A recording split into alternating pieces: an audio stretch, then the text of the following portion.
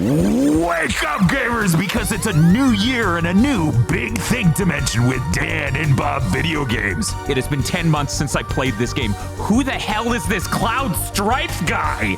I just don't know. Chris Wolfhart. Sorry, Dan. And Dr. Aggro.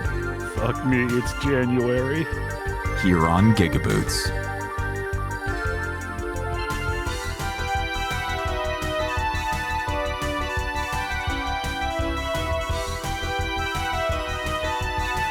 It's a good song. I'm okay with just listening to it. I don't think we need to like.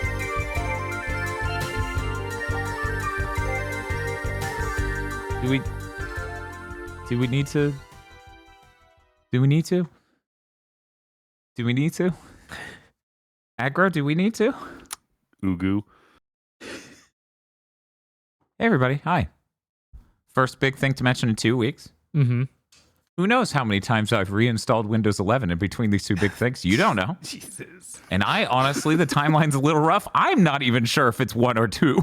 Yeah, no, after the second install, God stops looking. So really, there's no way to tell. Mm-hmm. I don't think there's any part of Windows 11 that God is involved with. I found out a neat thing about Windows 11. Every sound it makes, if it's been silent for a long time, the moment it starts to make a sound, it fades in. I thought it was Stream Elements, or the Stream Deck, doing this at first. Yeah. And then it happened with Discord. And I don't think that's my speakers because it happened on the headphones through a completely different device. So it's just Windows 11 decided, instead of simply playing the audio it's fed, it's going to fade it in. Aggro made a very salient point before we went live. When he heard this information, that at some point we should probably, because of what words mean, stop calling a computer with Windows 11 installed on it a personal computer. Yeah, I remember back in the day, weren't there CD players that did that and people got super upset? It was like, no, that's not how the song ends. It doesn't fade with the next song. I'll kill you. I don't like that. Yeah. Yeah. DJ's loving this change, I'm sure. I'm positive. I know a DJ who, upon hearing this, will go, oh, I'm really gonna do it this time. I played a lot of games. It is really hard. One of those is why I apologized. What? One moment. Let me. Was it Ratshaker? No, no, it wasn't. The Plucky Squire? No. Abathor? I don't even fucking know what that is, so no. 7 Rebirth? No, it's Psilosybil. It's Psilosybil. It's our Friday stream last week that was 17 and a half hours long. In my defense, I could not have possibly conceived of after you spent an hour beating that fucking candy level. After having already played an 8-hour game and 2 hours previous of Psilosybil on this stream, having not eaten, having had no food, gone, we gotta beat it. 7 more hours. Two remaining levels and a boss, by the way. Yeah, I looked into just the Psilosybil chunk of the stream, which was 8.5 hours long. For anyone who's curious, Psilosybil is Crash Bandicoot 1, not 2 or 3. God, no. 1 was a perfect divine entity. Why change perfection? Made by Satan. Yeah. It's to the point where you don't spin because that would hit all around you. You slap in front of you because that's more skilled. Sometimes you need to slap something as you're landing on it or it will kill you. So that was only us playing the second half of the game. And that was 8.5 hours from our stream. I think 9.5? Yeah, I think it was basically 9.5 hours from our stream is what that ended up being. And that was the second half of that game. So we spent more time playing that than we did playing Space Marine 2, a game we booted for the first time and played all the way through. Yes. Space Marine 2 was a little under 8 hours. It was 7 hours, 40 minutes. Psilosybil was like 9 hours and some change, 9 hour 20. Yeah. Psilosybil, I can take punishing difficulty. I have major issue with you sitting there being like, Crash 1 was the peak. We will not have slide jumps. We will not have double jumps. We will not have any abilities other than a normal jump and a slap. That I have problems with. But you know what makes it that much more maddening? Was the part where every song was really rough and some were outright heinous. Yeah. That soundtrack is so rough to deal with, to the point where Bob and I just started playing the Genesis Aladdin song, You've Never Had a Friend Like Me, for 4 hours. It was an upgrade. It was. It was flat upgrade. Oh, yeah. No, it's not even debatable. That soundtrack sounds like it's AI composed. It sounds like something that should have been in a really low rent DOS point and click adventure. It did not sound like music you would ever put into a Crash Bandicoot like game. And so it's with all these different vibes. By the way, you play as a mushroom girl and you get these different skins that color you like other iconic characters, or maybe just a witch or a skeleton or something. That I go, this is like if Crash Bandicoot 1, instead of aiming to be mainstream appealing, shipped on the 3DO. It just has those vibes. Bob, I would like to point out, it's in my Steam library. You can play it anytime. No. I have seen more than this than anyone ever should. I can't believe, we know nothing more from having beaten it. That's what drove me so crazy. Like, yeah, it took 8 hours, and all we found out is that person's insane. They're evil. They are evil. So the platforms, there are a lot of moving ones. If one moves downward while you're standing on it, you don't properly stay on it. Yeah, you float up so you can't jump. They didn't find out how to make platforms go down and your character stay on top of it. So it will literally go down on a curve and slide out from underneath you. You'll just keep hopping, just going bounce, bounce, bounce, bounce, bounce. I assumed that was because it moves faster than your falling speed. No, literally any downward movement. Because it's nowhere near your falling speed. It's literally just the slowest pulling a carpet out from underneath you motion. Yeah, it's like game isn't even done. You've released it like this after 2 or 3 years in early access. Yeah, it spent 3 years in early access, which I didn't even know about. I just knew when it shipped. I didn't know it was 3 years in early access. That is a deranged video game. It's literally Kaizo Crash Bandicoot 1. And I don't recommend it to anyone. Even if that sounds like it's for you. I only know a few people who are really into Crash Bandicoot. It is a rather unrepresented game here on Twitch.tv. A rather underrepresented franchise. And both me recommend it to Eric. God, no, but boy, I want to see Eric play it. Yeah, no, he would hate it. He would. There's like 2 layers too, because one layer would be Eric would get upset because part of him would identify that it is like the game he grew up and mastered, but it's evil, or it's not that, so that would make him angry because it's putative, right? And then there's the second layer where he finds out it's pure evil, and he gets mad. And those would both be really fun moments to be there for, but no, I would never want Eric to play it while I'm not in the room. But yeah, the other person I know who played it who's a Crash fan is also just like, I stopped because that game is evil. Yeah. So I don't know how it has such a positive review rating on Steam. It is bewildering. But I've never been that type of person who's like, I want to be the guy. And this is like, if there were no comedy chops and I want to be the guy, if all the things that did weren't I want to be the enough. guy is a lot more advanced than being a hard game.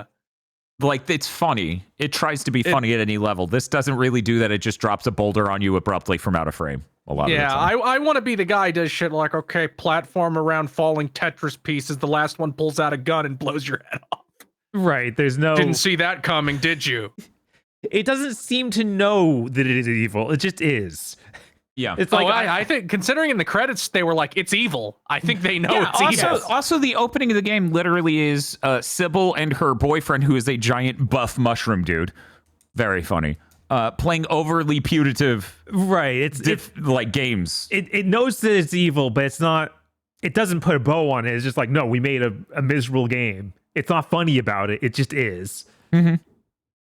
because they're into that. Yeah, yes. I'm guess. willing to Or bet the they're into developer is making going to that. watch your stream and think it's very funny. I hope that's what they walk away with. I hope they don't walk away with like some weird chip on their shoulder and then they're like, I hate these GigaBoots guys. They tried to steal my spider. I don't think if they put in the credits, we're sorry if this game made you mentally ill. I think they're aware of what they made to an extent. And then they make a joke about deleting your save file. If you stay on the credits too long. And then they're like, haha, just kidding. Or are we? And I'm like, I don't know. You let me know. And then let me know Like- your home address. You probably are because compliance on most platforms doesn't let you get away with that. Remember when people got unbelievably weird at Hellblade 1 lying to you about that? To the extent they took it out, I think. Hellblade 1 said that if you died enough times, you would just die completely. Which was always a lie, just to be clear. Yeah. There are no stakes in Hellblade 1 or 2. That was At really all. just dumb. Like It was a mental thing, though. yeah, it's like Remember, the game's about mental health, so they're there to give you the fear and anxiety that comes with being mentally ill broadly and esoterically. you want to have mechanics in your game? No, but we could pretend we do. Wouldn't it be so great if Tamim Antoniades sounded like David Lynch? That would be pretty great. He's on stage giving the gay cowboy speech at GDC. Our characters are cool. They aren't gay cowboys. And everyone's laughing. And he's like, why are you laughing? I thought of the other day of like, man, Uh-huh. Ninja Theory hasn't made any games that are even vaguely ninja-like except their first game. Which was Kung Fu racist. Chaos. Yes. They weren't That's even called. weird. They weren't even called Ninja Theory then. They were called Just Add Water or something. Oh, yeah. Worth noting, though, I would say Heavenly Sword does get a little bit into Asia. They have the weird generic Asia is viewed by the British. A fantastic spice to add to your video game. Yeah. Psilosybil's a video game. I'm done talking about it. That's good. Let's move on. We also played Space Marine 2, which Aggro played. I did. We sure do play some of the same video games sometimes. I Aggro. played some of it, like half of it. That game's got some cool stuff. That maybe Bob's not pointing the camera at because the attention up arrow thing is flashing on screen and he's not hitting it. Yes. I hit it most of the time. No, he didn't. Aggro now understands what it's like to have made a game and look at playtesters playing it. Mhm. We should just gag Aggro and stick him in a chair next to Bob playing a game he knows on a stream, and then we just have a really high quality camera on him as he shakes and screams. And then I come in and I'm like, I pretend that I wasn't involved in this deed, and I'm like, Aggro, you look so thirsty. Drink, Aggro, drink. And I pour water all over. Jesus. Space Marine 2 is, here's the beautiful thing about it. I genuinely mean this. It is evidence. Space Marine 2 sold well. We made our point. They made our point. Make a fucking normal video game with cool shit in it. Mm-hmm. Mm-hmm. It's Like just those. a 7-cent shooter. It's just that. It's just a Yeah. 7-gen shooter with online co-op and some side missions you could go do. It's just do that. Do that! The only thing that's weird about it is to keep going back to your home base to talk to a guy. And even that's only a few minutes. It doesn't matter. It's just the one thing that doesn't feel like a 7-cent shooter directly. If you had done that with Suicide Squad, that could be game of the year right now. The Arkham games were good. If they made a good third-person shooter that was in the shape of a 7th-gen game and it had cool moments, It could have been game of the year. 100%. You can't convince me otherwise. I mean, if it was an entirely different game, yes, it might have been able to be game of the year. I'm saying If you made that this game right, it IP would have been starring good. these characters. Why did you make it this style of third-person shooter instead of thing that has done well ever? Because No one asked for that. You made a thing 'cause- serving executives on paper. Okay, Space Marine 2 has only sold like 3 or 4 million copies so far. What if we sold that many and also it was the Hellraiser puzzle box that trapped them in a maze of monetization forever? Did you know that to quit Suicide Squad Kills the Justice League through the menus, you have to scroll through every single advertisement? Oh, What? it just pops What? again when you hit the title screen on PC or something? Is that what you're saying? No, like to get to the menu option, return to title screen, you have to like R1 L1 tab through every No single way. screen full of bullshit. Please They put- exit they through also- the gift shop. Yes. They put that, and then they put settings on the entirely opposite end of that to ensure the maximum amount of times you have to cross through the ocean of advertisements. Free on PS Plus, by the way, right now. Oh, yippee. Wow. I'm so Yippee. excited. I'm trying to remember what last month's games were because I did just register them last night in a sort of like, I think it's Take Two. It Takes Two is the headliner. Oh, is and it? then there are two other ones, Temtem and something else. The weirdest part is I think that something else was the one I was like, oh, cool. Oh, yeah, Stanley Parable Ultra Deluxe. Oh. And I was yeah. excited because there's no way in hell I'm buying your game twice, Stanley Parable game devs. I'm sorry. I loved it the first time. I'm not buying updated version of comedy jokes that no. Yeah, no. At that point, it's like I'm the person who owns both editions of the Alphabet of Manliness. Like I'm sorry. I'm not doing it. I'm not. So I'm glad I got that for free with PlayStation Plus. Because I did want to play it, but there was no way. I respect myself just a little too much to buy it again. And when they make another game, that's fine. Yeah, that'll be a Just- different game. That'll be a different game. Anyway, Space Marine 2 is a really cool game with really cool shit in it. That is a third-person shooter that is in the Warhammer 40K universe. That was a cool time. Yeah. Thank you for making a normal game. Why can't people do this more? I don't know. I liked how many different melee weapons they had, including the Thunder Hammer, which I didn't know that was actually what it was called. Yeah, we saw it, and I just said the Gauntlet 64, the Thunder Hammer. And then Bob looked, and he's like, "Oh my God, that's its name." And I'm like, "Yes, correct." If this industry just made more normal fucking games, we wouldn't be where we are. Yeah, probably So- wouldn't have so many people listening to their mind like, don't make games anymore. We should Like, just yeah, they stopped making all your genres. How's it feel? Yeah, I saw fucking Matt Piscatella today being like, the challenges now is, and it was fucking bullshit. He's like, it essentially boiled down to, they got to be careful about the service games they make. what? No, They gotta stop. this feels like an RFK is right on something sort of fucking statement. Yeah, just like the people saying that, Matt Piscatella and the journalist saying that have the exact same motivations. Manufacturing consent. Fucking insane. Fucking insane. Absolutely nuts that this industry just refuses to do this. Anyways, that's why we're nominating Space Marine 2 for Games for Change. We need to change back to the thing we were doing, which is making a normal fucking video game and shipping it.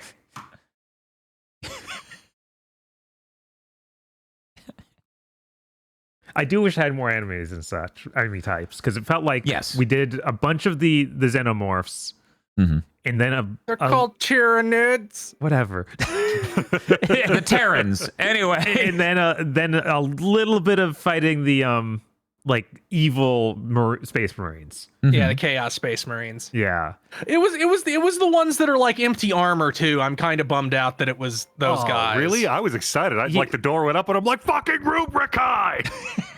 I did really enjoy them exploding into armor and seeing the energy inside. Like that was really Yeah, cool. That It was death really animation cool. where he like pulls one's head off and it's like a gender reveal is real good.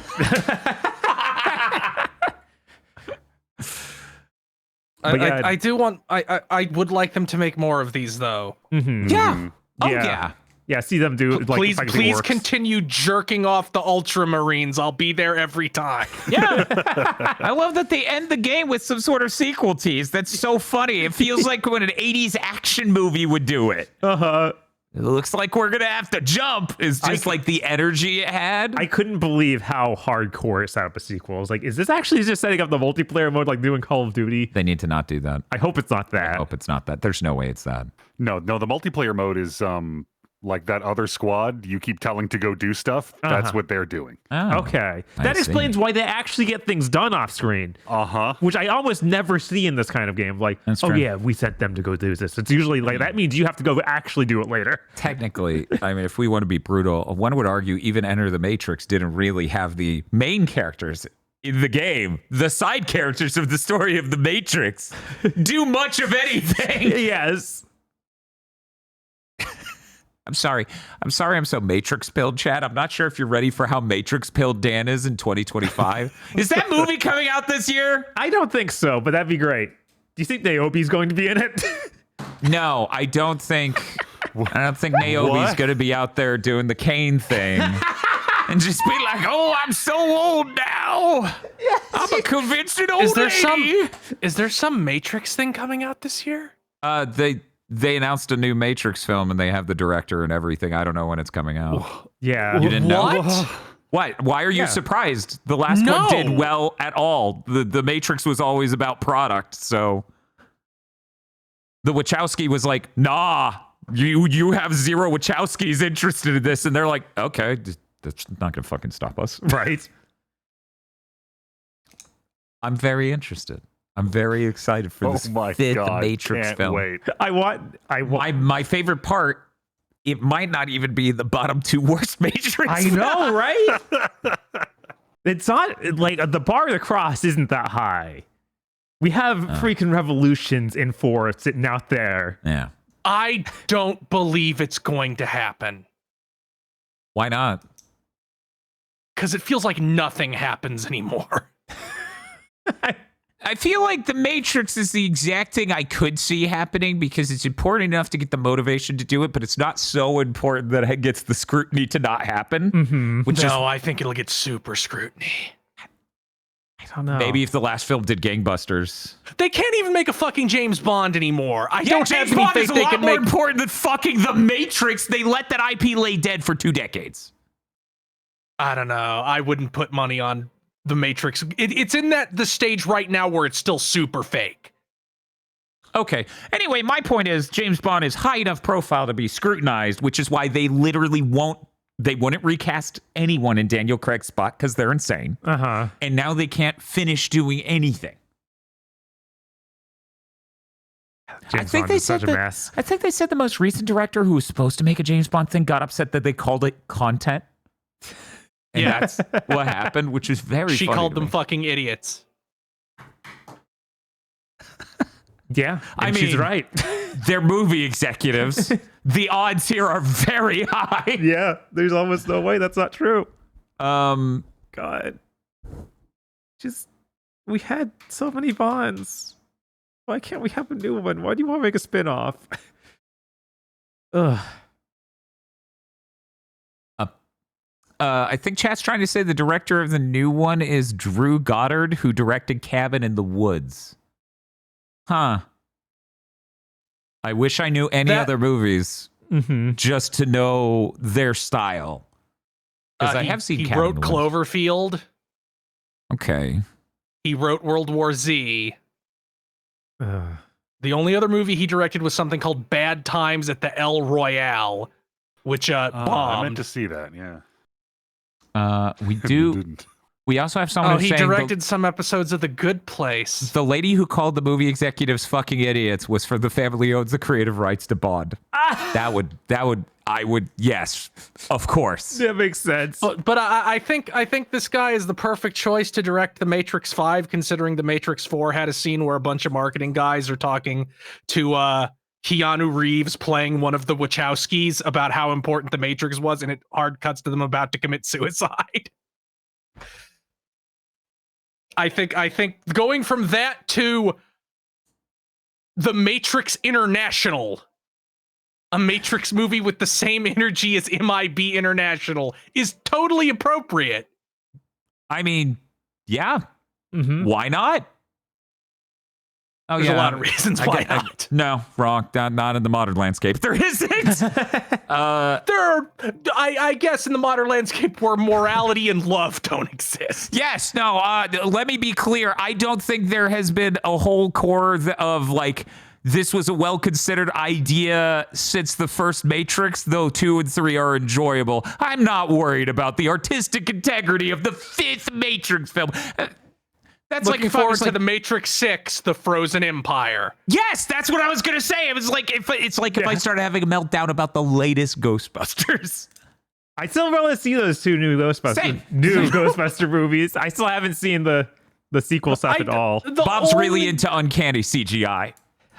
You know what I saw over this break? Red 1. Oh yeah.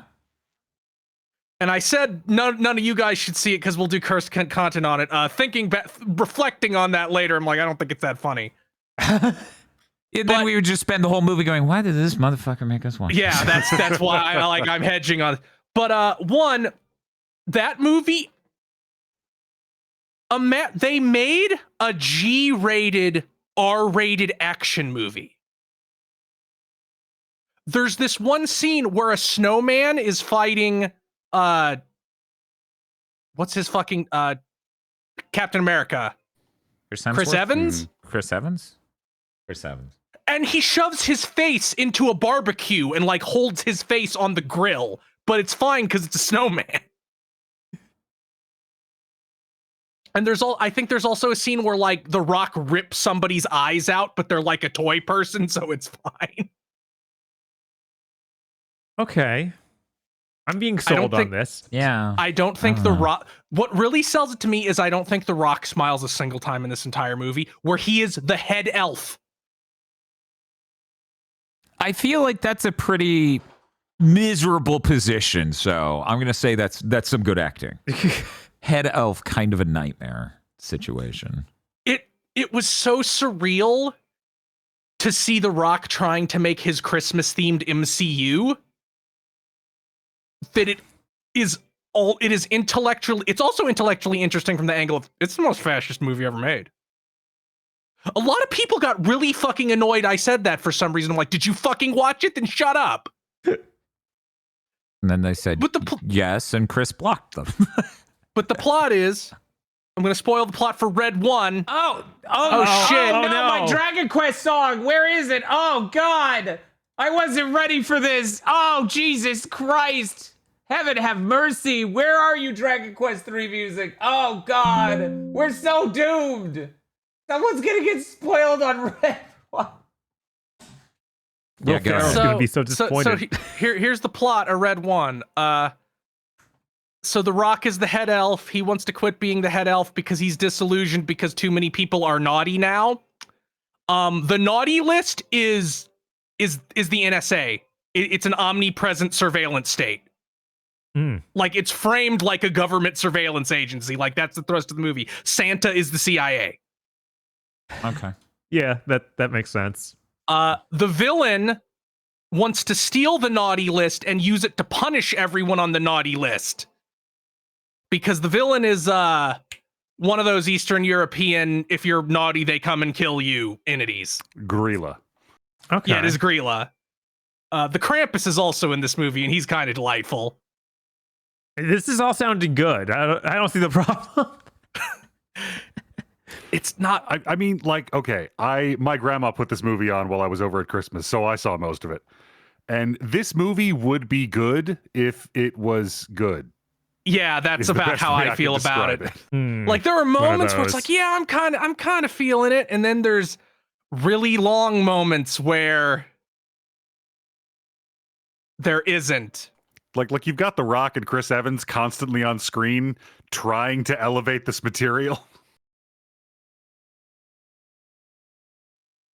How come aggro can get away with literally saying if thing was good, it would be good, but earlier when I specifically said how a thing could be good, I get accused of saying literally that? This is fucked up. This is a different dichotomy. This is if you wrote everything in this on a piece of paper, you look at it and go, this is an amazing fucking movie. This is the new Jingle all the way. But then they fucked up the execution so bad.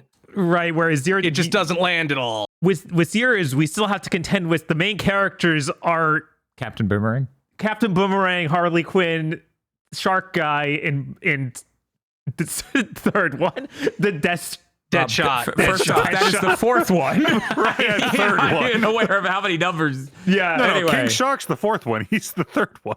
Yes, obviously. And this plot about killing the Justice League. One moment. There we go. We got it. I ripped the audio for the Dragon Quest song. We can now spoil everything on planet Earth. But yeah, it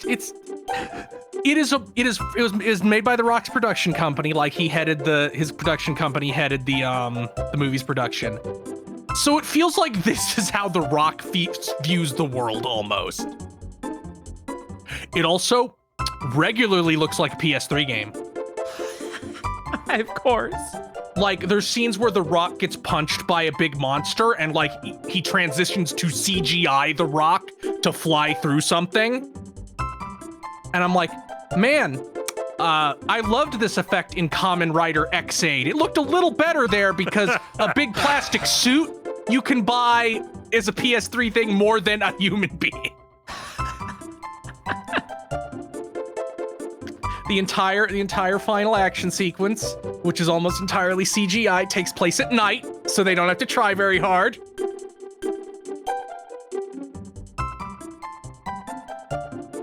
Yeah, you know what? I take it back. Go watch Red One. No. I think it's on Netflix or something. Maybe. Yeah, it's on Amazon. It was on Amazon 2 weeks after it came out. My God. It literally, you go to the Amazon page for it, and it's like, watch now. Under that, please buy tickets. You can still buy tickets. You can buy tickets to see Red One. Oh my God.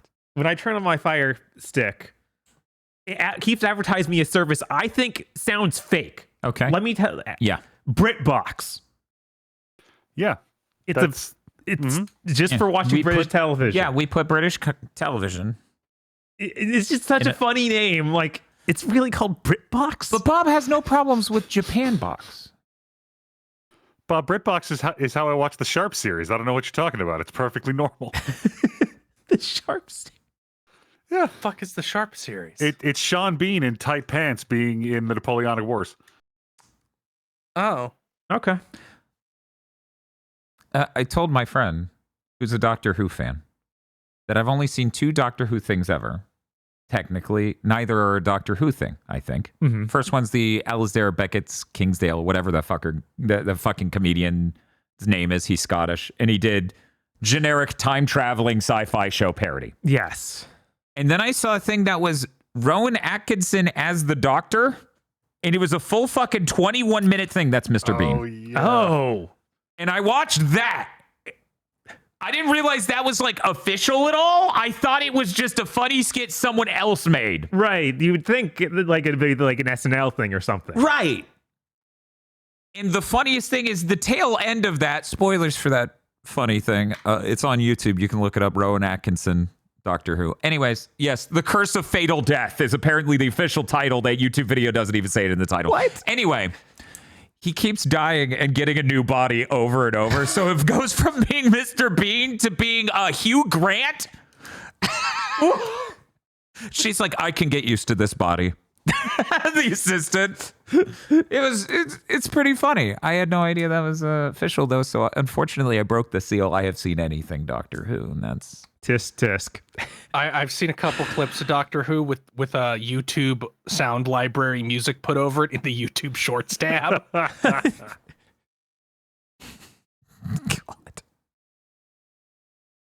We played other games though. We gotta move true. on. Did you want anything? No, I think we've said enough about Space and Marine 2. What about Suicide Squad? Oh my God. You can never say enough about Suicide Squad. Bob and I played Ratshaker. We don't worry, Ratshaker fans. We got that covered in time for Game of the Year. Ratshaker is a game that will rat shake you to your rat core with its stunning psychological narrative that pulls back layers upon layers of what happened through the rat you shake to gain psychic powers and visit the past that you cannot change. Yes. This game's 30 minutes. It's $2. Sold. It was a perfect companion piece to Mouthwashing, in my opinion. It was fucking perfect to do these two things back to back. I thought the funniest thing about it is that it's made in Unreal Engine 5. And there are no settings to tweak except for there's an option that says Lumen Global Illumination on or off. And when you turn it on, it gets unbelievably dark as hell. Yeah, there's hardly playable. But it looks so nice. It looks so good, man. I'm not sure how much more I can talk about Ratshaker without... It's 30 minutes. You said all you can. The rat for Ratshaker, definitely eligible for Varmint of the Year. He screams as you shake him. It's very funny. So good. They recorded so much of that man screaming, and they pitch shifted and shit to deal with you shaking. It is just a guy screaming. Is it Gianni? I don't think it's Gianni. Because I noticed that he ended up being a lot of rats in indie games, so I wonder if it's just him again. It's really good because the rat being shook will do things, but also the rat will just tell you concerning things. It will just go between fits of screaming to calmly staring you in the eye and telling you some ominous thing. Oh, and then saying they're cheese to meet you. Yes, there are many rat puns that he says. And if you get tired of his lines, you can right-click to choke him. Yes. So it interrupts the line and he starts choking. So it's pretty good. For anyone who's really curious, really concerned about this game, don't worry. The rat is very durable. You don't have to worry about the rat.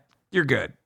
The rat's like a animated thing. Like the whole game is 3D, but he's like a cartoon. He's 2D, he's a with 2D like cartoon. motion tweeting in your 3D Unreal Engine 5 arm. Yeah, if you've seen our layout where you see Shibuya grabbing that Tiger Man. Yeah, Thomas, right? I think that's Trophy right. Thomas. I think that's right. It's a lot like that. I'm gonna cut to that to just see. What do you mean I don't even have that on here?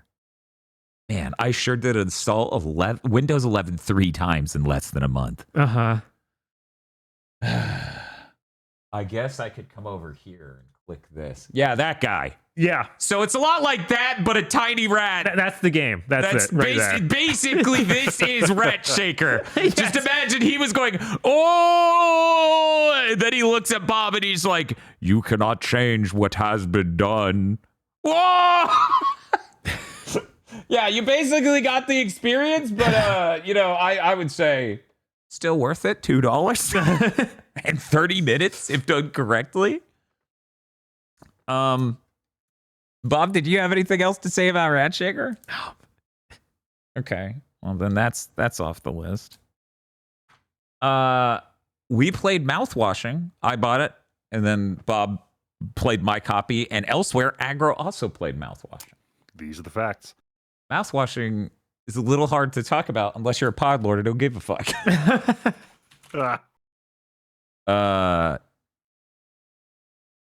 Should I hit the? It's like this big, and if we say one sentence, right? Like I guess saying anything's a spoiler basically because there's nothing to the game. So I'm gonna do the don't hit the spoiler sound button challenge. Okay. And I'm going to try to say as many sentences as I can that are definitively not spoilers. Mouthwashing is a horror genre walking sim with a lady in it who is clearly Shelley Duvall. Mm-hmm. Love to see it. Love to see it. Always a good choice. The character models are PS1 fidelity. The environments aren't really. And the game's like very small in scope. Very, very small in scope. Mm-hmm.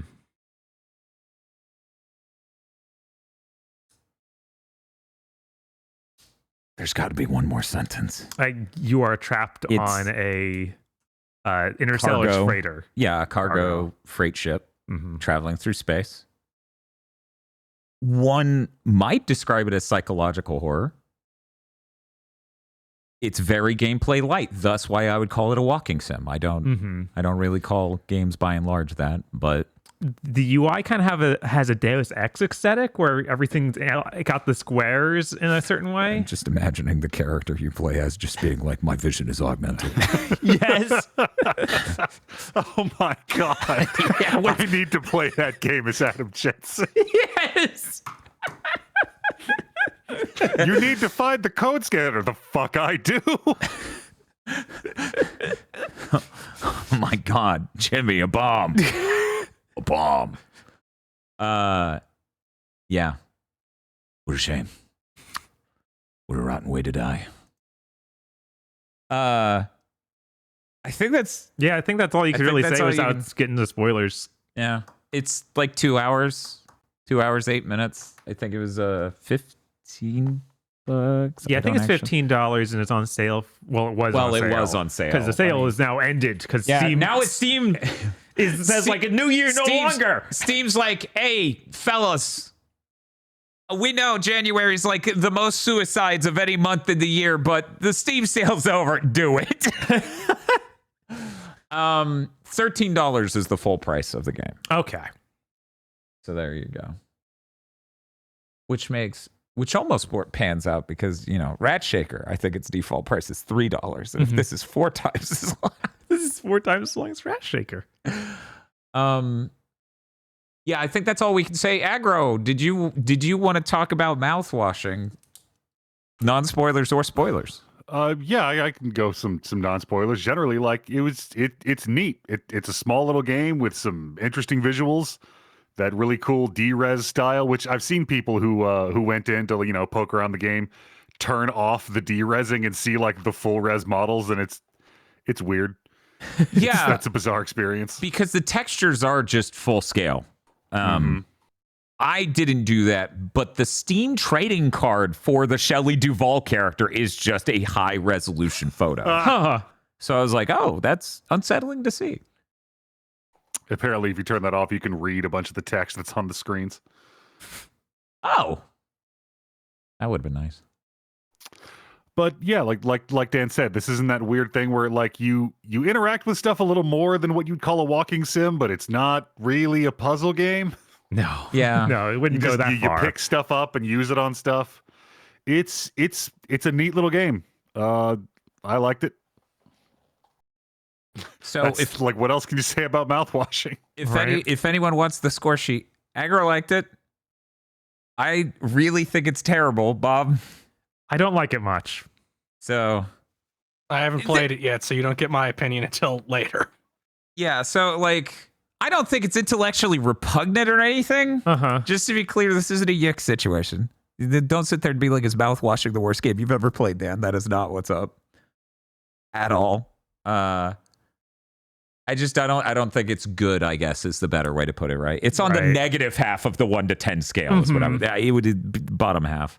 But you know, this isn't a mouthwashing spoiler cast, and obviously if someone's interested in it, they think their taste aligns with Aggro's, then they can try it. And I'm gonna be honest, I think the game's entire length is short enough where you could probably return it after beating the game. Probably. Given Steam's policies. I don't know. I don't really do that. But if you're out there and you're scared that you might think, man, this is really transparent and I'm getting nothing from this experience, there's an out. There was one moment and there was like, I had to switch to keyboard and mouse because I was playing the whole game with controller until then. One second, it is basically impossible without going to keyboard and mouse. So keep that in mind and be fully willing to try. Yeah, see, that's the thing. I was doing mouse and keyboard the whole time, and I was like, man, I'm snapping a 180 in order to do this specific thing. I'm imagining how that would go on a controller. I didn't even try the controller, to be honest. It is a far more casual experience, which most of the game is. But yeah, I don't know.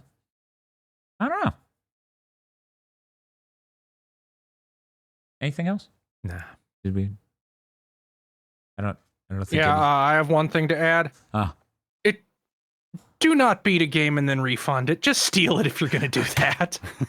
If you buy an indie dev's game on Steam, beat it, and then refund it, I'm showing up at your house with a Morton and Tenon chisel.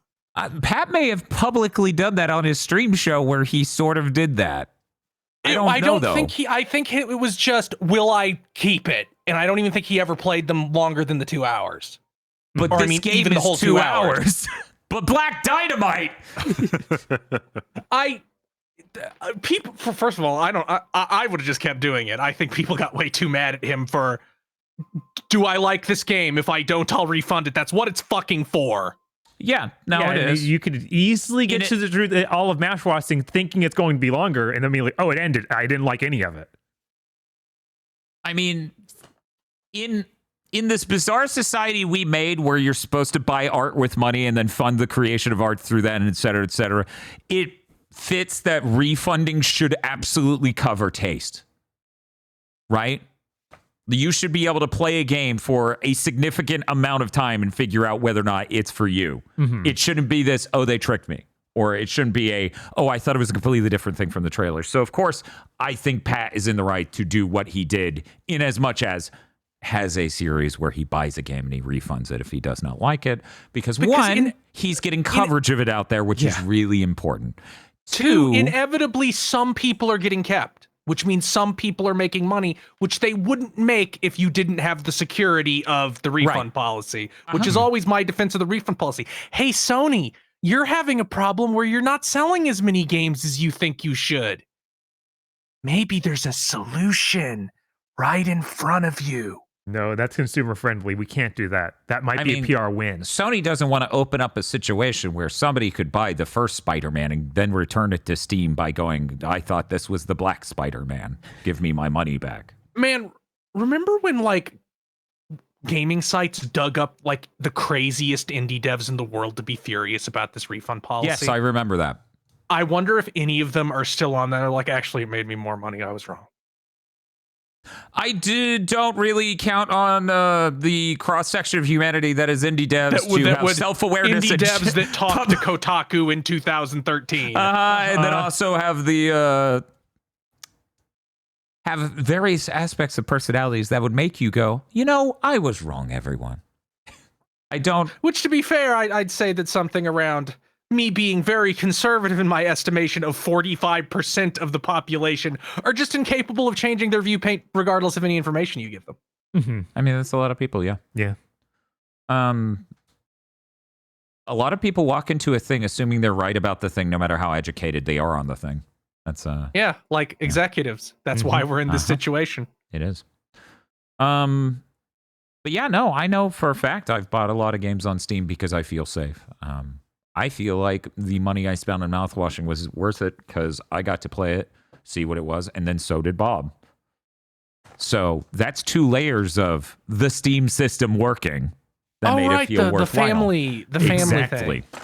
Hey, that's a thing. That's a thing, Sony, that you should maybe consider getting on. So I don't have to trade a PlayStation with Dan. And then if I don't know, play an RPG for a perfectly normal amount of time, 24 hours straight, the server then goes, this cannot be right. Something's going on. We're turning off the game now.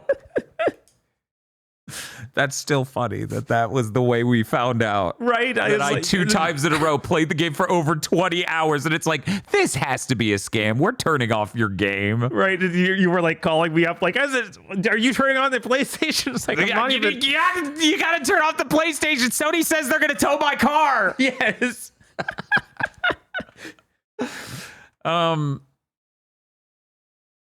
Chris, do you think you're gonna play Mouthwashing? Now, this is a question. I'm not. It's like 90 minutes long. I think I bought it already. I think I bought it. Okay, the if you last bought time it, we then spoke. Did I cool. buy it? Yes, I did. Okay. So I'll probably play it. Okay. This weekend.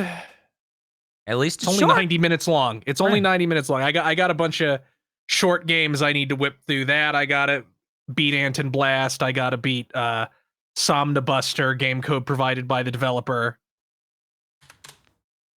Let me look at my list real quick. because I have a list of like what I'm working through. So I still have. I'll get it out now. Fantasian, Final Fantasy VII Rebirth, and Metaphor. Yeah. But for normal size games, I need to try Mini Shoot Adventures. Did you beat it? I've beaten it, but I have to do like one more thing. Okay, just one more thing. Yeah. Prince of Persia: The Lost Crown? Judero? And Ultra Cop, which is $2, and I'm probably gonna play for an hour and be like, "That was cool. That is irrelevant to Game of the Year." Right. Then I have the VR stuff of Batman: Arkham Shadow, Behemoth, and Metro Awakening VR. I played Legendary Tales, which I will be talking about later. And I've beaten Ratshaker, Mouthwashing, Psilosybil, the Plucky Squire, and Abathor. You need to get through. You need to get through Psilosybil. Yeah, I did that. I had to. That's important. Because then we had to have the discussion, should a developer be nominatable for most loathsome pitch? I would argue yes if their game is deliberately intending to provoke that reaction out of you. Absolutely. In fact, I think that's a fair nomination. Let me see if I did not put them in there already. I think I stopped myself twice. Okay, one moment. So anyway, it was important, Bob. Don't you see? It's added one thing to a category. Let's move on.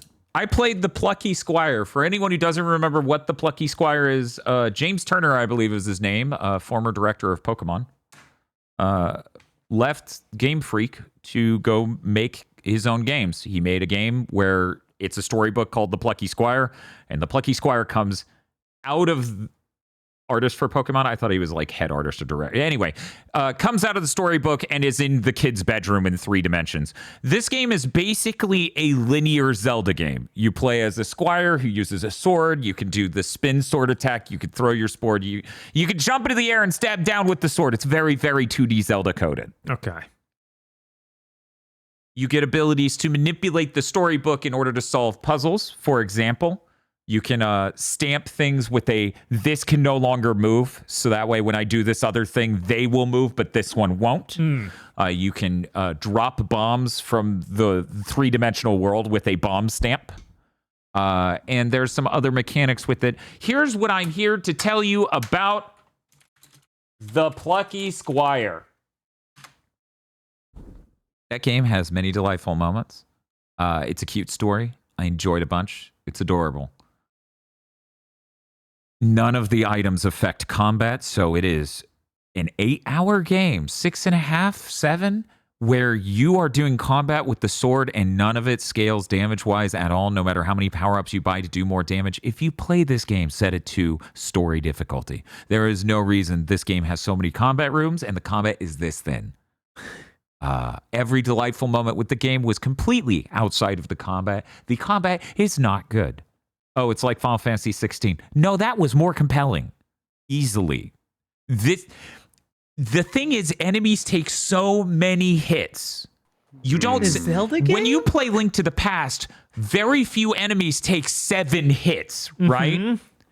That is a tough enemy when it's a 7-hit enemy in Link to the Past. This thing's just covered in enemies. It's like you need to do the full 3-hit combo, which, by the way, it's a 3-hit combo in a 2D Zelda game, a thing no one asked for. The spin attack. Well, certainly the 3rd hit does a ton of damage. It does more damage. A ton. I fully upgraded my damage. I fully upgraded it. It just felt like everything still takes 2 hits the whole game.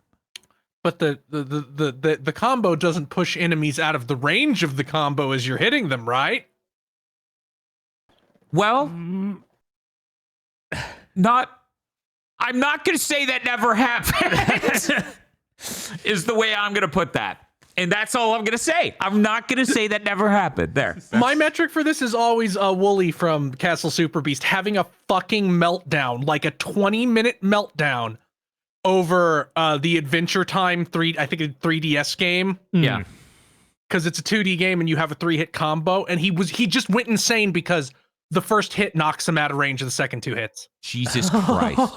So I haven't was like, played why that do you game. have it? Why do I have it?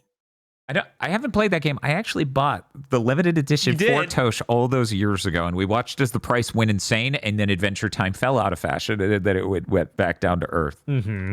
And you're telling me this before I even played the game. God. You were never going to play the game, Dan. Well, no, I'm going to play it on a flashcard if I play it because I got the physical copy in the other room. Who's harmed? I bought that shit. Yeah. Anyway. Yeah, I'm pretty sure it's a way forward game.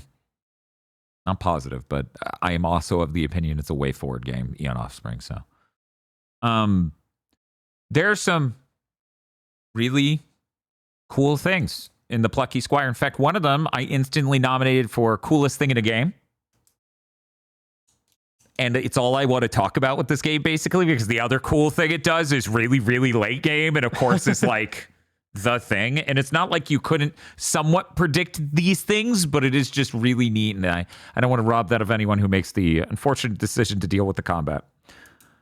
Yeah, this game should have been really, really great. Oh my God. Like, I know the game would have been shorter if you made the combat less damage spongy.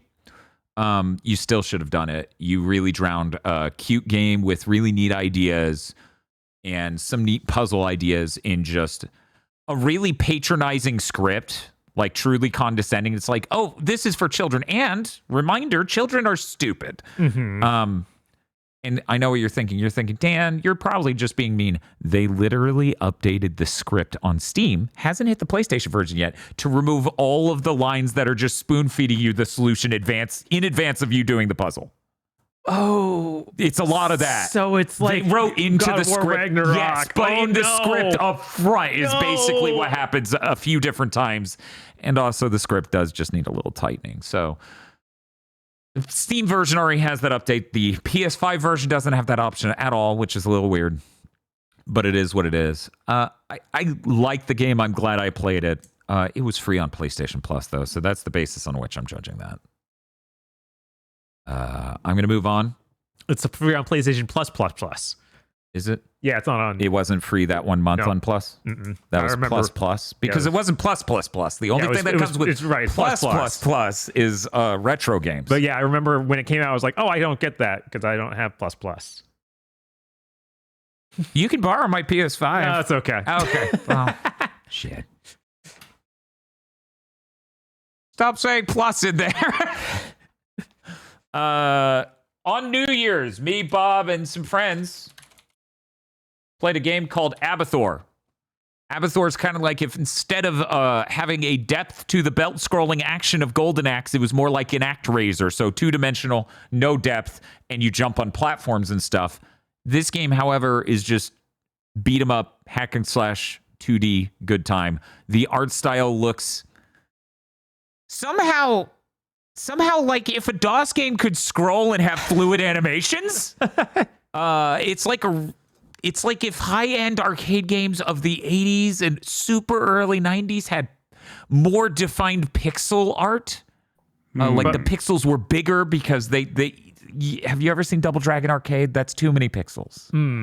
Yeah, this is more like a distinctly between 8 and 16-bit sort of experience. Right, and the characters are very small. Unlike arcade games, I feel like always go for much bigger characters. Yeah.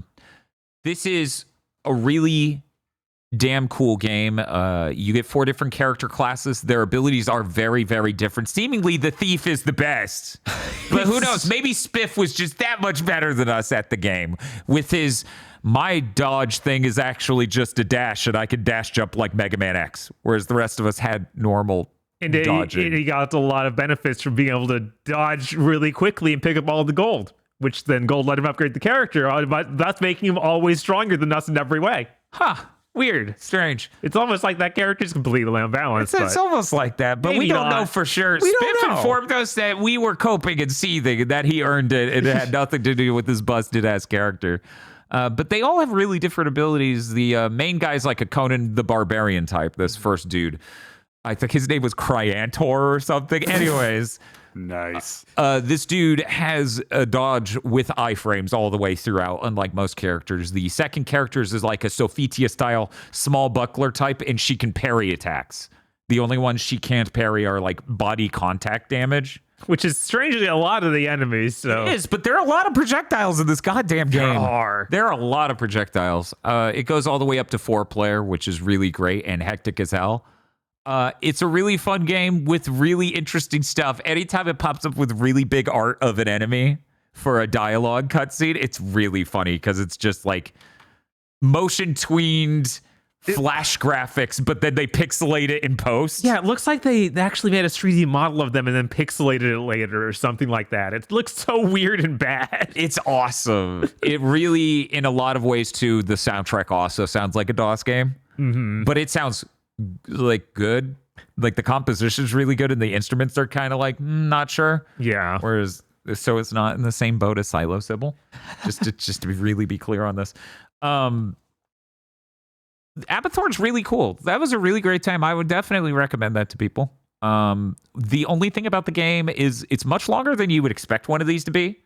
And you can only get the true ending on the hardest difficulty, which you only unlock after beating the normal difficulty first. So if that's like something that will drive you insane, that could be a problem. But also, Bob, you were playing as the character who has the crazy ability to eat souls and then just get cracked out strong. Right. He's weirdly like their wizard replacement, but he uses a sword.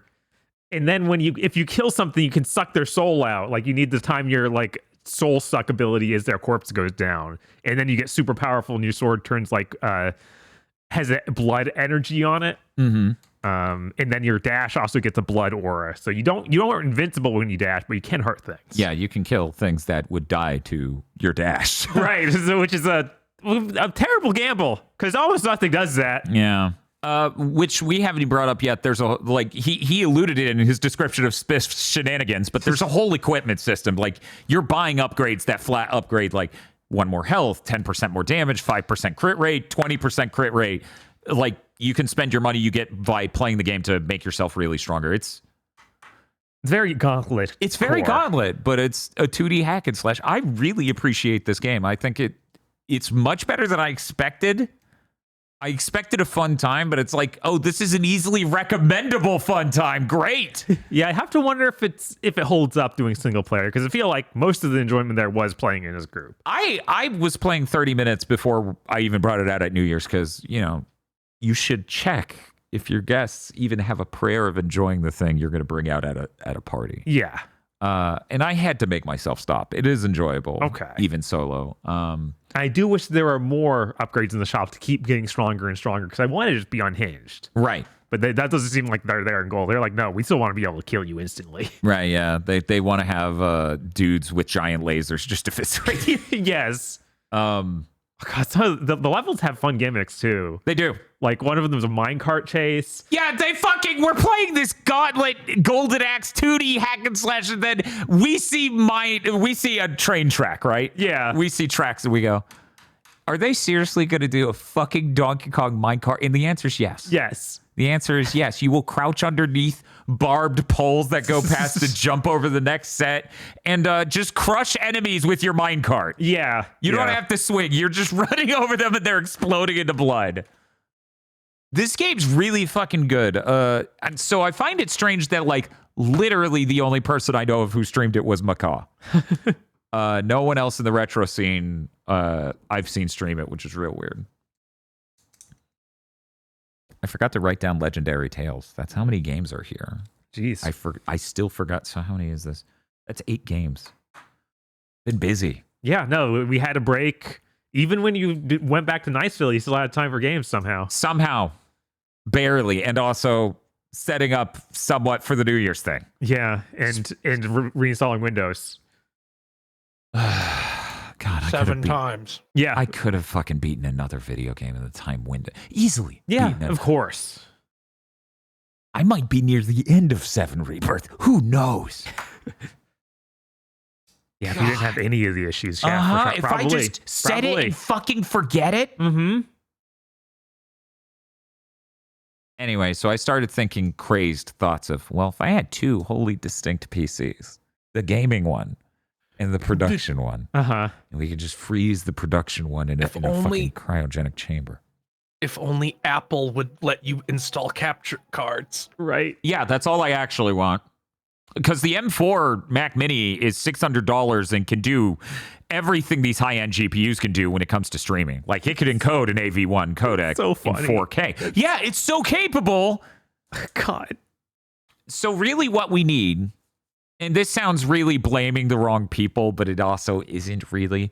What we really need are completely capable, high quality, and affordable at all Thunderbolt 3 class capture cards. Because Thunderbolt 3, not sure if you do, isn't a cloud specification like USB is. Oh. Cool. Because it's the successor to FireWire. More and more, I go, maybe FireWire should have won. More and more, I sit there and go, Jesus Christ, USB is such a nightmare protocol. It is. Because for people who don't know, starting with, I think, the AM4 boards, AMD did a really shit job of implementing USB 3 speeds on their thing. So even on my 5900X, it was real finicky about which ports you would plug into and whether or not they would have integrity over any decent length of cable for the full speeds and other things like that, because they didn't have enough noise processing, basically. And the chipset motherboard I'm using now, I think, is the X670. It's AM5. Apparently, that is the only generation where I'm going to have enough PCI Express ports to put in 2 whole capture cards in a GPU, and that's it. Because they started giving all the ports to M.2 slots. And then with the latest, they also started giving it back to the USB.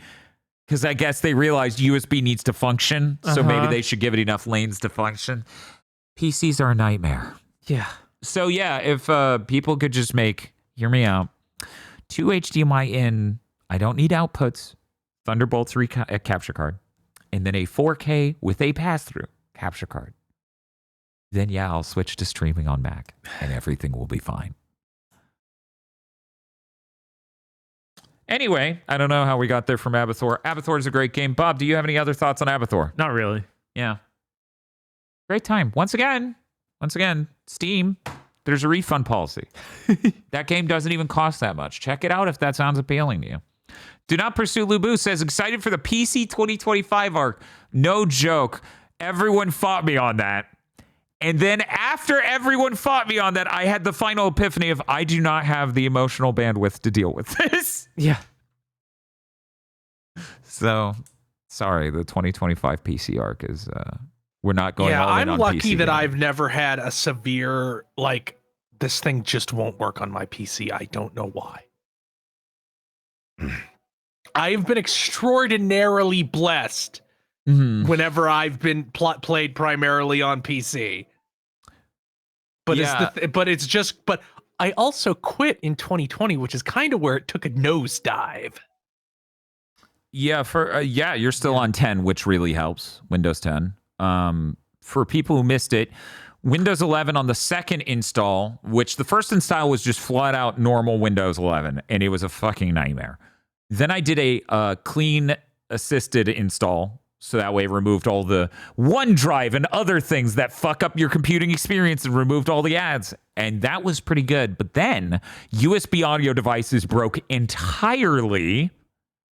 And then VR broke entirely as well. And Bluetooth broke entirely as well. So I had to do the third install of Windows 11.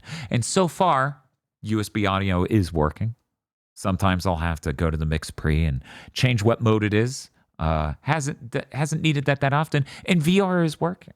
So nothing bad so far. I just wrote on myself accidentally with a fucking pen. What year is it? This is some high school shit. What the fuck is wrong with me? Yeah, worth pointing. Yeah, Mosby in chat says it's worth pointing out that the audio shit is not a Dan specific issue. It's like everyone. Yeah, this is the thing that fucked up Agro's Windows 11 laptop. USB audio the system, the entire framework in Windows has been fucked for years, and no one has a solution. No, wait, they do have a solution. Install a PCI Express card that has USB ports on it, because PCI Express is a strict enough format standard where they can't fuck it on how many lanes and what bandwidth it gets. But I don't have any PCI Express ports left because you gave them to M.2 slots I will never use. I love computers. Mm-hmm. Windows 11 is the biggest thing that's preventing me from going, fine, I guess I'll build a new PC. Yeah. Yeah, it should just work. I'm just gonna play on console until they make a version of Windows that isn't horrible. I'm seeing someone in chat say, fun fact, after updating my Intel CPU drivers, my PC wouldn't boot. It was only when I thought to Dan saying DDR5 stuff that I removed 2 of my sticks and it worked fine. Which, you know, I'll tell that story again. If you occupy all 4 lanes on a modern AMD motherboard, and in fact, I hear maybe this is just broadly DDR5, it will downclock your RAM from whatever it is to substandard speeds. Why? Why? Because they needed to make this shit the most, look, on paper, we did the thing possible. So it can't actually support that much RAM. It's just a fucking lie. Yeah, no, I'm literally using 2 of my lanes with 32 gig sticks in each, so that way I can have 64 gigs at a decent speed. How is that not a lawsuit? I don't know. Yeah. I don't know. I don't know. Anyway, as I said, VR did not break this time. So I got to play Legendary Tales. You may recall Legendary Tales from Aggro talking about it and moaning loudly, inappropriately during him talking about it. Chat, you need to understand, this game has no money, okay?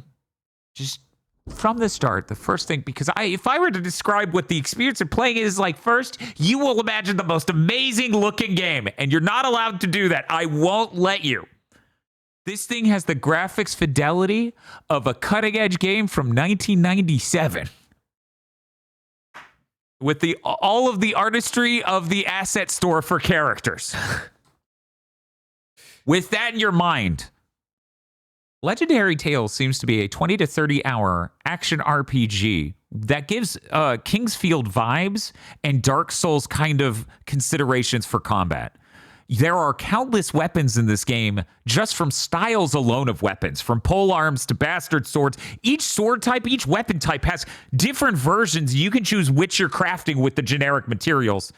And they all control differently. You can flip a fucking sword around, hold it by the blade, and bludgeon them to death with the same weapon to get bludgeoning damage to do more damage, seemingly against different enemy types. You can do a slash. You can stab your sword straight forward to do stabbing damage. These are distinctly different types of damage, which your equipment is like Diablo style. So you have random effects on all this equipment to do different qualities of things. So maybe you do more stabbing damage. So now you're that guy stabbing everything, including the skeletons. This game's really cool. The dungeon was fucking huge. Aggro, how long did that take us? That was over an hour, right? We were playing for like 4 hours. So yeah, the dungeon was at least over 1. This game is fucking massive. There's parrying when it comes to the combat. You see a skeleton rear up with its right arm. You can literally strike the sword and they will get staggered and go back for you to just then deliver what you want upon them. There are spells and magic in this. Do I have the picture of Aggro? 1 second. Because this will convey immediately the level of fidelity and also be like, yo, look at Aggro. He's the coolest guy on campus. It just looks like total ass and costs $50 or something. Is that right, Aggro? I think it's usually 50. But it's like fucking cool. It's a great fucking experience. It's one of the best VR games I've fucking played. Are you trying to boot Legendary Tales while I am live? That is not what I clicked at all. Oh no. Okay, we're fine. Jesus Christ. How did that even... Anyway. It's a really fucking fun experience. Solo, Aggro played most of the time solo. I didn't even show Aggro these pictures, so the first time he's getting to see it is live here on stream. Does it do any weird things like trying to balance your characters because Aggro is a higher level than you? Aggro rolled a new character. Oh, okay. So here's Aggro. He's very cool, as you can see. As you can see with his cool shield, which there are many different types of shields too. Is that bottle floating in front of him or it's taped to his side? It is It is holstered. holstered. That is also, if I'm not mistaken, feel free to correct me, Aggro. Is that not an enhanced potion that you enhanced with magic powder that you sprinkle on it? Okay. It's very cool. It's a more effective potion. The potions, you literally can either use both hands or one hand to pop the cork off and then just drink. It's like the full motions you would expect. Yeah, Aggro is very, very cool. You're all impressed. This isn't the dual wand image that I have, though. Let me see real quick if I can pop that out here.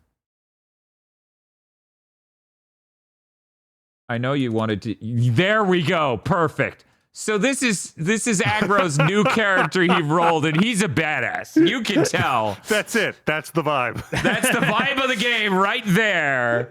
As he's holding 2 fucking wands. I like the helmet, crouched. but no other armor. It was really good because we were dealing with really short goblins at one point. And of course I had to roll out the classic line, typical goblins. Anyways. And you can crouch with the stick, but you can also just crouch in real physical space. So I did both, and I became some sort of nightmare creature, I assume. Right. On Aggro's screen. Speaking of nightmare creatures, this game supports crossplay, and if you can play it with a PC player, I highly recommend it, because every time Dan went to pass through, I dropped one of these images in the Big Thing channel. You would just hear a thunk as his character hurled whatever he was holding to the ground because his arms distended at the speed of light. Yeah, so on PC, the PSVR 2 pass-through mode, for whatever reason, does that. It will just throw you in space to a weird position. A very weird position I'm seeing. That was also him taking his headset off. I got to watch his head just loll to the side and rotate. God. It's a lot. It's great. Yeah, man, I look so cool. This is awesome. Don't you want to be this guy, chat? He looks like the coolest guy around. Yeah, no, that game's absolutely delightful. I really wish it was more affordable, frankly.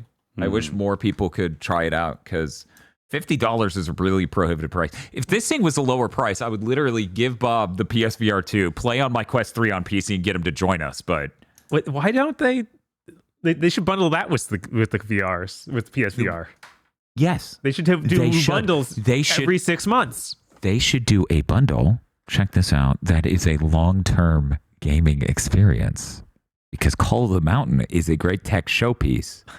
But even the journalists weren't impressed, because they're like, Half-Life Alyx kind of did this better. Mm-hmm. And most people go, oh my God, it's Horizon, I don't care. I don't know. I went, oh my God, it's Horizon. This is amazing. Why am I climbing for 50 hours? So that way you can stand on the top of the mountain and go, the gods of Olympus have abandoned me. And then jump off. That's why you got to climb for. Speaking of jumping off, Legendary Tales does not have fall damage. And sometimes dungeons have great verticality. And when you loop back through, it's just by falling down a hole for 5 stories. It's a thing. So there's a rope, and it's going across these rock pillars in this dungeon Aggro and I are doing. And you can look down and you just see skeletons. There are just a shitload of skeletons, and then there's the red skeleton or the red ghoul. And it's just like, man, that looks like a pain in the ass. And I'm sitting there and we're climbing across, and I fuck up climbing and just drop down, and I'm like, well, I guess I'm down here. Time to fight skeletons alone. And Aggro's like, fuck that. And he's holding the rope with one arm and casting spells with the other down at these ghouls. It's pretty good. It's really fucking good. It is a great time. Also, there's the cheese Aggro was talking about of, if you die, a boss will regain their health. If you make a portal and then just through that, the boss will not regain their health nearly as much.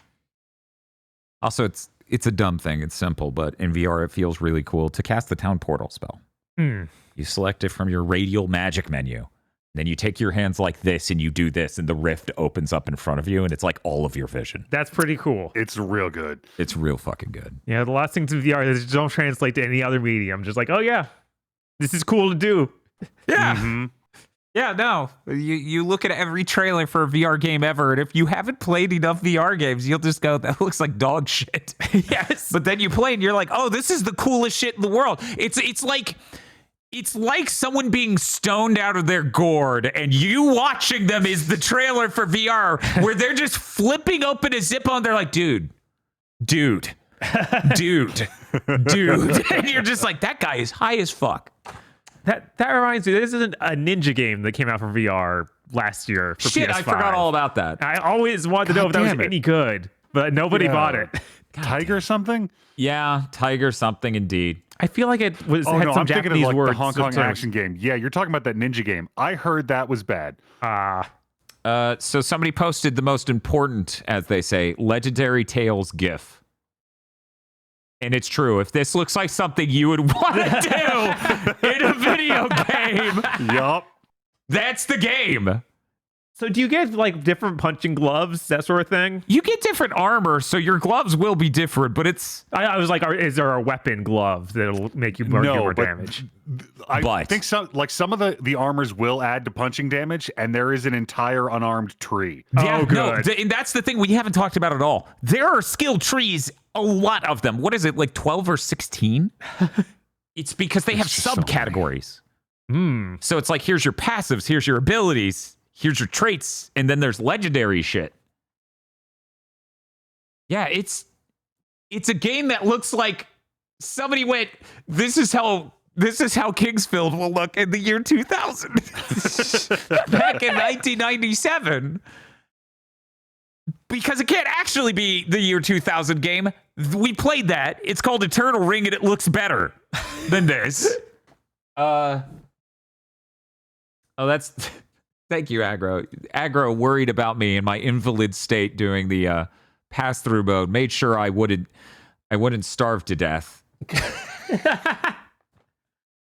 That meat, by the way, is cooked. You can cook your meat on any campfire. Okay. It's That meat is actually charred. If you eat charred meat, you lose health. Oh. If you look on Aggro's gloves, though, you can see the red bar and the blue bar. Those are your health and mana meters. Yeah, this game's really good. Oops. I thought the RPGs that I knew about were the only threat for time on this goatee crunch, but this game is probably 20 to 30 hours long based on stuff I could surmise looking around at different data. And believe it or not, no one has a long play. Huh. No one's long played Legendary Tales. Crazy. Yeah, this game's dope. Highly recommended. Too bad about the price, though. But again, Steam has a return policy. So if you're really into VR and you have PC VR, you could do that. When's the death stream, Dan? Bob's just like, I've just been watching Dan and Aggro fucking beat up skeletons for hours. Do you know how many battery packs / extra controllers we would... You can't even buy extra controllers. How many PSVR 2s we'd need to buy to death stream that game? Oh, Aggro, I have hundreds of hours in VR chat. I have a power solution. There's no threat of me running out of power. I have V-mount batteries designed for cameras and adapters to make them work on these controllers and headsets. It was amazing. At the end of our play session, my left controller died, which that's the controller that lets you open the menu to save. Oh, no. So I just had to physically walk to the other side of my room, plug the controller in while it was on my hand, and wait the funny for it thing to get is, enough charge. Mine didn't die because I'm on PC, and PC doesn't have adaptive triggers. So my battery life was better. So who's really winning here? Also, I had adaptive triggers. It was me. Yeah, I played it on 4090, and I can't tell you that I expect the PS5 version to really look that different. Right? Look at the art style of the game. Right? What are you maxing out? And also, I would like to know, it looks sharper in those images than it will actually look at a headset. That is always true. When I look at my 8K photos of VR chat, I'm like, that looks unbelievably crisper than anything I've ever seen in a VR headset. Even the 4K would be that. Even these 1080p pictures have a clarity that by the time you've warped an image on a screen an inch away from your face, or less than an inch maybe, to fill your field of view, physics will get your ass. No, you can't buy replacement PSVR 2 controllers, which constantly pushes me towards evil Dan route. Constantly I go, well then, if I cannot buy a replacement for these controllers that might break, clearly the thing is to buy a new headset and return these, because Sony needs to know that these are not good. I thought when they did the PC adapter, they might start doing the separate controllers, but that didn't happen. Yeah, that makes no fucking sense. Yeah, it doesn't. It doesn't. It makes no fucking sense. It makes no fucking sense. Even if it's such something only purchasable through their website. For their website, that'd be fine. Yeah. It doesn't even need to be well priced. Right. It just needs to be possible so I don't feel like a piece of shit and go to Target and fuck them. Well, I wouldn't fuck them. It can't be like with their headsets. The old ones had the USB fob, and that only worked with that headset forever. You couldn't replace it. I'm trying to think of what you're talking about. You're talking about the weird breakout box? The headset the for headphones. the headphones. Like the not VR headset. The audio headset. The audio headset. Yes. I didn't know that about those. I didn't know those USB dongles were tied to that. Mm-hmm. Huh. That's awful. A little bit. The Sweet in chat says, I win for preferring the Quest 3 controllers, apparently. I don't know. I had to buy shit to make those usable for me because like doing Pistol Whip or Beat Saber on the PSVR 2 controllers, the ring around it and the holster makes me feel safe at all doing this. Mm-hmm. The Quest 3 controllers, it's just a nub that extends through your fucking hand. So I was like, ain't no way. I'm finding knuckle straps. There's no way I'm swinging this that hard. It will go away. It will disappear from me. Also, it doesn't have adaptive triggers. So can you really say you're winning? I don't know. I think we just went over this, actually. Aggro just said that my PSVR 2 controller not getting to use adaptive trigger makes me some sort of soy cuck with my fucking 4090. I don't know. If the game was just affordable, I'd be like, Bob, here's the fucking headset. Who knows? Maybe I should DM the fucking dev and be like, we bought 2 copies, but we want our third friend to join us. Can you fucking give us a code? I just bought the game for $36. I'm not buying it again for $50, so that way the bro can join us. We're influencers. Tens of people will buy your game. Let's be real. If they were going to do that, they already did based on me and Aggro doing it. Right. But let's pretend for a moment that someone out there owns VR and is influenced to go buy the game. I would say our audience probably has a higher percentage of VR users than most because both Aggro and I have played VR stuff and talk about it. And Chris has a headset now too. Whereas most people have never even fucking tried VR because it costs too much to get in. Mm-hmm. Anyways, that's it for Legendary Tales talk. Let's see. I've also been playing Rebirth. I am again playing Rebirth.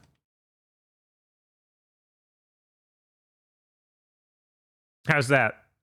I mean, look at it. It looks great. It does look nice. This is a lot better like when I played it. Yeah, no. The PS5 Pro doing one thing right. It's doing one thing right. It made 7 Rebirth stop having an insane amount of ghosting, and it looks much sharper.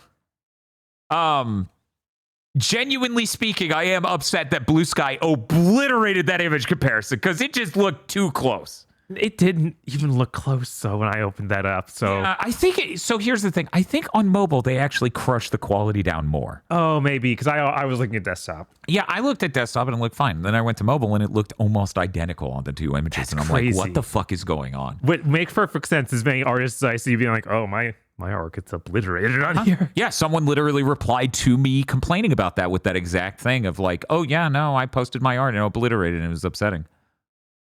I'm at Junon for anyone who I'm approaching. Yes. There's an elevator not far from me. Hey Bob, what else have you been playing? I've been playing a lot of stuff. One of the things was Actually, one last question before we move on about 7 Rebirth. The parry thing was only added in Rebirth. That wasn't in Remake, right? Where you perfectly time a block and it immunes the damage. You did not have a parry. They wanted you to. You didn't. Your dodge didn't have iframes in a Remake either, and it does now. They wanted the game to feel better. Okay. How long did it take you to shoot the initial opening thing? It was like 2.5 hours. Is what the game told me when I booted it up again after 10 months of not playing the game. That Nibelheim intro has to be like the first thing they made. I agree. Oh yeah, because it doesn't feel like any other thing in the game is really like doesn't. that. Even any of the more linear set piecey segments are not that. Yeah, I don't remember anything else like it. I will let chat know now, because it's worth letting them know in advance. I'm not in love with the combat. I don't hate it, but my favorite parts of this game, it's funny because I went from straight from the Plucky Squire to this. My favorite parts of the game are not the combat. They're the everything else, where you're doing stealthing against chocobos, which is very funny. Or you're collecting towers in an open world way, or you're playing the best part of this. It was funny. So I'm talking to my friend. She's playing Metaphor, and she's like, the combat of this is so good. And I'm like, you know what? Combat mechanics are great in this. So it's got a card game called Queen's Blood. Yes. And it's fucking good. The combat. It's fucking good. Queen's Blood fucking rules. It is shut motherfuckers down. Oh yeah, Queen's Blood is really fun, but I also just love the element of the innkeeper being like, "This is a mentally ill youth. I better give him this Yu-Gi-Oh deck." Yeah. Well, he's gonna need to coexist and find a way to relate to other humans. I better give him some activity that's popular. All the Queen's Blade NPCs are just deranged, like the lady in the opening town who built a castle wall of boxes around herself. I also find it funny, and Tosh cracked up every time when it does the camera cut. When you're about to fight, it just like whoosh, and then cuts to the other person, whoosh. I was like, this is funny. This is good. I like when you're out in the open world and they pretend to the people that aren't in your active party you're doing something. They're way off in the back, like shucking and jiving back and forth, like we're here, we're in the fight, we promise. I was in a fucking fight. And I swear, as I'm doing the fight, I spin the camera around, and there's this dirt trail going near past us. And what was it? At that point, Tifa and Barrett weren't in my team, so I just see them run past and then disappear. I'm like, okay. Fuck me, I guess. Yeah, that's about all I got to say about it so far, other than the Pro makes it look really nice. I genuinely mean it when I say, yeah, you can have some imaging problems. You get rid of the ghosting, and you look sharper. You get the thumbs up for me. That's all I want. If the image is too noisy, I haven't mentioned this on Big Thing because I haven't had an opportunity. Digital Foundry did a video on the new Call of Duty, and it had some errors with the pisser. And the person from Call of Duty explains, yeah, the PSSR's denoising isn't quite at the level we need it for our engine. I'm like, oh, so it sounds like your images are noisy, and it showed it. Sounds like it's fine. Yeah, no, I'm okay with the occasional, because the thing is, every time I turn it back to the performance mode, like you just saw, the flickering and the things are there. They're always there. They just are blurred across multiple frames, so it's still flickering. Right. Anyway. Oh yeah, I need to see ladders with pisser, because ladders are some of the worst looking things in this game. Okay. Oh, weirdly, I've climbed many ladders and never once had that thought. So I'm like, what the hell did? If you just turn the camera, it has the most ghosting of anything in the universe. It'll be fine. Okay, trust me. Because that looks that's that crazy. And Tifa's gloves. Those are the two worst looking someone things. in chat was saying Tifa's gauntlets will no longer be goo, and I'm like, what are you talking about? So it's doing it, chat. It's doing the one job. You will have like 8 ghost ladders. Yeah, the ghosting in this is maybe 5-10% of what it was before. You have to try to see it. You really do have to just stare at the thing and know it will be there and look for the silhouette. And it's very faint and it lasts like 1 frame. Instead of what I turned it back to performance mode where it's 5 silhouettes trailing everything. Temporal AA was the choice.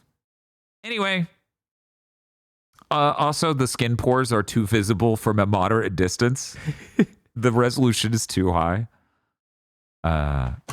Anyway, Bob, what have you been playing? I've played a few things. I tried a demo for Kero Quest 64, which when I played it, it was currently on Kickstarter. I believe it's still there. I think we can still go back it if you're interested, or go download the demo, see if you like it. Okay. It's a 3D platformer with frogs. It's trying almost specifically to be like a Mario 64. Okay. But it does not feel as good as it needs to for that. It has a bit more focus on collecting everything. It feels a bit more Banjo-Kazooie in that sense of like, oh, you want all the coins. Like, that's what you really want to get. It's okay, but it just feels a little too loose, and I don't like any of the enemies. Like, they're too aggressive. Like, in Mario 64, you can just kind of go around them mostly. Yeah. In this, they will just run up, have an attack that hits you or sucks you in. And you have like your tongue attack because you're a frog. Yeah, of course. It doesn't feel good. But it's still a neat game. I kind of like the art style, and you play this little frog man. Go check out the demo. Yeah, you said the demo's on Kickstarter? Yeah, it's on Kickstarter. I think they might just put it straight on Steam as well. So check there if that's easier for you. Okay, otherwise. Is the game out? No, it's just it's on Kickstarter now. Okay, just making sure. Okay. Yeah, so you can back it if you like it. I also tried Helltaker, which I hadn't played until now because of Wario is out, and now I was like, well, maybe I should go back and try this. Okay. That game's pretty fun. It's a Sokoban game where it's just a little box pushing puzzles. Most of them are pretty easy. Like, even I was able to get through all of them except the last puzzle pretty quickly. And if you can't, there's just a button to skip the puzzle if you just want to talk to the cute demon girls. Okay. Mild spoilers for the Plucky Squire, but this is funny, and I feel like people should hear it. So, a lot of the boss moments in the Plucky Squire are kind of maybe inspired a little bit by Undertale's idea of like the novelty of gameplay moments, right? Okay. So they aren't the normal combat. They are new styles, new paradigms of things like archery moments and other things. Anyways, I'm going to hit this thing real quick. Once again, Plucky Squire spoilers. Mild Plucky Squire. You can literally, from the pause menu, choose to skip any of them. It says skip minigame. And it's like a boss fight, basically. And it's like skip minigame. That's good. There's a refight gauntlet at the end, and I skipped every single one because I'm like, no, I already did that. Good. Nah, bro. Incorrect. Skip. Oh, wow, I beat him. Anyway. Yeah, that's great. But it's funny because the goal of the game is you playing this like really buff twos. Like the opening is only a couple frames of me like, I'm going to go to hell to pick up girls. Smart. Good plan. So each level is like him trying to get through the Sokoban puzzle to get to the girl and talk to her. And you always have two choices for what to say. And one just gets you killed. So you must know. Yeah, so you need to, if you want to see all the dialogue, you got to get through each puzzle twice. And then you have a hint button. And it's never actually a hint. It's always just you talking to the girl you got in the last level. Okay. And it expands on their plot a little bit. And it's usually like, I don't know. I don't play these. That's really funny. Yeah, no, it's really good. It's a lot of fun. Man, that last puzzle, that seems absurdly difficult compared to the rest of it. Now I'm really excited. And then there was a boss fight after that, which I did beat, which was a lot of fun. After you beat the game, there's another mode, which I think was added later, called Exam Taker. Yes, that is an epilogue that they added later. I'm sorry. I know but I'm just thinking Ratshaker and Exam Taker and Helltaker. I'm sorry. Anyway. Where you play as like a demon who's being experimented on by a scientist lady. Those levels add, because up until now it's just been a completely static puzzle game. Like it only moves when you move, that sort of thing. It adds active elements of like, oh, you need to dodge lasers and stuff. It's really hard. I only got through a few levels of this before being like, okay, I can't do this. I don't know if I can skip levels in that. I need to go back and do that because they were all too hard. Which I guess makes sense for something that came out after the game launched and was for sickos. Mm-hmm. Also, that just seems to be a Sokoban jam when you think about that game from last year that I played for last game of the year. That was Sokoban. Yeah, Void Stranger. Yes. Where it's like, okay, you beat medicated mode. Yes. Like that was medicated? Uh-oh. If you don't love me at my worst, oh, you don't know. This isn't my worst. But having beaten Helltaker, I was like, okay, now time to actually go play Awaria. I don't use a controller. I had the same exact problem as Chris, where the controller just doesn't work right. Like it would not take inputs properly. This game is all about like time management with different machines you need to walk over to and hit a button on, and the button just didn't work. So you need to double click or triple click it until it actually registered. Yeah, there was that, and it just like the controls just didn't feel smooth. They felt fine on keyboard, but with a controller, whether you were using D-pad or analog stick, just didn't seem to be right. Yeah, I don't know what's up with that. I also switched to the keyboard and had a much better time, which it still felt like sometimes the button didn't register, but I think it was more to do with they maybe made the area where you can hit the button too small. Like, I'm clearly in front of the machine. This should work.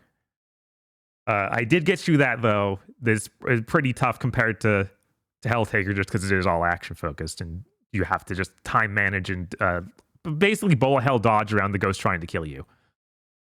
Hey, Bob. Hey. Dodge implies that you move faster than your normal movement speed when you do not. No, you dodge them by physically walking around them. At a leisurely pace. Yes. Bob, I need you to look at these barrels straight ahead in this wall. Okay, yeah. And how they have like 8 polygons. And oh, they yeah, have wow. 17 levels of detail that change. And I'm like, yeah, you wouldn't have been able to see that shit on a bad TAA. Anyways, sorry, everyone. I'm talking about shit you can't even see. Yo, one moment we're playing Queen's Blood. Oh, my God. But yeah, the whole game is just you are playing as this like underground worker, this lady who's I guess just there so that she can every level ends with, because you're fighting the ghost, is like, okay, now they are ready to be kissed. So you have the kiss button. So she's just literally down there to kiss ghosts. It's pretty good. It's pretty funny. Very charming. I think the creator was like, yeah, I'm not confirming or denying that this is the same universe as Helltaker, but if it is, you can assume that ghosts are people that both heaven and hell thought were too insufferable. That's pretty good. Yeah, and most of them are other workers who used to work in the same place, so they're wearing the same outfits as you and whatnot. It's pretty good, because you have an incredibly deadly job of fixing these machines underground. And it seems like the deadly part is these ghosts to kill you. Yeah, and the machines seem to shield from the ghosts. Yes, there is something about that. But all of the ghosts were someone who was fixing the machines. This is a real chicken or the egg situation. Yeah, it's a little confusing. It feels like they don't want you to think about it too much. But it's real good. Definitely some good character designs in there. A lot of fun things. And again, just more of a comedy game than like a story you're supposed to be taking seriously. And that's always great. Like, it's always great to have a game with a goal like that, right? So yeah, definitely start checking that out. It's free. You can just go download it. You could just download it? They'll let you do that? Yes. I also went back to the Big Catch tackle box. Oh yeah, that demo. Yeah. Because I had heard maybe it had more to it than being a demo, but if this is what the final structure of the game is, that's a bad structure. I'm worried. The game feels great to play. It seems like the only goal in the demo is to get every single coin. Not like fish, or like, which is the fishes are kind of their like the star equivalent. Okay. But yeah, there's in this demo, you get the fish and you turn that in for more coins. I'm like, that's not what I want. Because the coins don't get you anything. There's some door that's locked somewhere in this big world. Oh, yeah, I need to write in the title. Sorry, Queen's Blood was really distracting. What was it, the last? The big catch. The big catch. Tackle box. Tackle box. Which is the demo for the big catch. Anyways. Yeah, I'm really excited for when this game comes out because I think these mechanics are great. I described it a long while ago when I played this demo before. It kind of think Mario 64 meets Prince of Persia. Like, more down-to-earth movement for your weird little Scrimblow character. So you actually need to take account for, okay, I can run this wall, but it's like realistically running on, or like tapping on the wall a little bit before you hit the ground. That sort of thing. Really cool game. Definitely just checking this demo out. I just hope that there is like a real structure to it when it comes out. And it gets to range levels of difficulty. Like, okay, I just did this thing where I ran across the field being chased by bomb strikes. Now I need to go back through it and find where I need to grab the bait for the fish and bring it halfway across this world to then fish for the fish. It's pretty crazy. What's up? Just the description? Yeah. Yeah, that's all. God, it'd been so long I forgot that there were different mechanics behind you catching fish because you always have the fishing rod. Because you're the big catch. You're the big Kachowski. Yes. But you can pick up stuff with your fishing rod like house restores. And I thought I could just fish with that, but no, there's a special kind of bait you need to get for the fish. And then you need to yank the fish out of the water. And if the fish gets back in the water, you need to go find the bait again. Even though you can swim underwater and you'd think you could just grab them like that. Or any number of things. But no, you need to get them out of the water with the bait. And then you need to punch them when they're on the land while they're running around. Because they have feet too. The fish run away from you. Yes, of course. Of course. Fish do be running. As far as other things I played though. 9 Souls. I picked this up because people were like, oh, it's like Sekiro Metroidvania. I'm like, I like those things. Maybe I will like this. Well, no. No. The more I play of it, the more like, it's bad. It's bad in so many ways. Okay. Sekiro Metroidvania is... It's a combination. How does that congeal? How does that work out? Basically, it's just a Metroidvania with a bunch of parrying. But unlike in Sekiro, the parrying doesn't get you that much damage on the enemy. In Sekiro, when you're good at parrying, the enemy just dies. Okay. They get eviscerated immediately. And in this, you get to do a special attack where you put a talisman on, you slide through them, put the talisman on, then you have to hold it for a second while your character does this pose, and then it explodes. And at the beginning of the game, that kills most stuff. Okay. But like an hour and a half in, that does the same amount of damage as it's been doing the whole time, and the enemies don't die from it. It's like, oh yeah, you need to do that like 3 or 4 times, and they might kill them. Like that feels terrible, guy. That's not Why good. have you done this to me? And then, like in any good Metroidvania, and in Sekiro, Okay. super non-linear. You can do lots of different things. Okay. In 9 Souls, super linear. You can do one thing. You have one thing you're doing at all times, it feels like.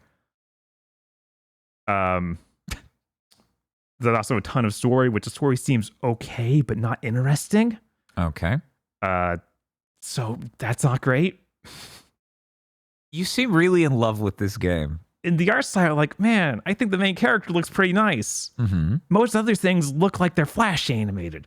And a lot of the environments are super repetitive. Like, I've seen the same exact rooms over and over again. So, yeah. Not liking this. So you picked this up on Steam, I assume. I did. Okay. They didn't put the first boss until after, like, 2 hours. So I was like, I'm kind of outside that Steam return window now that I see what you think a good boss fight is, which is terrible. Because it's the same thing of the other fights. It's just, oh yeah, you need to parry everything, and then that parry doesn't do much damage. And now I also have in the drop your souls mechanic and money mechanic from a Dark Souls game, which isn't in Sekiro. Sekiro is just like, oh yeah, if you die, you lose it, or you have a chance of not losing it. Mm-hmm. And Sekiro also has mechanics for you money, so every shop sells like bundles of money, and then if you die, if you have a bundle of money, you don't lose it. There's nothing like that in this game. It's just like, oh yeah, all your money's gone. And you drop your corpse in the boss room. You have to pick up the corpse before you start the fight, and a lot of times the button for picking up the corpse money doesn't work when you first get into the fight. So it's like, okay, yeah, I'm just gonna take 3 hits trying to pick this up again before I can even start fighting him. A miserable experience. Really cannot recommend it. This is 9 souls. Yes. A really bad. Souls, SOLS, right? Yes, SOLS. Okay. No you. No you. Again, there's also like the boss fight, just huge difficulty spikes at random, it feels like. All right, that's all I have to say about Night Souls. Okay, cool. We can move on. I played through the Alan Wake DLCs because I was like, oh, it's time I gotta get through those. Okay. I did both sets. There's the Night Springs DLC, which is 3 separate story campaigns that are kind of like, they're set in the universe of Night Springs, which is that TV show that's like Twilight Zone from the universe of Alan Wake. Yes. It's very funny. Every one of these starts with screen or teleplay by Alan Wake, and it feels like an excuse for them to be insanely stupid. Great. So that was a lot of fun. They're all like cheaply made out of assets from the main game. Mm-hmm. Like they was put in a new main character. Like one is the diner lady from the Alan Wake 2. She's the one who's like obsessed with Alan Wake.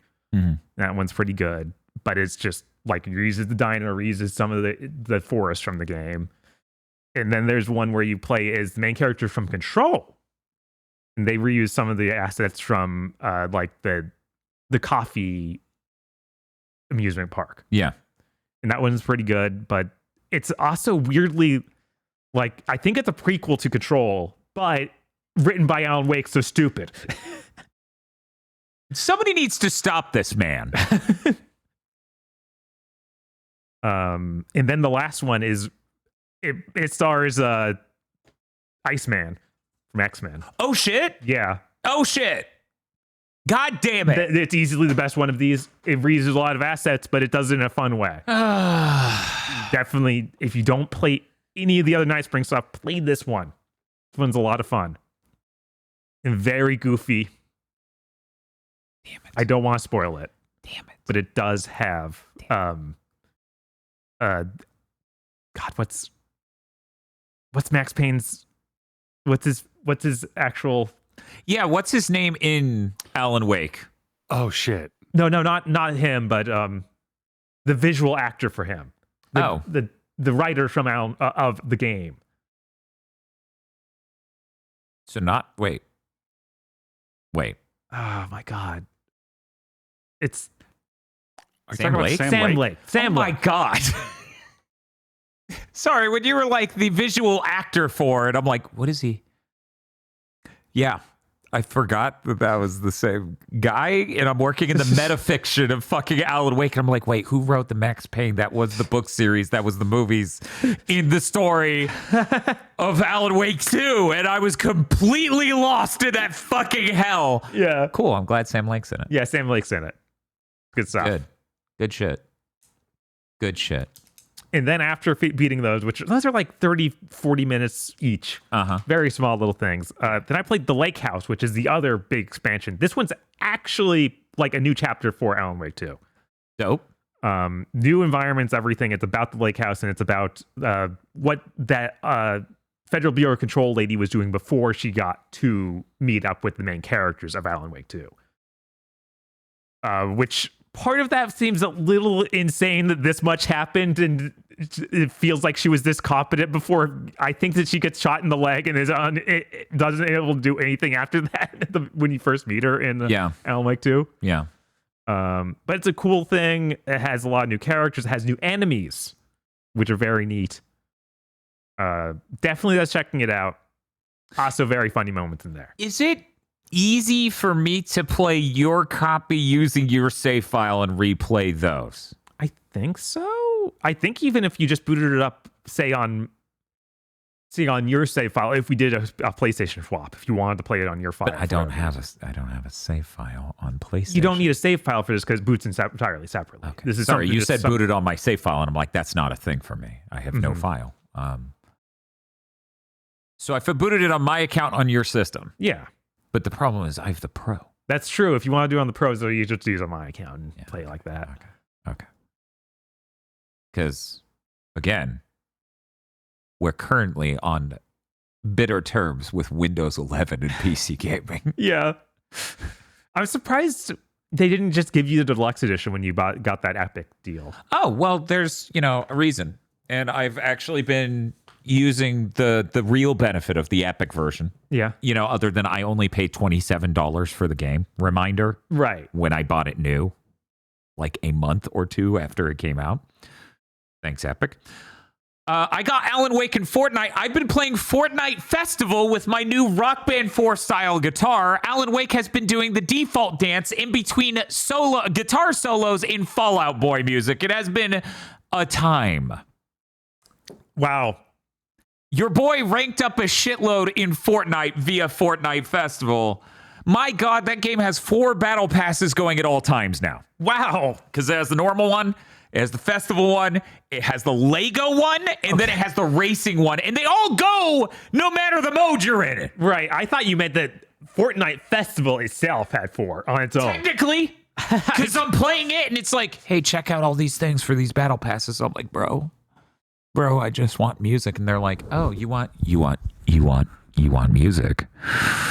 That will be $5 a song. And I'm like, what the fuck do you mean $5 a song? Who the fuck charges $5 a song? And they're like, don't worry, it gets even better.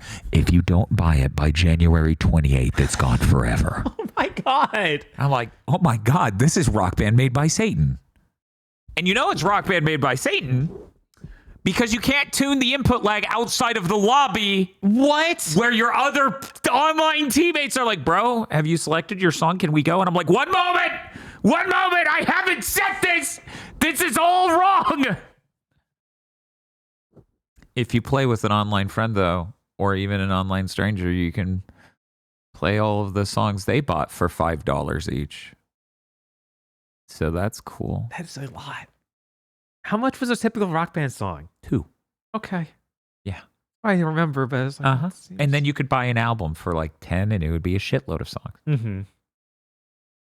$5 for a song. But that's okay, because you can play it on the guitar, or you could play it on a controller, or you could Good thing Epic bought sing them. it. Right. It's technically V-Bucks. Oh, great. So I could technically, across enough seasons, grind enough battle pass redeems for V-Bucks. I didn't even realize you could earn V-Bucks. Because I worked only at saw, GameStop. out of all 4 fucking battle passes, I only noticed one drop for V-Bucks and it was $1. I'm like, what the fuck? That's versus Marvel Rivals. Yes. Insane. Yeah, it is insane. This is insane. But I get to see Alan Wake do the default dance in slow motion because the song's beat per minute is really low.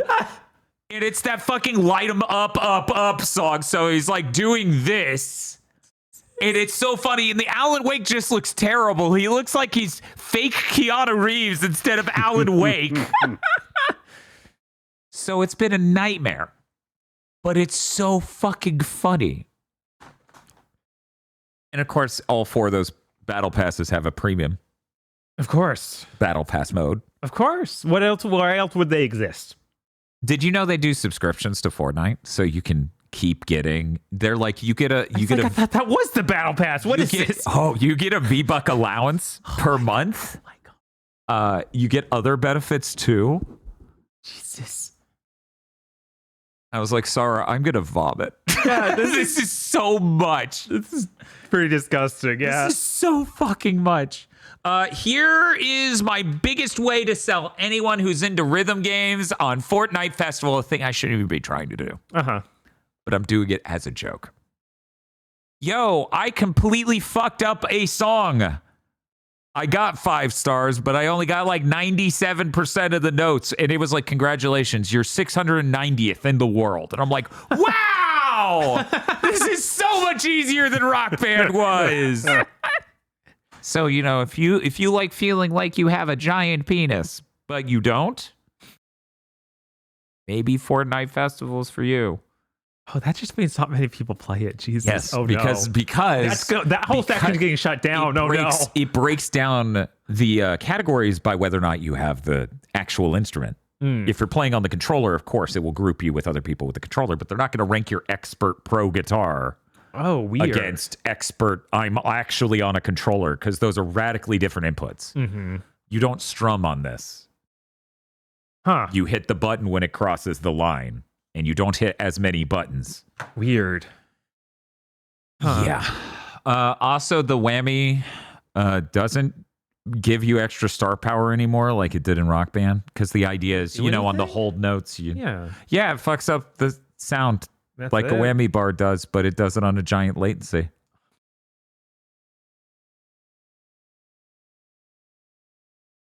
Cool. I can show that guitar real quick. Okay. It's weird. It looks mostly like a Rock Band 4 guitar. As you might expect. But there's a mild difference.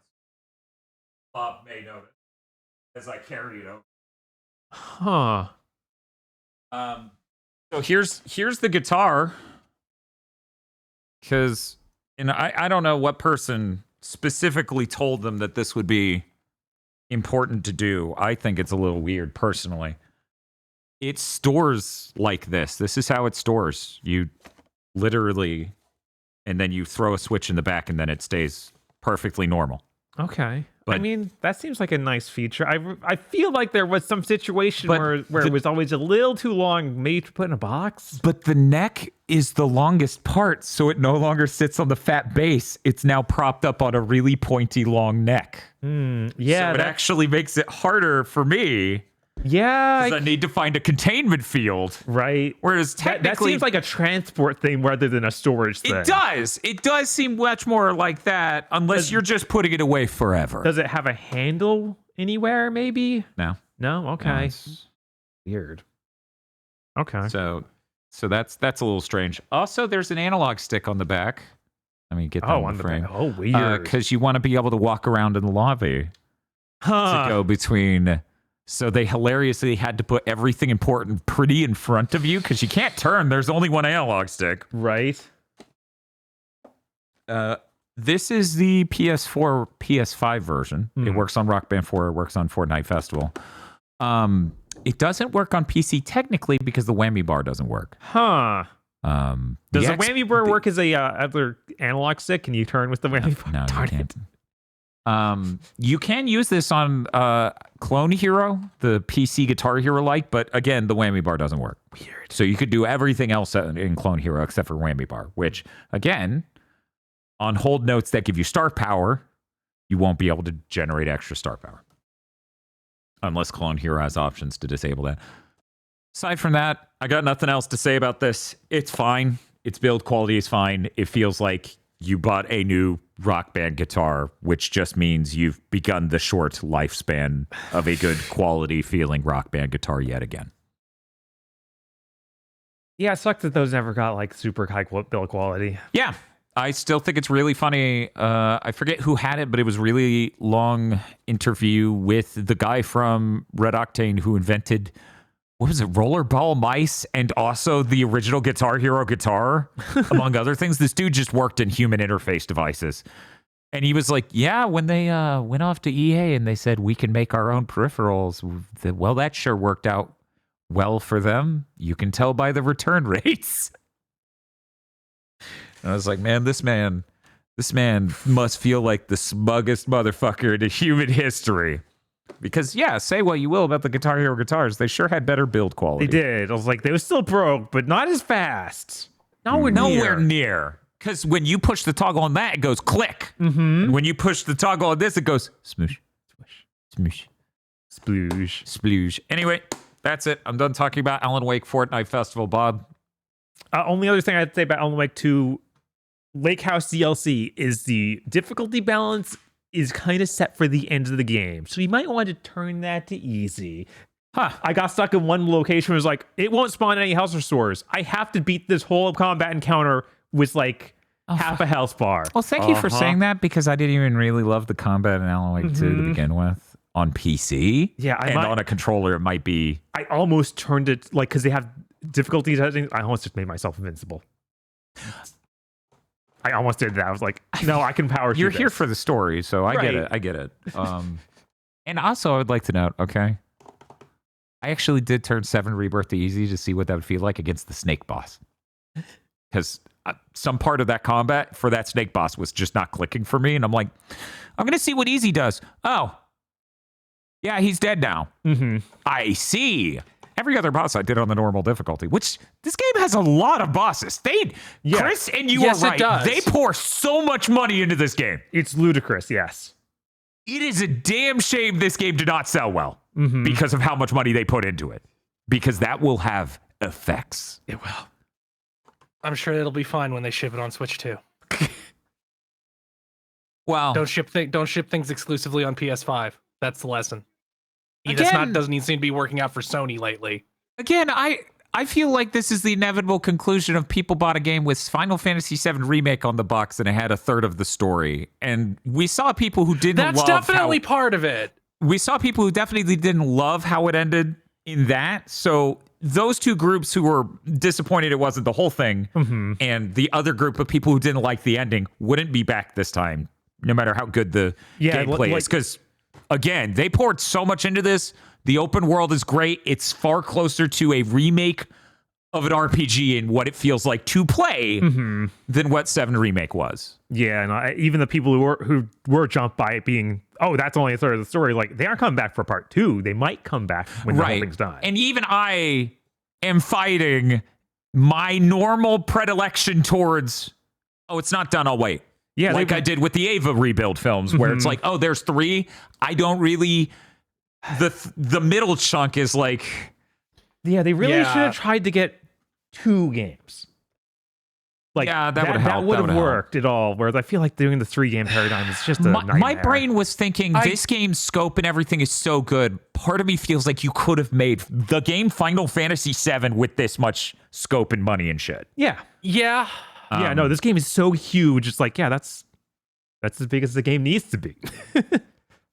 Yeah. And then So- and there's also this element where I can't really get into it because it is Right. But soon? kind of soon when you get to the end, Yeah. where I think Square Enix threaded the needle perfectly to make nobody happy. Oh, wow, now I'm really excited to finish this game. It's not like an event, to be clear. Yeah. But I think when it comes to new content versus old content, to making like an Ava rebuild thing versus making a 1-to-1 recreation, I think they picked like all the wrong flowchart options. Amazing. Amazing. I'm looking forward to it. I did. Broke my new guitar. No, you dropped it once. It's over. It's dead. I broke my whammy bar. Other stuff I've been playing. Uh-huh. Wow, we're okay. Unless you want to continue with, do you have any more? No, that was it. I just wanted to talk about my experience with the snake boss. Yeah. And that I'm really amazed by. Like, you go into the cave and immediately there's a fucking golem. Yeah, no, and there's all just sorts of bosses and stuff. fight It's kind with of crazy. New Girl and Rude. Mm-hmm.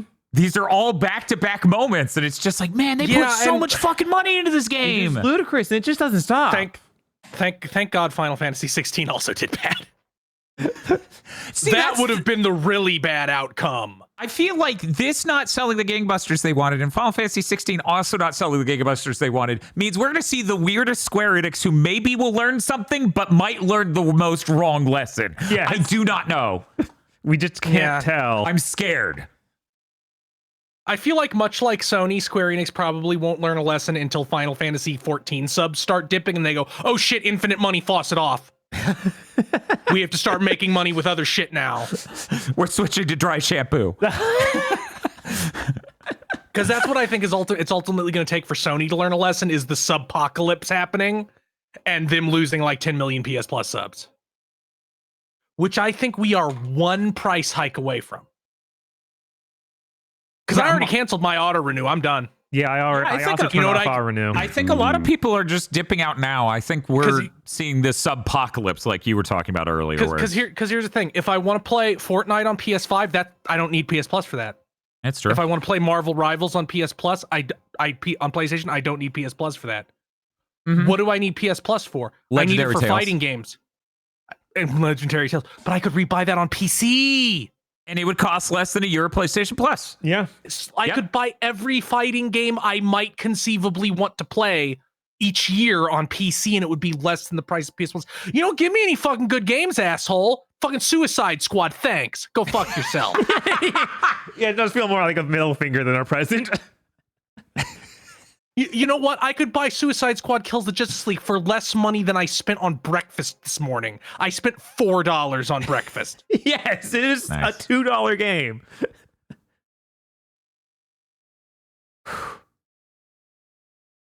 What else did you play? I have played Mini Shoot Adventures, which I heard about watching John Linneman's Game of the Year video. Yeah, I still haven't seen the game, but just listening to John Lenneman's Game of the Year, that sounded like a very interesting and compelling game that I need to look into. And luckily, Bob bought it on Steam, so...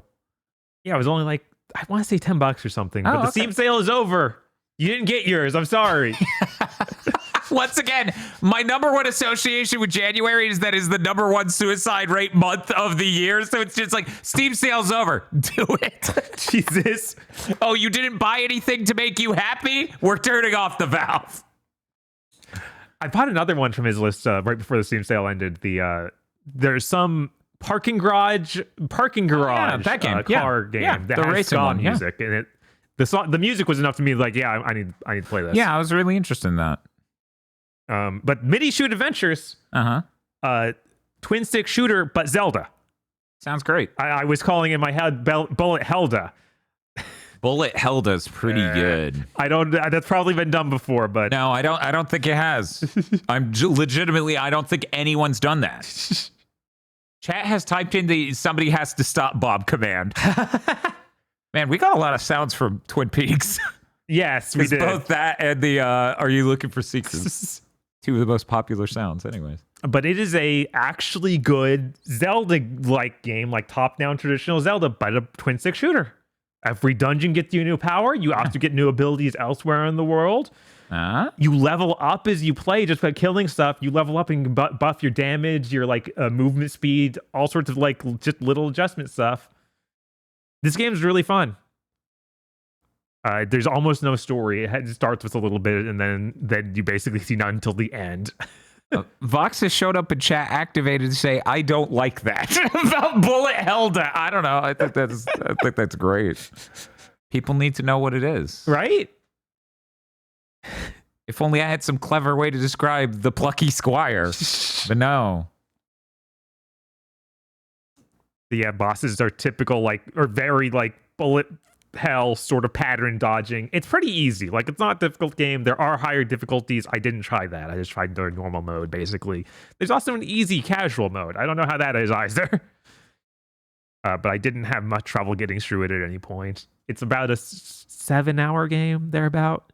And I think that now I'm doing post-game stuff that's super tuned harder, and that's what's taking a bit longer than that. But 7 hours get you everything in the game. Cool. Definitely have to give it a shot. It's pretty cheap. I think it's made by 2 guys, and it seems polished really well. It all ran great. It has a frame rate adjuster, which I can just change it frame by frame. Dope. That's the correct method. Mm-hmm. Is there just uncapped? I don't think there is just straight uncapped. I think you have to set a cap, but if the cap goes up, it went way above the 144 I set it to. Okay, does it go to 480 though? I didn't pull it up to see. This is important. It probably only goes to 240 because it looks like the bar is about twice as big as what I had. Look, I need this. But yeah, I cannot stress enough. Just make a Zelda game where every dungeon gets you a new ability, and you've done better than most Zelda knockoffs. That's what real Zelda isn't doing. That's why this is better than Echoes of Wisdom in my mind. Yeah, I need and your dungeon needs to introduce a mechanic that then lets me do stuff for that dungeon and going forward. Get to be more stuff in the open world. All it needs. And the last thing I did, I went back to Tekken 8. I had to go finish up the weird arcade story mode thing, which is where you actually have your little Tekken avatar that's like an Xbox avatar, but somehow uglier. And you go shoot, or you like go on an arcade crawl and become the champion of the arcades. And that's pretty neat. I enjoyed that weird little story of you and your team going around and beating other guys, and there being a rival character who dresses like Kazuya. God. They even have Harada, like an avatar version of him, near the end of it. And then he says, "Don't ask me for anything." And then he puts Clive in the game. Jesus. And the other producer, the white guy who works there. Yeah, I forgot his name. I think it's like Mike something. It's a very white guy name. Yeah, I can't fucking remember it though. It's him and Harada are commentating the final matches, and it's like, this is pretty good. That's pretty good. Not voice or anything, just text, but still good. Yeah. God, that did make me also see the collaboration stuff with 16 and be jump scared by turning the game on and having the title screen with Clive looking at me. Was he shirtless? No, he wasn't shirtless, strangely. Do they even know what fans want? Kazuya's tits out. I know, right? I think Why you isn't can make him Clive? shirtless. I think you can go do that. That's important information. You should have done the due diligence. Right, that should be up front. There should not be a version with him with a shirt on. Okay, chat confirms you can make him shirtless. That's good. That's important. Now, can you put that on the title screen? Because I think that they're adding the ability to have custom costumes on the title screen. Ooh. Sometime, but I don't think that's in there yet, because I looked through my characters and I didn't see it in there. Hey, maybe they should add a PS5 Pro mode. They should. I'm just saying the game could be less blurry. Could be less blurry. It also had collab items for, you could dress like Jill or Clive's brother, Joshua. Oh, I was like metaphorically or... But yes, Joshua! I need to put that on the soundboard. Eventually we'll hit a game where someone's named Joshua. Eventually. We just have to play hit that button. And then in the shop they advertise like, oh, it works on these costumes, work on all these characters, and then I get tricked by having, oh no, that means the costume comes with this other thing that works on all characters, like you can get a bomb floating next to you or something, but the costume only works on certain characters, which I think that the Jill one works on all the girls and the Joshua works on the guys. Excuse me, they have a Joshua outfit that works on all the guys? Yeah, including the gender neutral the non-binary what is it, Leo, is that right? Because that sounds right. Story-wise, they have not confirmed Leo's gender. Right. So, and I think that they can wear either outfit, but I know they can wear the Joshua one. that's a pretty good commitment. Yeah, to just be like, you thought you would reverse engineer it? Fuck you. We still will not confirm, which is great. And that time we did confirm didn't count. That we didn't walked count. it back. That doesn't. That's enough. You know, Cloud said his "that's enough" phrase, and it wasn't as good. Yeah, of course not. Like he doesn't. Like Cloud says other things, so that's enough isn't going to be great. And also, he's Cloud, so no matter what he says, it's going to be like. It's going to be like the tone. He's not going to go. That's enough. No, that's not his thing. That's not his thing. That'd be weird if it was his thing. But it was clearly that sort of phrase. I'm trying to find the Tekken 8 Joshua outfit just to have an idea. Yeah, no, it's literally, is that Leo wearing it? Yes, they advertise it was Leo, because that Leo honestly looks the closest to Joshua, I guess. Laser pointer appears on my forehead. One moment.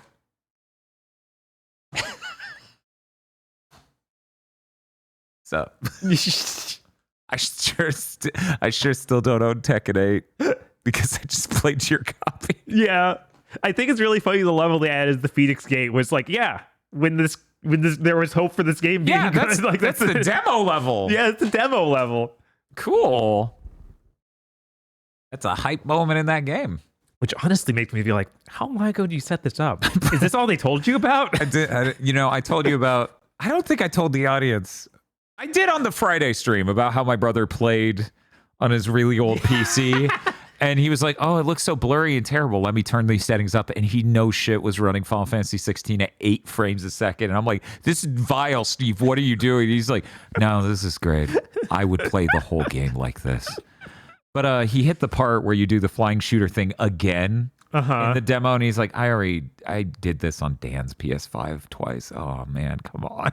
Yeah, those set people was understand. They miss the mark in a certain way and are way too long. They are very long, and doing that one twice in the opening because it's keto sure gets tiresome if you've done it once already for certain. So 8 frames per second though. Yeah. Anything else to say about Tekken? No. Other than accidentally shooting me with a gun called Joshua's costume could go on other characters, including Leo. Yeah, no, that's cool. Thanks, bro. It is like the best costume. Like, it's funny that I think Joshua and Jill's costumes are better than Clive's, because Clive's is that weird Batman Beyond thing. He looks like Batman Beyond. Medieval Batman Beyond's awesome. I would have liked another outfit, though. As I said in our review, yeah, like a third into the game, maybe. Right, like something else. Yeah. I still stop putting weapon-based characters in Tekken. There are plenty of fist fighters in the Final Fantasy pantheon. Yeah, you could have put in Sabin. Yeah, that would have been fucking awesome. That would have been fucking. We could have had a trailer that had like Ghost Train suplexing. Right? Could you imagine the Ghost Train suplex that is his final smash? Oh, that would be good. Or Tifa, yes. Man, this is some cope. I'm sorry. What? Which part? Sabin? You're ever seeing anybody from a game before Final Fantasy VII in a crossover ever? Oh no, I'm not saying what I expect. I'm saying what's way more cool. Yeah, that's what I'm saying. Because Sabin fucking rules. I would be able to swallow all this crossover shit a lot more if it wasn't just always transparently. Yeah, it's marketing. You're being marketed to, but you pay money for the marketing. Right, it's the newest thing. As someone saying in chat, no, you will get Clive, Cloud, or Sephiroth and no one else. Right, it's like, it would have made sense to put Tifa in. She's a fist fighter in a game that came out this year. And I'm not sure if you knew this. People do like Tifa. People like Tifa a lot. Maybe more than versus the cast. And the thing that fucks me up is like, Akuma wasn't marketing. Yeah. Neither was Geese. Like a little bit they are, but those aren't the main characters. Those aren't the instantly recognizable ones. No. Right. It's not Ryu, Ken, Chun-Li, it's Akuma. Yeah. So what I'm saying, Harada, is you need to put Yujiro Hanma into Tekken 8. Okay. You said something obviously true to begin with, so I guess I have to.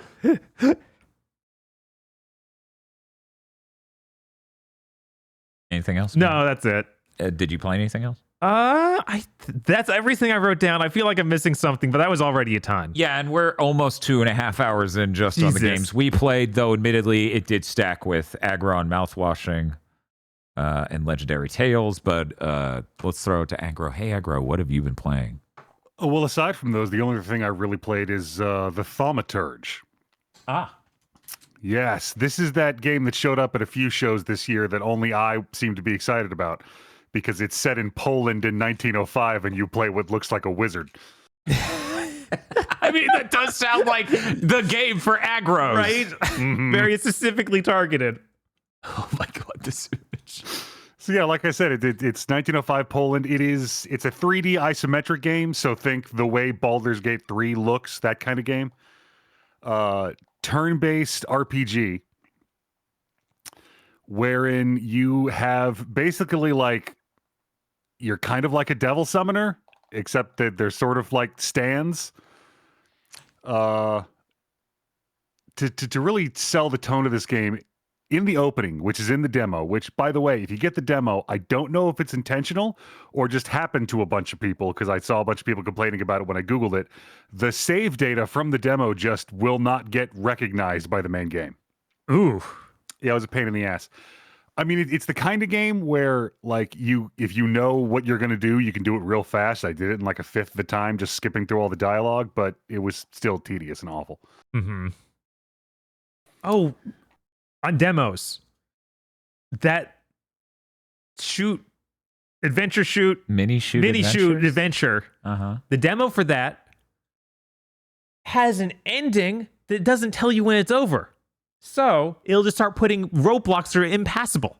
The game just ceases to let you find the new content. So I played for an extra like 10 or 20 minutes being like, I did everything. What do you mean? Why is this locked off? So if you get to the point where it's like, oh, there's weird blocks that I can't break, but I'm like blocking the way, you've hit the end of the demo. Okay, good. Just know that. Good to know. And the demo save does transfer, right? So aggro.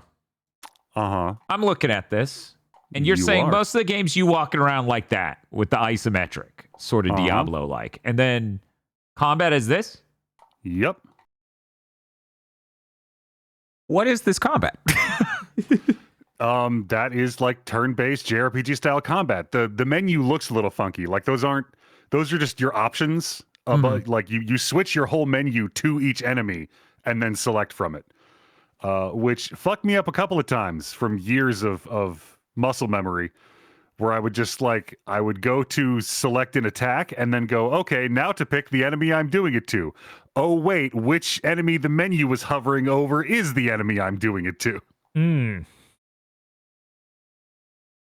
So, okay, you know how you have your basic fantasy party where you've got the fighter and you've got the healer and you've got the thief, and then if you've got extra slots, you have the debuffer who does damage over time. Mm-hmm. Yeah, that's you. That's the character you have. Oh, so you do dots and you do debuffs and your selectable servitors, which are the demon things you summon, also do different debuffs and stuff. And you can see they've got the red health bars and then the little yellow pips above them, which are focus points, I think. And you have specific abilities that damage focus, which puts them in a state where you can do a big attack to do big damage, or lets your servitors do wacky shit, like if he's in the broken state, I think it's called, is it just lose a focus or suffering? I don't know. There's a couple of overlapping status effects that I haven't quite figured out. He'll do something like put everyone into a dot state or attack a random enemy with the heavy attack. It's real wacky shit. So and do you have your own team of actual other people, or is it just all the demons you've summoned? Yeah, it's you and your demons, which you can use one of them per turn. You can switch through them in a menu. And every now and then you'll have like an ally character who will like punch a guy. If you can look at video of this combat happening, I recommend you do it, because you're all lined up JRPG style, but then like you just run forward and punch a guy in the face, and then somebody pulls out a gun and just shoots you in the shoulder, and you're like, ah, fuck. So you see there, he's got 45 health. I've got 44 health. This is not a game where you like your numbers go up. Huh. It's a game where you put points into, you've got 4 tracks based on the servitors you've got, and you'll get, like eventually I'll get another health by putting a point into it. But they unlock modifiers for your moves. So you've got a quick move, a slow move, a like a special tactic move, and then a heavy. And when you unlock modifiers that take up a certain number of pips, like 1 or 2 pips, and like this 1 pip modifier will make this attack faster, or this one will make this attack make your servitor's next attack do 50% more damage, or this one will make this attack restore 2 of your focus points. And you just keep unlocking better modifiers to mix and match into your moves. You also keep unlocking, like, you do the quick move. Well, then now on your next turn, you can do quick move version 2. So you can set up combos with yourself or with your servitor. If you look at the top of the screen, you can see all those, well, actually, there's the 2 up there right now. Yeah, there are bars going through rounds. Your moves take a certain amount of time to do. It's like a reverse ATB system where you pick your move and you can see the bar, how long it's going to take, which means which one is going to go off when. And, certain modifiers can knock out other people's moves if you hit them before they go, that kind of thing. It's a really neat combat system. the rest of the game is like as a thaumaturge, which everyone in the game pronounces it thaumaturge, and it's driving me fucking insane. What if they're right? It's you. You're the Wycha. That's how, like, before they stopped dubbing those Atelier games, they pronounced it Atelier. Ooh, that's just straight up not knowing what the word is.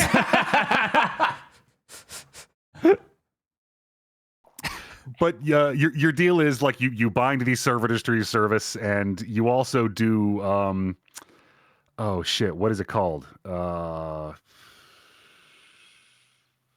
Empatho, I don't know. You can sense emotions on objects.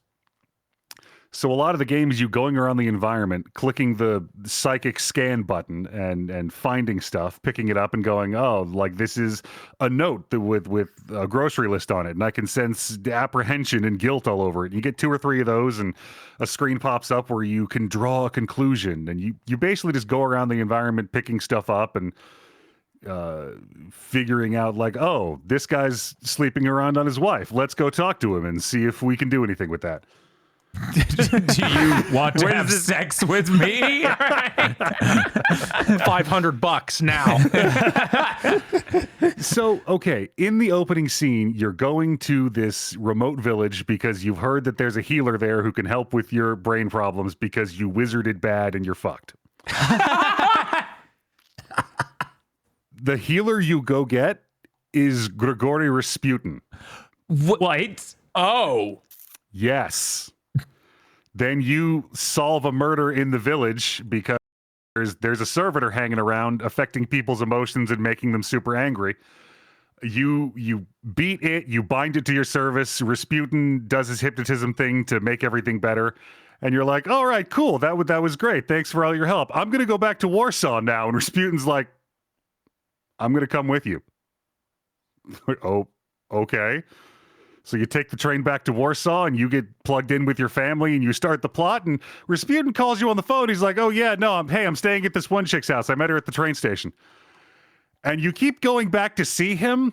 And like, he's just living in these people's house. And every time you go back, there are more people there in what is clearly a cult he's building. I'm worried that at the end of this game, I'm either going to have to like help Rasputin get back in good with the Romanovs or stop whatever he's doing in Warsaw. Ekros, this game already in your top 10? It's very strong that it might be.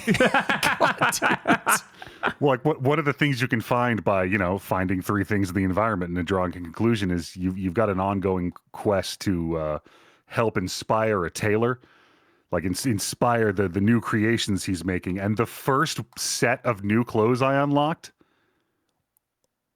Canadian tuxedo. Like not in the cut. It's still cut like 1905 Warsaw, but it's denim. And there's all this flavor text about like this interesting new soft canvas material from workmen's clothes in America has become the rage of Parisian fashion because it's so quaint and interesting. I feel so targeted right now. This sucks. Uh-huh. Son of a bitch. Yeah, it's real good. It is a very story heavy game where, like I said, you've got RPG combat that's pretty neat. Your numbers don't go up, but the game just keeps throwing more and more complicated things to get through with it, which I think is a really cool way to scale your combat difficulty. In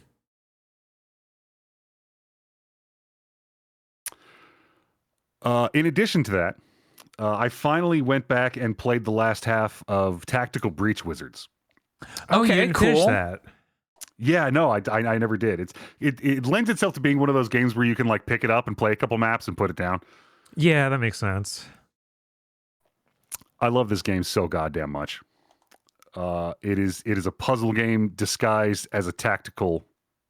I don't want to say RPG, but as a tactics game. Turn-based strategy. The final mission in this game you basically set up the, like, all right, we're planning the heist kind of scenario where your dialogue options split up which characters are going to one of 3 sections to do the thing. Then you do 3 levels in a row, which are all happening simultaneously. So you'll do one and rewind it, and you'll do the second one. And then the results of the first one careen into the second one. And then, like, you do all that up into the final one where you have to beat a boss who, like, this really doesn't have the impact if you don't understand how complex and interwoven all of the abilities are. Every time you target the boss with an ability, they teleport, swap places with one of your party, and whatever you sent at her will hit them. That's horrible. So you have to figure out how to use that to keep your party alive and actually do damage to her. And then every time you kill her, she spawns a clone with more health. And so you've got to kill her 5 times. Jesus. I kind of knew fighting that character would be a nightmare when they introduced the idea of her. Uh-huh.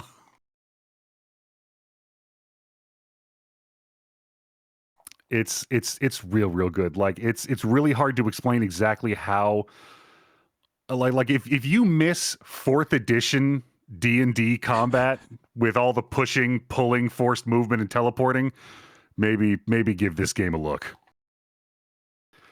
Like eventually I got a character who, like, she's your big heavy, she's your tank. She has a charge move where she moves like a rook, an unlimited number of squares in one direction, and hits something. And if she hits it, she does knockback equal to the number of squares she moved to hit it. And if you knock back into a wall, all of that knockback is translated to damage. Dope. Deep in her skill tree, not really skill tree, you just, if you get enough points to unlock the perk from the list, every time she hits an enemy with that move, the action is refunded. Oh. She also gets the ability to swap with any character or object on the map, regardless of whether she can see it, if she has enough mana. Mm-hmm. Yeah. Like, 1, I love her. She's perfect and beautiful in every way. 2, I'm trying to instill the idea that you get abilities this potent, and I'm still staring at maps going, how the fuck am I supposed to... Because it's also the kind of game where you can complete the map. That's one thing. That's cool. But up at the top of the screen, there are optional objectives you could do, like do it in 2 turns, do it without anyone losing health, do it without attacking this thing. And right below them, the game says, like, these are optional things for people who you know, for whom the regular difficulty is not Who quite aren't as enough. smart as you, because you're going to get them all, aren't you? Uh-huh. Yeah, exactly. I gave up on some of the optional ones they gave you in the middle, with just random fun maps. Here, try this. It's like, no, my brain doesn't bend that way. I'm sorry.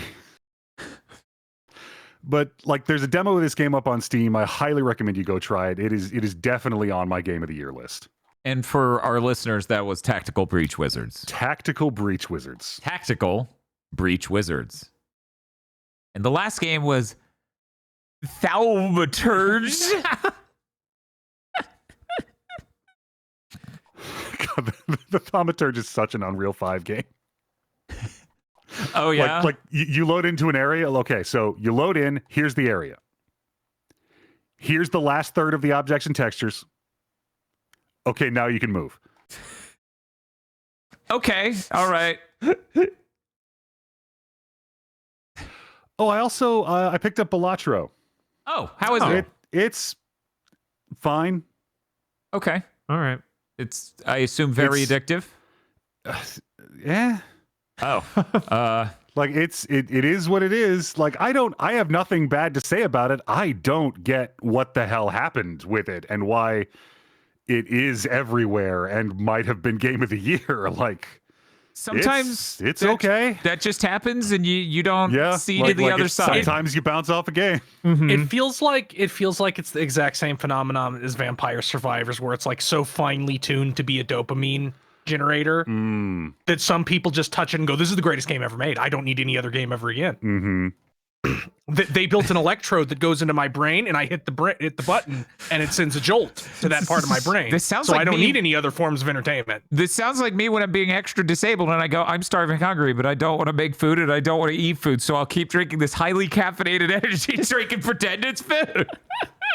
Just like morphine. Look, My my body had a deficit, and I made a number go up. Cool.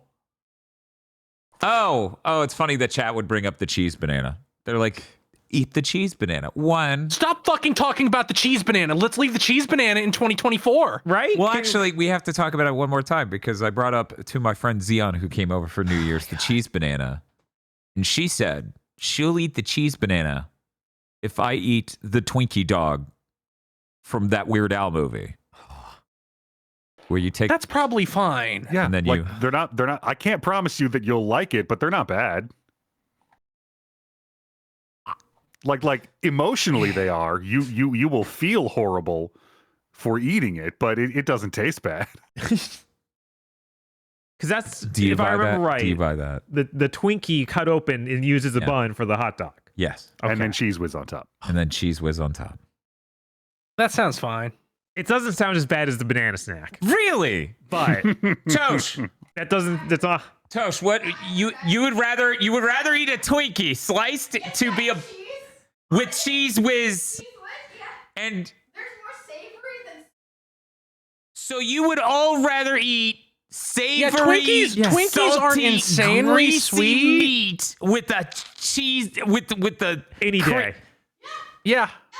I wouldn't even have to think about it. You're like, you eat one of these two and be like, I'll have the Twinkie dog. You're welcome.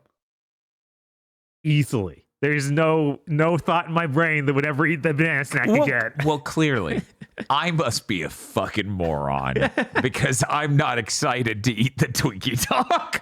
I mean, Dan, you aren't now, but there is a clear path to the light here Of being a moron, or of ascending to being a good taste haver. what's the clear path? I'm so You just have to have the courage, Dan, to cross the threshold, to lovingly flip a Twinkie over, slit it lengthwise, gently but firmly insert the hot dog, and then smother that bitch in cheese whiz. You need to cross the Rubicon Twinkaris.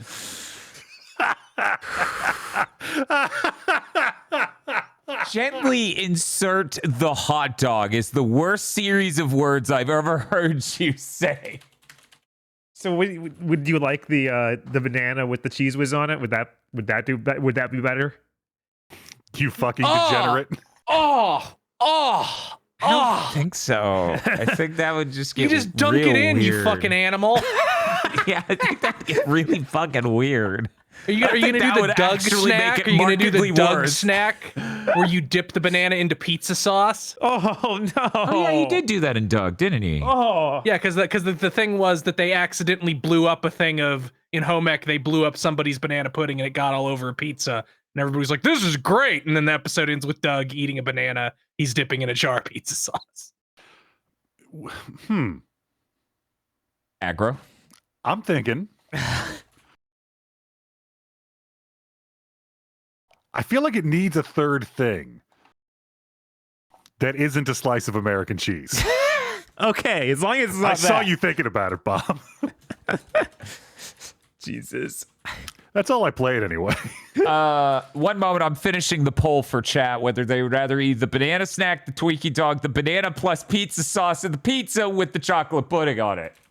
Now I'm just Banana remembering pudding. the pizzas we got on. Wait, it's banana pudding? Yeah, because that's why Doug eats the banana with pizza sauce at the end. That everybody liked the Oh, banana I thought pudding. he just became a broken person and just started No. dipping shit in other weird shit like this poll Honestly, is doing like right now. cheap cheese pizza with cheap banana pudding on top, that actually sounds inoffensive. The poll's up now. Feel free to vote, all of you. I'm sure you'll do well. I'm just remembering the specialty pizzas we got from Donato's and how disappointing those were. Yeah, the place that sells the loaded potato pizza, which we didn't even talk to them about because we ordered that after we did the most recent. Right, so that was on the stream, but not in That was on the stream, but we did. Aggro, there's a local place that sells loaded potato pizza. And it's like thinly sliced potatoes on top of the pizza with sour cream and bacon and cheese. It's really great. They were closed on New Year's, but they didn't tell the mobile app they partner with, so we kind of got jumped. So we ended up going to Donato's or Donato's for their pizza. It was $20 cheaper than our pizza would have been at the correct place, but still too expensive for how bad it was. Yeah, it was not good enough to cost that much is a problem. But the loaded potato pizza is fucking great. We should get that again tomorrow. Jesus, I guess you didn't get yours. I didn't get my fix. You didn't get your fix. I thought I'd get my fix on New Year's. You know what? I'm glad they weren't open on New Year's because now I get to eat half of the pizza. I would have had to share on New Year's. None of my guests deserve nice things. Hey, Chris, what you been playing? So I played a bunch of Metaphor Refantagio. Did you know that when you let somebody continue making games, they get really fucking good at making that kind of game? Yeah, Don't say. As it turns out, it's almost we like learn the past 2 years of layoffs. By the way, 27,000 across 2023 and 2024. That's going to sink the western side of the gaming industry. Isn't that for a decade? Didn't someone say that's like a quarter of the entire employment of the gaming industry? It's 50% over the last 2 years. 50 or 20%. Okay, 20. Sorry, I said it's 20%. Fucking huge. They're screwed. Yeah, no, that's over. Like you like I'm coming to the realization that like everything comes down to practice. Every single thing in the entire world. Oh yeah, yeah, of course. Which so when anyone you actively who's done things knows. when you actively prevent people from using their experience in a way using their experience at all, you're doomed. But Metaphor Refantagio isn't doomed. In fact, it kind of really makes me think that maybe Persona 5 had some serious development issues because they got acquired by Sega in the middle of making it. I know that things happened with Persona 5 because there was a huge delay in the middle of it being made, and different stuff about development has come out of like, oh yeah, major plot things changed, stuff like that. You can tell because there's a point where it's like there's like the opening of that game, and then it's like we're Persona 4 again now. Like after that initial chunk. But this doesn't have that. This is an immaculate super game. The calendar system doesn't piss me off because it's not real stupid like Persona 5.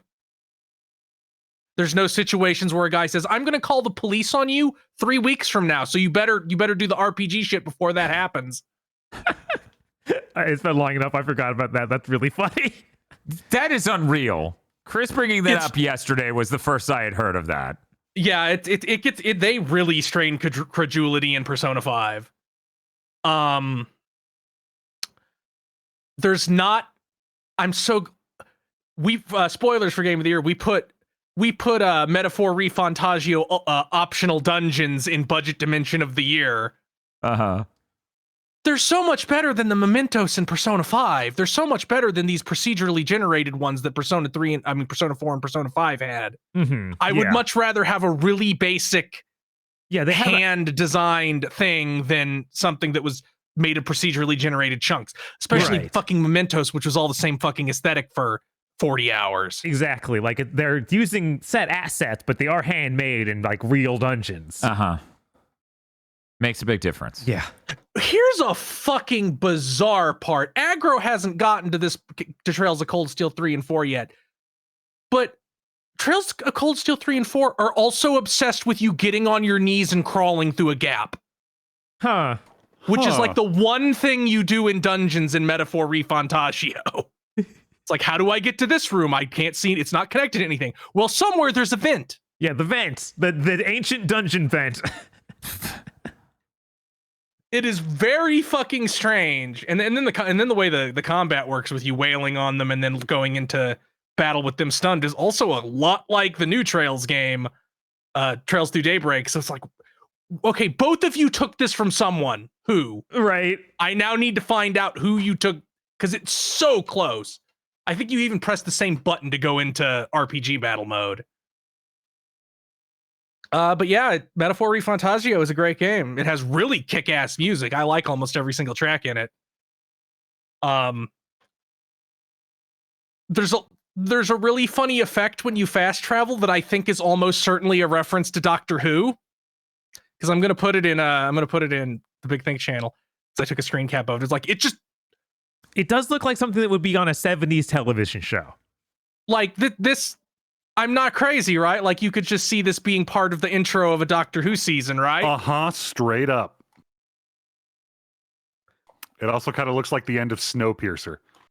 The weird like this is a medieval thing, but also we're like kind of leaning into 60s mod fashion is really cool. Mm-hmm. The fucking Gauntlet Runners I didn't understand what the Gauntlet Runners were until you get yours. Uh-huh. Yeah, I thought it was just a fucking airship. I just thought it was an airship. I didn't realize it had giant chicken legs and it just ran. Dope. All the characters I have so far, I am about to infiltrate the Air Runner. Or it's like, this thing's gonna happen. We have to sneak in and get and fight bosses before. Mm-hmm. Yeah, so you put some time in that. Jeez. Yeah. I love Haisme. I don't know how his name is pronounced in English because I'm playing in Japanese. Yeah, you got it. Heisme. He's great. I love him so much. This smug little scrimblow fuck. This smug little scrimblow shows up and then he has the deepest voice you've ever heard. Yes. Because he's a 48-year-old man. Uh-huh.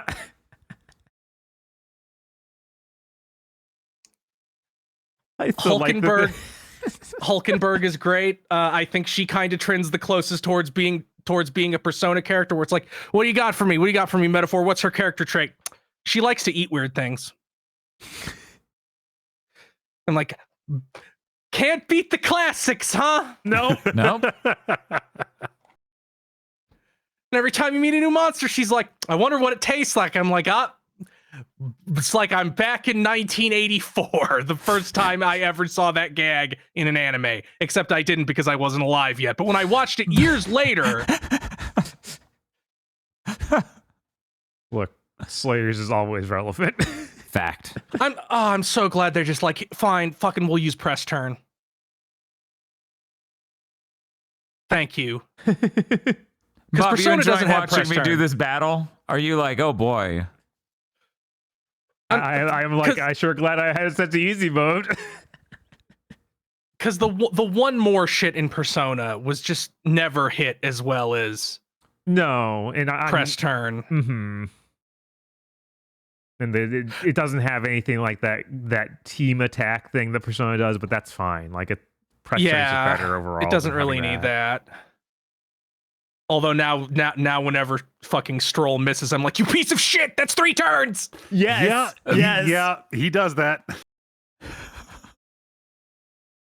Like, Although oh now man, you this just boss have a battle's going well. Oh no, it's not. Oh, one moment. Now you just have a fucking restart the battle button. Mm-hmm. That's kind of crazy. It is. I think they realized how insanely difficult it would be without that. I mostly use it when an enemy that I ambushed breaks stun before I would like them to.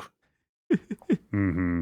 It is really nice, sort of like, oh no, this is, look, I'm a fair man, but the RNG is fucking me on this one. Why'd they make the merchant so broken? Because he takes money, I guess. But you get so much money because if you kill somebody in the overworld that you're too over leveled to fight, you just hit them and they die, you get an enormous bonus to cash. Mm-hmm. It's insane to just swing your thing, kill 3 guys. It's like, you gained 3,000 gold from that. Mm-hmm. God, just an immaculate super game. I'm so excited to play more of it. There's so many classes I still need to get. So I got the Faker class. Mm-hmm. Half the time in Japanese, half the time when a character uses it, they yell Faker. But the other half the time they yell Joker.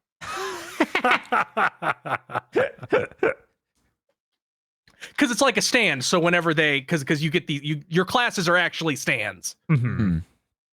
So whenever you use go into the archetype menu, which is what they're called, the character will usually yell the name of the archetype. Very Persona-esque, yes. Yes. And nothing else. And Nothing else. There definitely Nothing isn't else. another series where someone yells the name of their thing and it comes out. No. There definitely isn't a series they were trying to make a game for that then eventually just ended up them making Persona instead. Definitely didn't not happen. No. But yeah, I don't want to say too much because I hopefully Dan will crush through Rebirth and be able to crush through Metaphor. How's that looking right now, Bob, from where you're sitting? You should turn it to easy mode. You should turn it to easy mode now. Who are you fighting, Dan? Tell me. Fighting the fucking fish that's 40 feet off the ground. I'm like, Barrett's right there. Let me use him. They're like, no, the girls. And I'm like, why the fuck are you doing that? That's not true. It's Red 13 and Eric. But I'm just like, Barrett. I can even do him for a call-in thing. And they're like, Oh, yeah, they don't let you yeah, put they him on won't a let me team? change the party. Here, Weird. I'll fucking show you. Yeah. I go to the party. Normally it would have hit square to change, and then it's like, nah, dog. They've just hard set what characters I have to use at this moment. Weird? Yeah, that's in fact they do that a lot in that game. Yeah, and I just got through like 2 bosses where they hard set my team too. I've seen a lot of them do it. I didn't think this one would because they're standing there. They're literally right there. There's Right. no excuse. It's like, yeah, but the girls were leading the way to the fish that attacked Yuffie, and I'm like, no, but yes, but Red 13's who you're making me use. Since we're talking about what you're playing right now, Yes. Red 13's hair looks so much better on this. It's ridiculous. Yeah, no, that was a this- blurry mess. Internet, I know you're on the other side of the internet. There's nothing I can transmit to you to sell to you how much better this looks than this game on a normal PS5, but holy shit. I am starting to feel like this wasn't a waste. I'm starting to get tricked. You found the one. Yes. The hope is as we go forward, it's more like this and less like these games that weren't finished anyways, like Star Wars Outlaws and other things. I played a lot of stuff, but a lot of it was stuff I already played before because I was showing my best friend Cornbread Pockets, who came down for Christmas, all these games he missed, and learned that he hates any games where you have to press buttons and reactions to things. I didn't know this, for the record.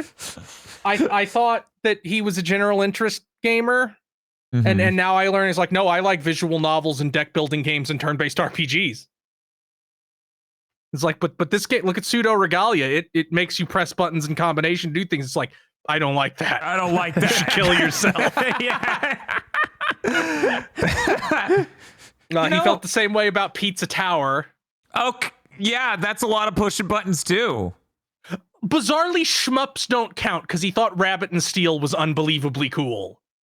Huh. Is he And into that's like one of the MMOs? most... He does not play MMOs. He does play Okay. shmups, though. I don't understand. Huh.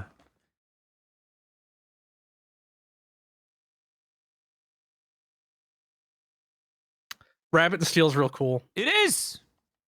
You should play. You should play Rabbit and Steel, even if you don't have any context for Final Fantasy XIV, which is what it is heavily, heavily inspired by, to the extent it uses the fucking font to introduce the new areas. But you should play Rabbit and Steel. If you don't know what Rabbit and Steel is a shmup-like game where you have 4 buttons: a primary attack, a secondary attack, a defensive cooldown, and a special attack. The special attack has a cooldown. Your primary and your secondary do not, but they have a global cooldown, meaning you can use one of them like every 1 second. You pick a class. They're all kind of like an MMO class. Their abilities have synergy, like your secondary attack will buff the next 3 times you use your primary attack, and maybe your special will be like all your other abilities have like a 20% chance to make the cooldown go away on your special. And then you fight bosses, and the bosses have Final Fantasy XIV raid mechanics. Like, I'm going to cleave this half of the screen. Better get to the other half. Here's my graph paper chart of projectiles. Better dodge them. I'm gonna freeze time, then show you where 4 attacks are, and they're all going to go off very fast after I unfreeze time, so don't be in any of them. Yeah, and that shit feels really good in the way the gameplay structured in this. Just how it feels movement-wise and the scope of it. Like It also has dope. technically 16 difficulty modes. It actually only has 4. I think it's called Story, Normal, Hard, and I don't fucking know what the last one is because I can't beat one area on Hard. I assume it is called either Savage or Extreme or Maniacs or something that evokes Final Fantasy XIV. But the reason I say it has that many difficulty modes is the enemies change what they do based on how many people are playing. Because you can play 1 to 4 people. Huh. And they will do wildly different things. Like their base mechanics will always be the same, but they will start doing shit like, okay, if you're playing with 4 people, I tethered 2 people together, 2 and 2. If those tethers cross, you all die. Nice. Also, I'm doing other shit. Dodge it without crossing those tethers over. I definitely want to play some more with people. I've beaten it a couple times solo. Yeah, I should try that out. I didn't think about picking up when it was on I the Steam should've sale. Fucking picked it up on the Steam sale. I It was forgot. really I forgot that was even this year. Yeah, Yeah, I think it came out of early access this year. Mm-hmm. Does it have a demo? Does anybody know? I don't know. Don't know. One moment. I have the tab open. I can check. It does not. Oh wow. $15 not on sale. Let's see. What else did I play? I ate the red velvet Reese's. Don't eat the red velvet Reese's. Oh my god. I don't know. You just said Red Velvet Reese's, and my brain went, ooh. Oh, I think I might eat the Red Velvet Reese's. Just imagine a subpar Reese's. Does it? Is it still peanut butter? It tastes. Yeah, it's just like the top part of the cup is like red, Oh. and I'm like, red velvet cake doesn't have like a unique flavor profile. Really, it's red because of red food coloring. Yeah, it tastes like red food dye. Mm-hmm. So I don't really get who it's for. I also had the fucking, I think it's called like the springtime or big cup Oreo. It has sprinkles in it, Weird. Yeah, like honestly, in the peanut butter. with the red velvet one, I honestly thought it'd be filled with cake instead of peanut butter. No, the Yeah, I top figured. kind just tastes sort of like a red velvet cake. Maybe it more just tastes like sugar rather than chocolate. Hmm. Yeah, I figured it would be some of them. What they do is they put a layer either on top of the peanut butter layer or underneath. That's Oh. like a glaze or a syrup. I figured it was something like that, but nope. I also finished streaming Yick. I beat Yick 2, meaning the epilogue of Yick. Okay. It gets real abstract. It stops being real. Nothing in the epilogue is like rooted in what you would perceive as reality. It's all fucking real abstract. Like you're getting into fucking the end of Ava T, the TV show, where it's not even deliberately trying to be like a Of course, yeah, that like makes a thing sense. anymore. That I makes do sense think given it's how funny. things I went. do think it's funny that they point at one guy and like, that guy invented 4chan and that doomed him to hell for all eternity. That is literally the most evil thing that anyone has ever done. That's pretty funny. That's pretty funny. I don't really have a whole lot to say about it. The new combat system's neat. It's so completely unlike the original game, which you can't even play anymore. There is no way to play that. I guess you could buy it on Steam and then roll back the version using the thing they let you do that with to play the original if you really wanted to. But there is no other way. That physical version from a limited run never came out. They took That never pre-orders for it, but it never came out. I did not know that they announced that even.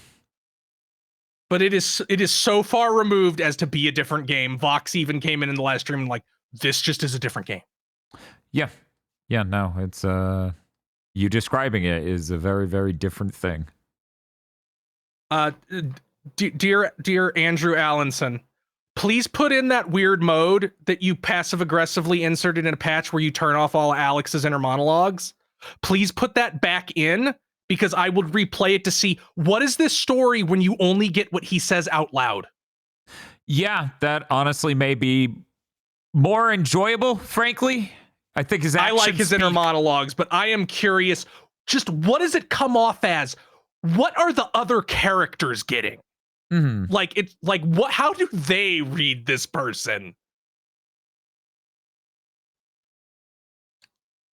So add that back in. It's funny that there's like a button in the options menu that's like revert to old battle system, but it never like lit up at any point during my playthrough. So it's just a grayed out option? Yeah. I don't know if there's something you have to do to unlock it. Yeah, that's weird. I don't even know if it would work for the stuff that wasn't in the original game, because there are things even in the main story that were not in the original game. Like there's an entirely new boss. Right. But yeah, I thought it was pretty enjoyable as a stream. I don't know how much I would have liked it if I was just sitting and playing it in the dark. But seeing all this goofy shit, the best games to streams are one that are constantly showing you weird shit and new things. Yeah, people want to see you react to a thing. So things need to be happening and you need to be not hearing which didn't happen in the original version of Yick at all. Right. You know, people you got 4 hours of right in the manhole. Right in the manhole. They don't want to see you react to that for the 30th time because it's not you reacting, it's you dying in slow motion on screen. Man, Bob, this run's going a lot better now that I changed it to easy mode. That's crazy. How did that happen? Yeah, I only played some old stuff to show Cornbread Pockets and Metaphor because I want to. Metaphor is the one thing I absolutely must complete. Mm-hmm. So I can put it number 1 on my list. Yep. Seems that way, huh? Yeah, it's kind of fucking insane. Oh, I played the gay sex 3D furry 3D platformer Action Adventure. Oh, okay. How was that? It feels really neat. It's a really good feeling 3D platformer. You move pretty fast. You have a double jump. You have a dash. You can also do it in the air. You get one dash in the air. Unless you dash off you can dash off the edge of something, do a dash jump, then dash again in the air and do a double dash jump. It is the kind of collectathon 3D platformer I like the most, where it's just like, here's the map, go get the shit. It's out there. Figure out how to get to it. The first thing that happens in the entire game is all your clothes explode off, and then you have to do the tutorial cock out. Yeah, in case anyone thinks the gay sex part was metaphorical or exaggerative. No. When you get to the checkpoint that lets you go to other places on the world map, the first thing you can do is masturbate. Huh. In this demo, there are only 2 other sex scenes that I found, but I don't know if there are more in other places. But yeah, this demo is allegedly a quarter of the game. I imagine it'll probably end up being less than that because scope creep comes for us all. Mm-hmm. It kind of has combat, but not really. It's kind of nothing. I also wonder if it'll get a little bit more complex because it is very pseudo regalia-esque, and like, we made the movement in the environment. That's the game. And it feels pretty good to move around and run. So that's the important part. That is the important part. Mm-hmm. You can play this demo right now. It is not, there's no possessive in that title, Dan. It is just Axon. Even though that's the main character's name. The itch.io page disagrees with you. Oh, does it? Huh. Well, I guess I'm wrong. Go to itch.io and try this game. That's AXYN''S adventure. Yeah, try it for yourself. Try gay sex today. Ask your doctor if gay sex is right for you. I'm so glad that indie devs are finally punching into the PS1. Mm-hmm. Mm-hmm. The Western side, like the entire AAA space is collapsing, but we'll have PS1 tier indie games. Perhaps billions don't need to die. Perhaps. Shit, I'm really hoping I can finish 10 Dead Doves by the time we do Game of the Year. Was that the game that featured the Uncanny Valley face? Yeah, the 3D Angela Anaconda thing. Oh no. But that's all I played, I think. Yeah. Chat. You could not anticipate what tomorrow's stream is. Now, here's the thing. You've seen us see it countless times. We've brought it up even more times. It's been on Big Think many times. The name has been said countless times. But there's no way. Literally no way. It passed through you all and it passed through us all as though it was a spirit. But we need to know. We're heading into Game of the Year. There's all sorts of things we must quantify and understand. So tomorrow we are playing. Why is it so small? Unknown 9 Awakening, featuring lady who uses third birthday spirit powers to remember me combat. This is going to be rough. I cannot express to you how desperately I'm hoping this game is secretly amazing. For people who might not know, this is the game with the story world. We're going to find out how good the story world, on all one word, is in Unknown 9 Awakening. There are 3 novels for this game out now. 2 of them came out years before this game because this game was originally supposed to come out in like 2022. Oh, that didn't happen. Now I know. No, it didn't. A lot of you are like, what rat-ass motherfucking Western publisher published this fucking garbage Western game? Namco Bandai. But the studio is still Western. Why is it that whenever a Japanese studio acquires a Western developer, like has a Western studio, it's just like produces the worst shit? Unless you're Nintendo. Right. Nintendo is above the law. Nintendo, unlike what these other Japanese publishers seem to do, Nintendo actually observes them and is like, what are you doing? Stop that. Yeah, they hold their hand. Like, fucking Capcom never did that. No. Not once. You don't think that happened with Bionic Commando? No. I don't think that happened at any point with Square Enix either. I don't think the first Tomb Raider would have been one of the most expensive games ever made at the time, had they. $130 million. You know, Bob? Go ahead, Chris. I'm willing to bet, even not adjusted for inflation, that probably cost more than Rebirth. Rebirth has a lot of money put in it. Right. I'd love to see numbers on what they spent on Rebirth. I really would. Oh, yeah. This is insane. So fucking expensive.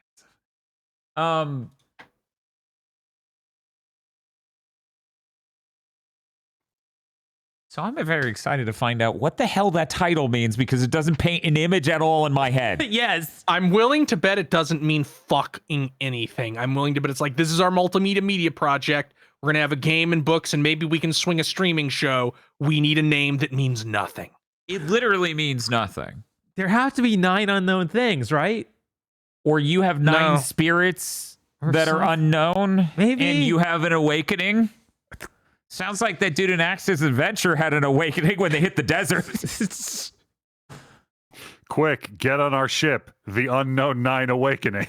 Yes! View our story world here. So, will story world be used in the actual game? I need to know. I bet no. Probably not. I'm going to have a stroke if it does, though, because that implies that they're going to go meta with it. Uh-huh. I would have more respect for it if they did, because that is story world is the most fucking limp dick, pathetic, pitiful, cynical marketing term I've ever fucking heard. Mm-hmm. So at least if it was in the game somehow, that would make it one notch less reprehensible. It's somehow worse than the Everwar. I've been thinking a lot about the Everwar as I look at Unknown 9 Awakening. Mm-hmm. I think it's going to be a good comparison point to serve us well. Oh, Dan, I need you to play a demo for me because my fucking PC can't run it. What? Eternal Strands. Oh, yeah. That game made by the BioWare devs that had like them freezing the Titan as it walked through the landscape. That has a demo because it comes out on the 27th and is doomed. The demo doesn't come out until the 21st, though. We gotta wait. I'm excited. Okay. Yeah, I hope they put it out on consoles. They haven't said they would, because I will try it if they put it out on consoles. I'm seeing a trailer here that has the PlayStation The mark game's on coming it. in console. But The we don't know game's what the coming demo is. consoles, but Okay, they you don't they know haven't the demo. confirmed Okay. the demo is yet. Okay. Mm-hmm. I'm excited. That game looked really goofy. Huh. Okay. Considering that right before Christmas, the two Mass Effect successor studios both got decapitated, it'd be nice if anything by somebody who used to work at BioWare would ever come out. Right. Not counting that'd be not nice. counting David Geider because Stray Gods was Cheeks. Sorry, David Geider, you can't cook for shit. Never could, never will. 60% of people said they would rather eat the Twinkie dog over all the other options. course. Second place goes Correct. to Fair, pizza correct. with banana pudding. Okay. Third Nice. place goes to banana snack, and last place is banana plus pizza sauce. I think Nobody wanted I that. think the banana plus pizza sauce would probably No. punch higher than the banana No. snack. no. Got a little bit of acidity, you got a little bit of savoriness. So- Most jarred pizza sauces already have a little sugar in them, so Yeah, they do. They also taste a little sour in a weird way. Chris, do you have any streams coming up? no, I have to do shit. Start Oh, the okay. new year. Okay. I have upkeep to my life that I always do at the start of the year.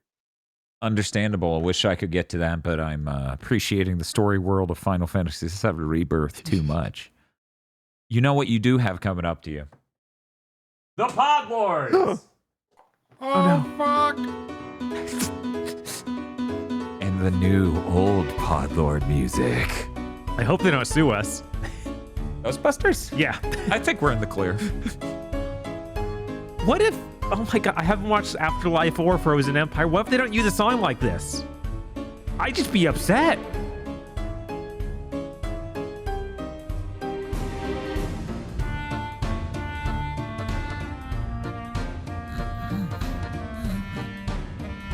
Imagine you were a Pod Lord. You were very excited to be revealed this episode, and then bland music. Yes, that's right. The Pod Lords. You know those guys? I know those guys. We hear about them a lot. This is like He-Man's team is just like the Pod Lords. I've heard about them. Dun, dun, dun, dun, dun, dun, boys. Pod Lords such as BN12, Red Blaze 27. Finally got around to taking down all of my Christmas decorations. Can't shake this feeling I forgot something though. Rado. Hope everyone has a wonderful new year. WTF Spider-Man. Mr. I like spam. So here's the plan. I gotta bounce. No. No. Come on. The bouncer. It's terrible. A lot of sessions this year. Is this you watching Twitch? I think that's sessions for like Steam. The Steam wrap up Oh, has sessions. Yeah. Shiny Mew. Whoa. This is Jesus. a weird regional variant. Is that Cone? Yeah, it's going after you got the buff bodies. Also, don't remind me of that. That is in 2024 as far as I'm concerned, and it needs to stay there. Don't we release that to the public in I don't care. 2025? I'm not going to read those comments. Chris C. Birthday boy Juicy Frost. Happy birthday. Guardian. They turned me into a douchebag with colored magic space light. Help me get back to being a... Wait a minute. This Destiny joke is falling flat for everyone on this podcast. Maybe the viewers, though. Maybe. I mean, you started with Guardian, so I knew immediately that it was a Destiny thing, which is But there are enough layers to this information. that you're just... Nah. Yeah, but they're not real. There can't Yeah, be an I actor know everything. crossover. They removed those layers. They took them out. So That's a shame. The important thing is that anything you put after the word guardian is automatically hilarious. Oh, okay. Happy New Year's, everyone. Here's to another year of exciting content. Bob, why are your eyes blue?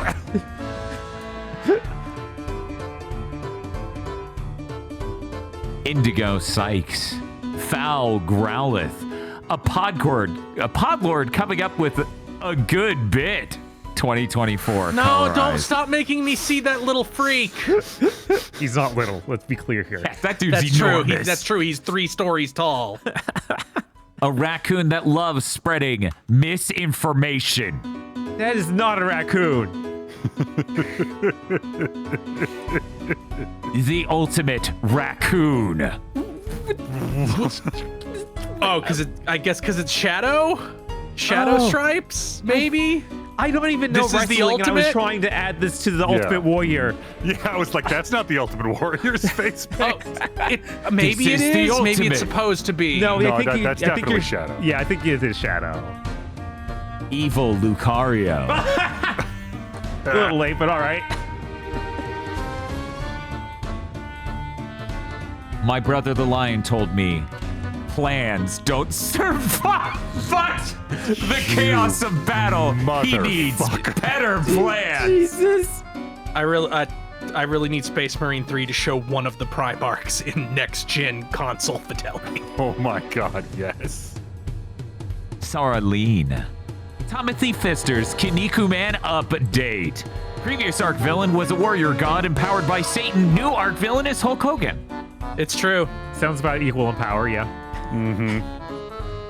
In fact, Hulk Hogan got so depressed that nobody was as strong as him, he tried to kill himself and then met Neptune. And Neptune is like, no, work with me instead. The holidays have come and gone. Thus I say throughout the land. Bountiful blessings to you all, and to all a good plan. Maybe we'll be able to leave Jinkari behind in 2026. We'll see. Yeah, we can only dream. Posted to flagship monsters until Wilds is here. Here is Brachydios. Metal. Maddie Mo.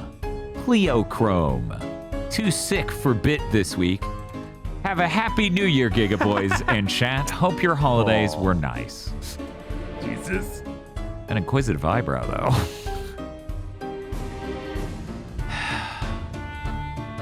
The worst part is they got this in early, so every time I checked the Patreon, I had to see this name. Or maybe it was in the Discord. I don't know. James Planderbeek. I really hope we can leave the bounce behind in 2026. Jesus. Jesus fucking Christ. Falcom is re-releasing their crossover PSP game with rollbacks, so now it's your turn, Square Enix. That is a bizarre fucking thing to get lapped on. Uh-huh.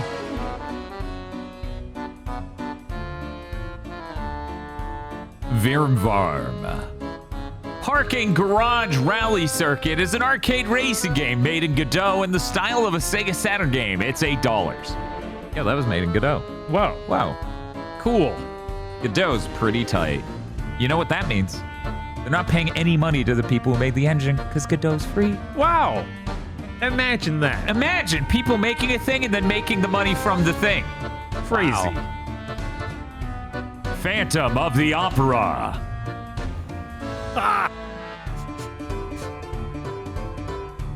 I don't like what you're making me do, Podlord. I don't at all. Just so we're clear. Saijin Kriegeria. What is... See, so he's Simon Krieger from Okay, Spider-Man, but he's Because they're both voiced by. You gotta they're have both more Troy of a. Baker. Who am I kidding? They usually have no connection to anything whatsoever. Right. But maybe you just don't... Just put it up there. Don't have this name. This name is horrible. God, the eyes. Those are too piercing. Jesus. it's gonna burn into my OLED. Right? I'm sorry. No, this is the first time. This is the first time in a long while nobody's has to apologize for a mouth thing. Yeah, I feel like we need that for our stream. No, an emote of this would be great. Yes. Cryptid bird, digital basic. And look, they've got that fucking Vaporeon, Japanese Vaporeon card. Oh. Hell yeah. Glaceon? Yeah. Glaceon, sorry. The crown is fucking insane, and so is the fucking 270. Nice. That's fucking nuts. Hopefully that didn't fuck up the next image we're looking at. One moment as we go to Gofre, forma de bestia non monstruosa. Don't ask me. Okay. They're still I doing don't know. shit from an anime I haven't watched. Is this? Can't be Metaboss. Or Yeah, I Zapdos? was about to say, is this Zoids? But it's not mechanical, so it can't be Zoids. Is this?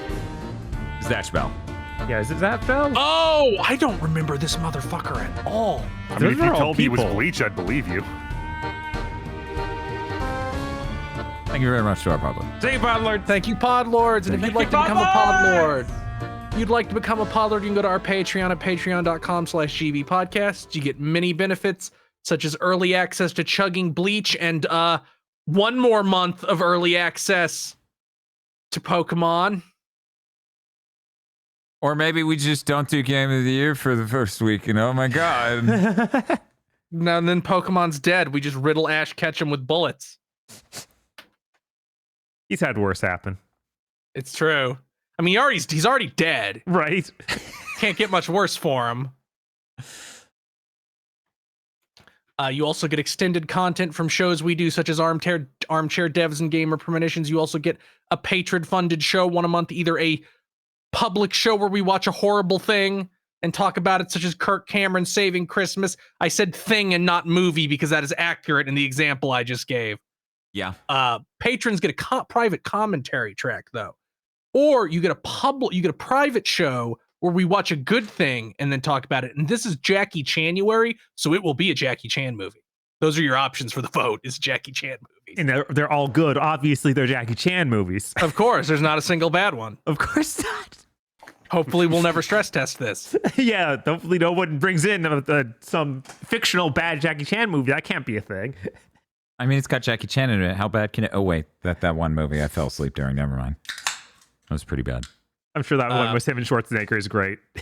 It's got to be better than that one I fell asleep during. Probably. That's I probably didn't the even know worst he was Jackie ever Chan. in a movie with Schwarzenegger. Yeah, it came out like 3 years ago. What was that other movie he did? Where it was a Oh. crossover. Oh. And he was like Jackie Chan's just hiding in the woods the whole fucking movie. Oh, that thing was because that had Pierce Brosnan. Pierce Brosnan. That was the famous Oh, celebrity. The Foreigner? Yeah. Yeah. That was okay, but not really Jackie I Chan. mean, yeah, that was way better than Jackie Chan in that one movie I fell asleep during. But that is patreon.com/GB podcast. And if you don't have any money, it always helps immensely to tell your friends, rate us on Thursdays, rate us on your podcasting app of a choice. Leave a comment, subscribe on YouTube, but that doesn't fucking matter. It's YouTube. No actual metric matters on YouTube. Yep. And just tell people, patreon.com/GB podcasts. We've got some news. We're gonna go ahead and address it. We actually haven't in recent weeks, but we're gonna do it now. Hey, chat. There have been Switch 2 leaks. They are too boring to talk about. Yeah, it's like it is a Switch again, but better. Here's The dock looks slightly different. The Joy-Cons look slightly different. literally everything we told you months ago is what's leaking now. It's made on an 8 nanometer process. We're currently on 4. These things are exponential. It is way behind the curve. I warned you about it months ago. I said it was mildly disappointing then. Mm-hmm. But now it's leaking and it's real. We already knew about the magnetic Joy-Cons. Mm-hmm.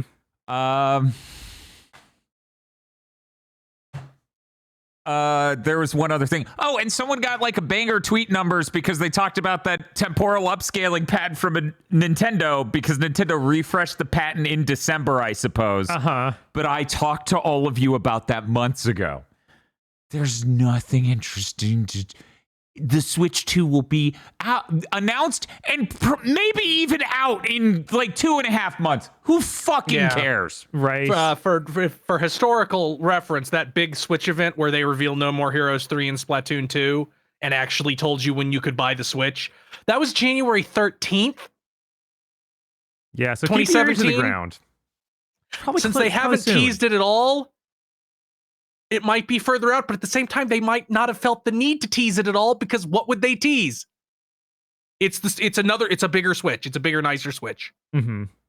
Yeah, and this time they really the Switch is still selling. The Wii U wasn't selling. They could announce it before the holidays with the Wii U because they weren't going to sell a single Wii U.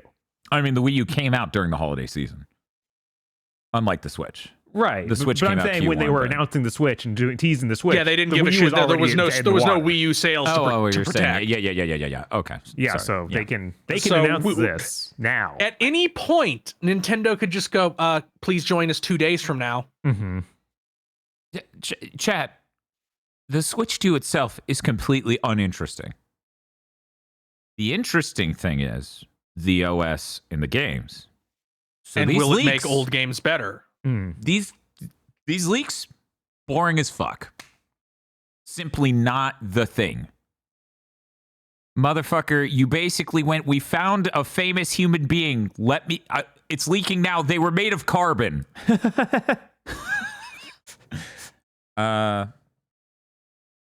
Yeah. So that's why we aren't talking about that. Some really big news. Blurbusters teamed up with Timothy Lotz, former AMD and NVIDIA engineer, to make a shader you can run on 60 hertz content.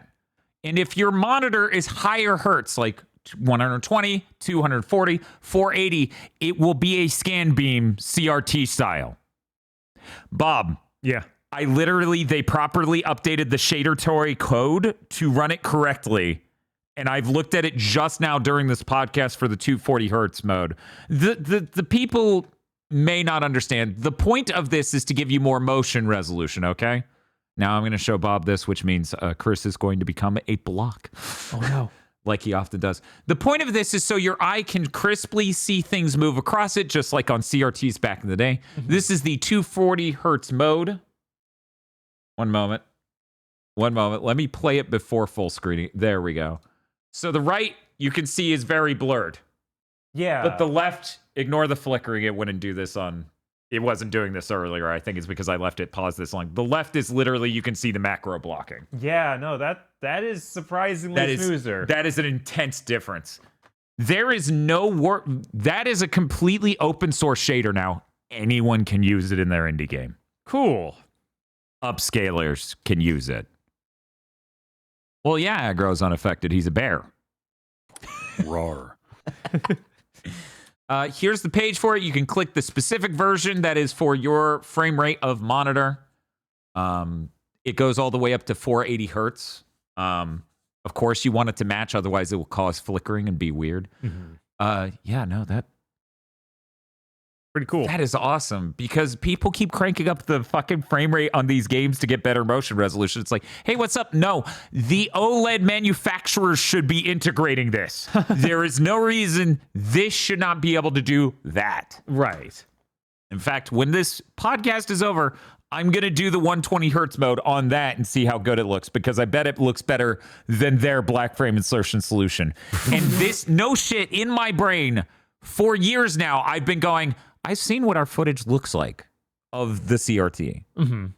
I know what slow motion footage of a CRT looks like. That isn't how black frame insertion modes work on anything. And this shader is literally doing exactly what I was talking about.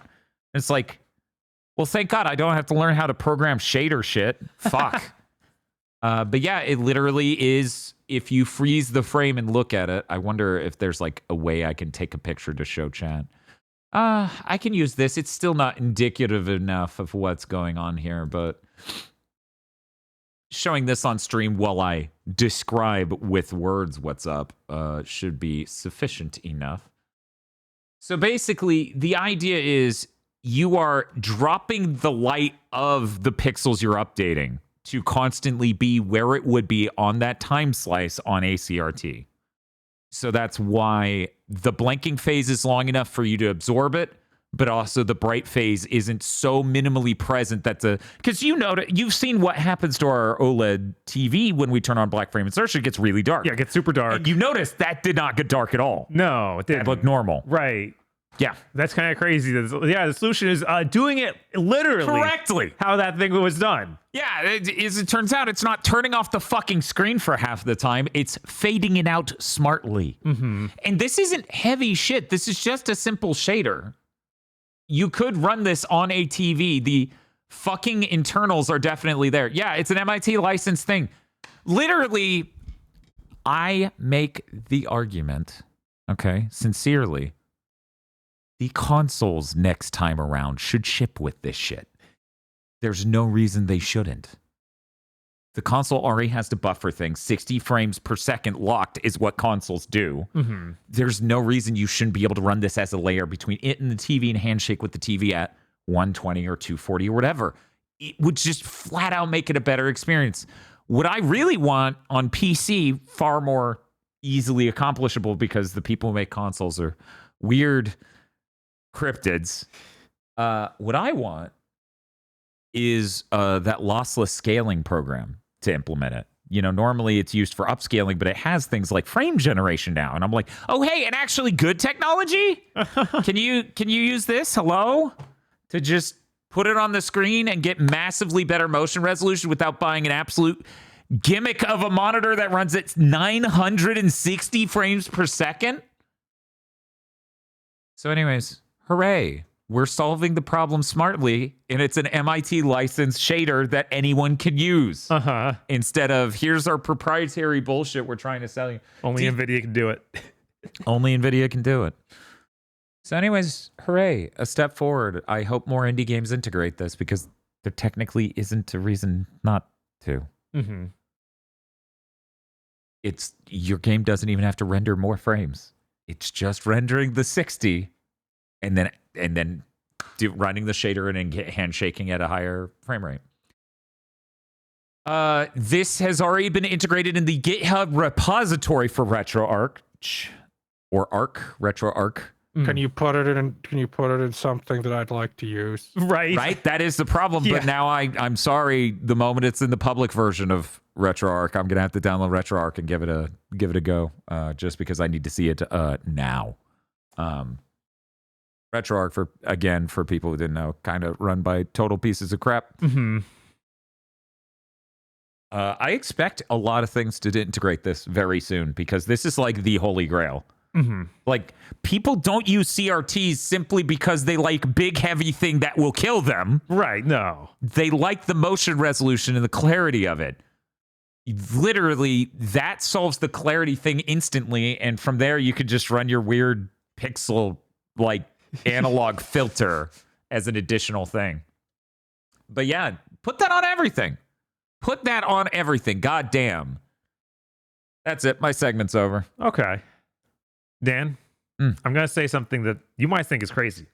I think the reason you couldn't switch party members is not under party, it's under combat settings. I believe that that's the case, and that drove me crazy. They put something quirky under combat settings. Maybe you are correct. Maybe I mixed up the party screen that should let me change my party with the combat settings screen that would let me. Yeah, I think I remember it also taking me a very long time to find out how to switch my party. They made it unnecessarily difficult. Mm-hmm. What's even weirder is they shuffled what my team was. This wasn't my team walking into that town. Right. So it was even weirder, like, the party. So one moment, what is the point of the party screen if it's not to edit the party? I think it's to look at stats, which is real dumb. It's like every other RPG, party screen is to edit the party. I think every single addition to UI and UX that ever came from a Western game should be discarded. Especially Destiny. Oh yeah, that has been a scourge. What game? Oh yeah, it was a Space Marine 2, where it was like, I can for some reason bring up the Destiny cursor on this menu. It's just like the options menu to change the subtitle settings. So I feel better about that boss, but I feel worse about the menus. Yes. This was not a good trade, but I guess it was one. Because for anyone who wants to know, the fish flies 40 feet above the ground, and Cloud's like, fuck, I don't know. And I'm like, wish I could use Barrett. Oh, I could have. Oh. And then Tifa could even uppercut, so she would be able to. Mm-hmm. Literally had the worst team possible. You did. God damn it. At least Cloud has that one range attack, but like Red 13 doesn't. You mean that one range attack that's an ability that I need to build ATB to be able to use? No, after you do your dodge, he does the Oh slashes. no! If you dodge, Long he can range. throw wind slashes out. Oh, yeah, that's true. Yeah. And I was doing that. Mm-hmm. Why is it not under party? I don't know.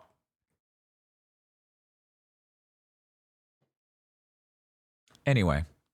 Hey, Bob, do you have news? I do have news. You have news? I found some news out there in the wilds. Oh, yeah? Reciteer HD is real. That is what's behind us. Oh, my God! Reciteer sweep 2025 is going to be the year of Reciteer. I haven't played that game. I did play Chantalise though. Yeah, Bob and I were real 50-50 on whether we did Reciteer or Chantalise for Wave 8. Yeah, we really spent a long time being like, God damn it, this is hard. This is one of those first games I bought on Steam. Yeah. I played it for like an hour. That game's pretty cool. I do wonder if we're even if English speakers will get it this year, because I don't think Carpe Fulgur exists anymore. No, I don't think so. I know that the like the guy who ran it had some kind of mental breakdown that like completely fucked up all their freelance work, and I don't know what happened to them after that. Yeah, they got like hired by Xseed to work on something, and then like 2 years after it was supposed to come out, they posted like, I had a mental breakdown and didn't get anything done. I'm sorry, everybody. And I don't have no idea what happened to them after that. Mm-hmm. But I assume that they were the publisher too, so I don't even Yeah, I don't know if they need to retranslate it. Could they just will Easy Game Station hunt them down and fix something else? Will they just not care and be like, the Americans will mod it to have that translation in it in a second anyway? Yeah, hopefully. Like, I don't know. Hopefully we see something on the US side for this. Why would party not change my party? Don't, Dan.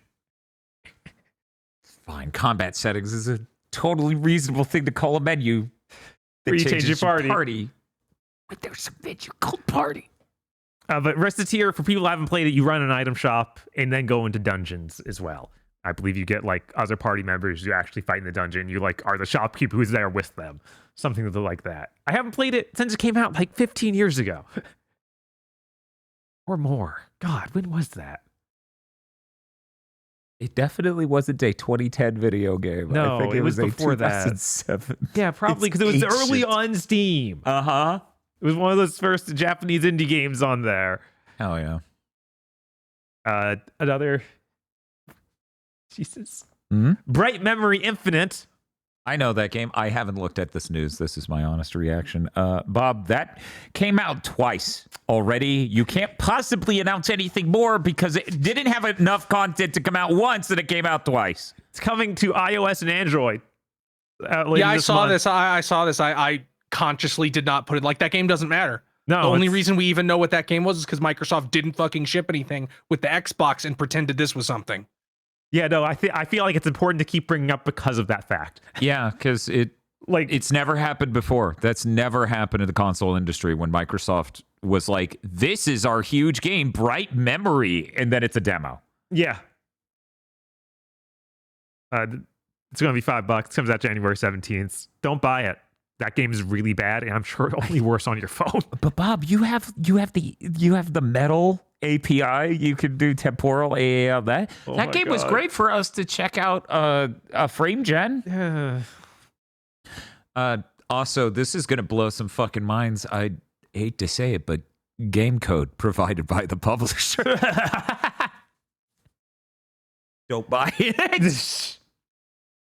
Fantastic Four are coming to Marvel Rivals. All four of them, it looks like. They put out art, shows them in their little server robot. It's unclear which ones are going to be playable. Maybe it's even just a level where you play, where you go through and get them through, like on the car that you move in or in an Overwatch. Like all of them in the car and you stance switch. Right. It does feel weird to be like, here's four of the same area of Marvel at the same time. Yeah. It'd be like if they like Mantis and is Star-Lord already in there? Yeah, Star-Lord and Mantis are in there. It'd be weird if like here's we're putting in Groot, Rocket, and Batista at the same time. Yeah, which Drax, all of those his were name's already in fucking there Drax. except Drax. But that's the different 'cause launch it's a launch roster. lineup. Yeah, so that's fine. But I by and large am pretty pro Fantastic Four. Okay. Yeah, I but love my Fantastic gut reaction Four. on this is boo. To be brutally honest, if it was 1 or 2, I'd be. And then we can move on to balance this out a little bit more than going the Fantastic Four. It's a combo meal. Fuck you. I need all like, 4 what of are you, them. Spider-Man, setting up for the fucking war at the Where's end of the Carnage? animated series? And he's like, I don't know, X-Men. Just grab 3 random ones, put it in the bag. Put in Carnage. I think that'd be real cool. Oh, that'd be sick. But it has the actor from Venom 2 doing the voice still. That'd be great. I loved him in that movie. I love that actor. We are almost agreeing on a thing. Carnage sucks so much, yet at the same time is also cool. Bob, that third Venom movie exists. allegedly, yes. Yeah. I need to see it. I saw the first Although two, I so watched gotta the see first it. I watched the first 2 with friends, so I guess I'll have to watch it with the same people. I hear there's a horse venom or something. Oh. That's all I know. It gets into the more recent Venom lore where they get really goofy, like meathead heavy metal with it. Where Spiff it's like says... they're go ahead. from a planet, and there's like a magic venom axe, and it's their dark god Clintar, and all kinds of shit. But I have never read any of those things. I only vaguely know what it's about. Spiff says, I'm glad we didn't have to watch the third Venom this New Year's Eve. No, in fact, Spiff got to see for the very first time ever Isolation 119, a film you can only get on the GigaBoots Podcast Network. One really good martial arts movie, Fight to Win. That one was good. That one was amazing. Yeah, the other one was terrible. That's Yeah, what the I'm other one was talking about. terrible. Which one was the Podlord in the credits for? I think it was the amazing one. I think it was Fight to the Win. good one, yeah. It's very funny seeing a fucking Podlord in the credits of a riff tracks. The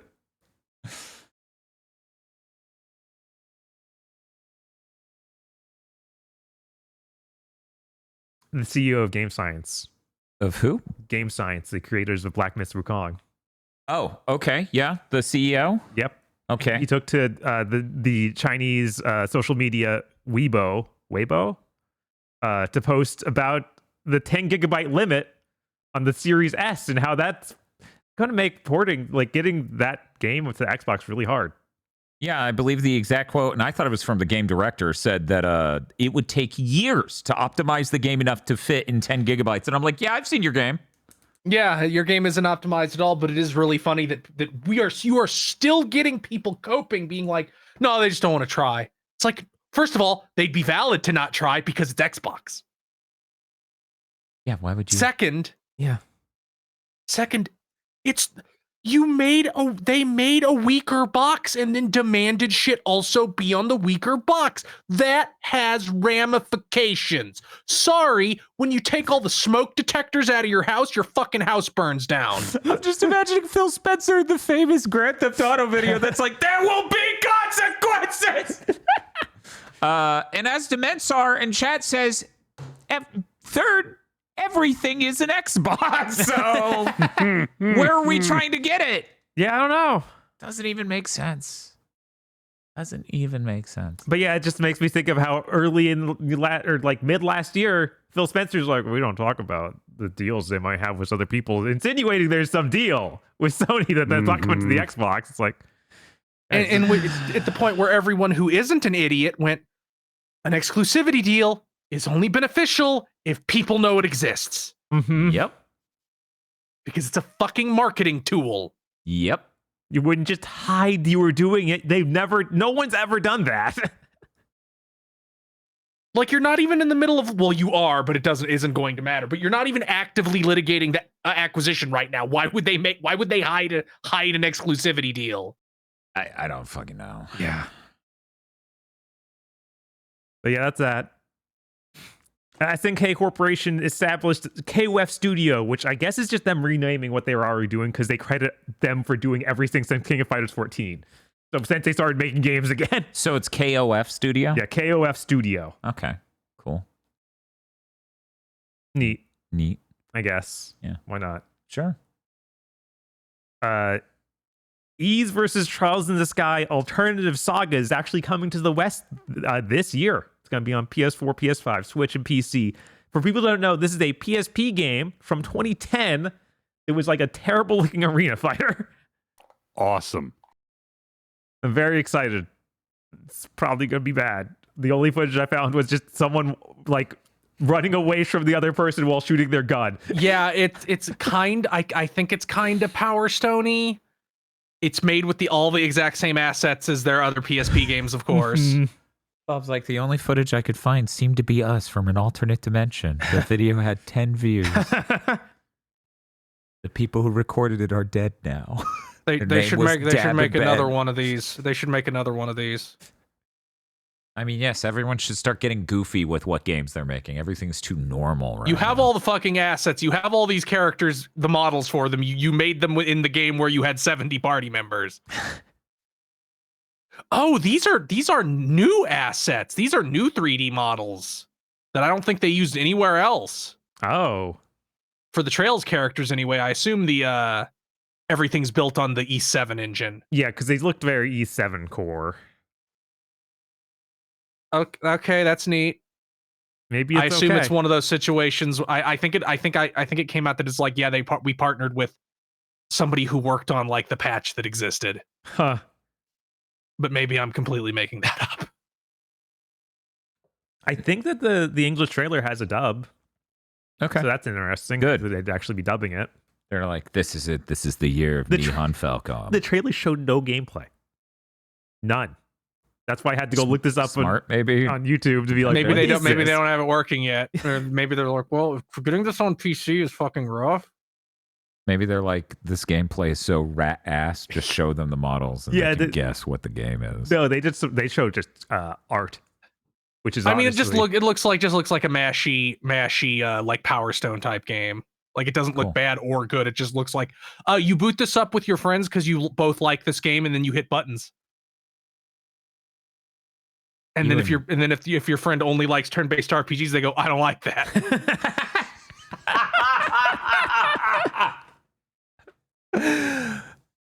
And that's all my news. It was pretty funny when we were playing Abathor, and Xeon would just fall in a fucking hole, and everyone would laugh because the game's like, you don't take damage from falling in a hole. You're fucking dead. Yeah, you're dead. Now your friends have to do the entire rest of the fucking level, and then you get to come back. No. God, that game is brutal at points. It's fucking hilarious. There's a pitfall level where it keeps swinging on ropes. It's a nightmare. In Pitfall, literally Pitfall. Like Jungle Runner. So there are swinging vines and you're jumping on them and the timing jumps to the other. It was a great time. It was a great time. It's absolutely savage fucking video game where it's like, oh, a fish jumped out at the exact right time to hit you off that rope. Fuck you. And that's it for your news? Yeah, that's all my news. Aggro, do you have anything? Just a quick little thing. Rare sent out a flare, rather a tweet on Christmas Day that had art for Everwild. So apparently that's real still? Yeah, I guess they figured out what would be spoilers. It's another fucking Surface game because Sea of Thieves was halfway successful. So of course Microsoft just wants that again. Somehow, Everwild has returned. If they still cancel it after doing this, that'll just be really funny and terrible. I still think like the fact that all they could show is this is something that cost one day of an artist does not bestow confidence. Although they usually do their developer direct in January, maybe they will show Everwild. Yeah, maybe we get to see inside Rare again. Or maybe they'll shut Rare down in 2 months. Me and Microsoft's lineup have a real Casino Royale chair scene energy. Only instead of being a brutal few hours of them hitting me in the nuts, it has been years, and I beg them to just fucking release a game called Fable and a game called Perfect Dark so I can fucking stop getting hit in the nuts randomly every few months. Please. Please. God, they haven't even announced Fable's not coming out this year. Oh, they haven't yet, yeah. You know what's happening, Officially, though. the date is this year, And we already had leaks that they delayed it out of this year last year. Mm-hmm. Very exciting. Chris, do you have any news? Yes, we got a little bit more news about the Trails in the Sky FC remake from Falcom. It's going to have a new dialogue recording. The original version of the game did not have one at all. When they put it on Vita, a version of the game the West never got, they put it in a Japanese voice track, but it has never had an official English voice track. No, it had like barks. Okay. Like in the English version had like a character yell like wind or whatever as they cast a wind spell. No idea if they will keep consistent with the voice actors for these characters that the Nisa games have used. I assume they probably will. Because it's a full-scale console game, and it would be weird to be like, oh yeah, that thing that from a year ago, no, we changed it for no reason. They're not Netflix, hopefully. Hopefully. Also, apparently, Falcom is handling the PC port in-house, and their explanation is literally, we used to do all our own PC ports, then we stopped because the PC market died, and guess what reversed? So now it makes more sense for us to get back into making our own PC ports instead of outsourcing them forever. Yeah, but no one in the industry can even match up to Durante. What are the odds that them coming back to do their own PC ports will be able to? That is worrying.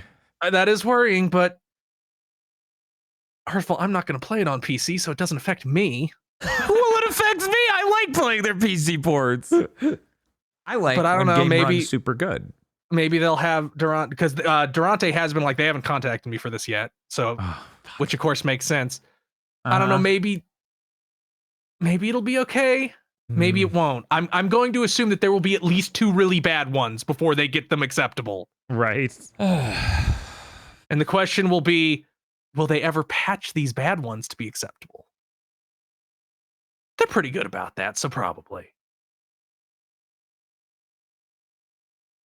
I mean, the PC version of East 10's obviously vastly superior. It has co-op. And that's the way that definitely was designed for that. Yes, 100%. It definitely increased my enjoyment. And I'm gonna take this away from Dan and say it myself. There isn't a GigaBoots news recap this year. You can go watch Mahi's compilation of all our industry burning down blocks, which is 14 hours long. Yeah. I'm not. I thought it was obvious why we didn't do it. Then I said on Twitter again, we're not doing it. Here's the link to the first part, and it has a link to the second part, and we'll put this in the description underneath this video. Lots of people are already enjoying it. It has so many views. I'm glad they're giving me attention because me did this in prior years even. Like 2023 industry. May this year have a much smaller. May it have a much smaller industry burning down segment and not because the industry stopped. Yeah, it's already burnt down. What do you want? Come on, do something. To ashes. Somehow, I didn't know that rubble could burn down. So anyways, please enjoy the 14-hour compilation of the industry burning down segment, because that might as well be the news recap for last year. It was not a joy. No. And I hope this year is better. Because frankly, can't really get excited to do it. Not that I wasn't at any point last year. I think I was fucking over with that by February 1st. Like, even by the end of January, I'm like, yep, I hate this. Mm-hmm. Anyway, this is going to be a fucking weird year for games and the podcast network, and I'm really excited to see how it goes. Just because, hey, Bob, what Western AAA game can you name that's coming out this year? Assassin's Creed Shadows. Oh, that one that was supposed to come out last year. Can you name a second? Fable. Ghost of Yote.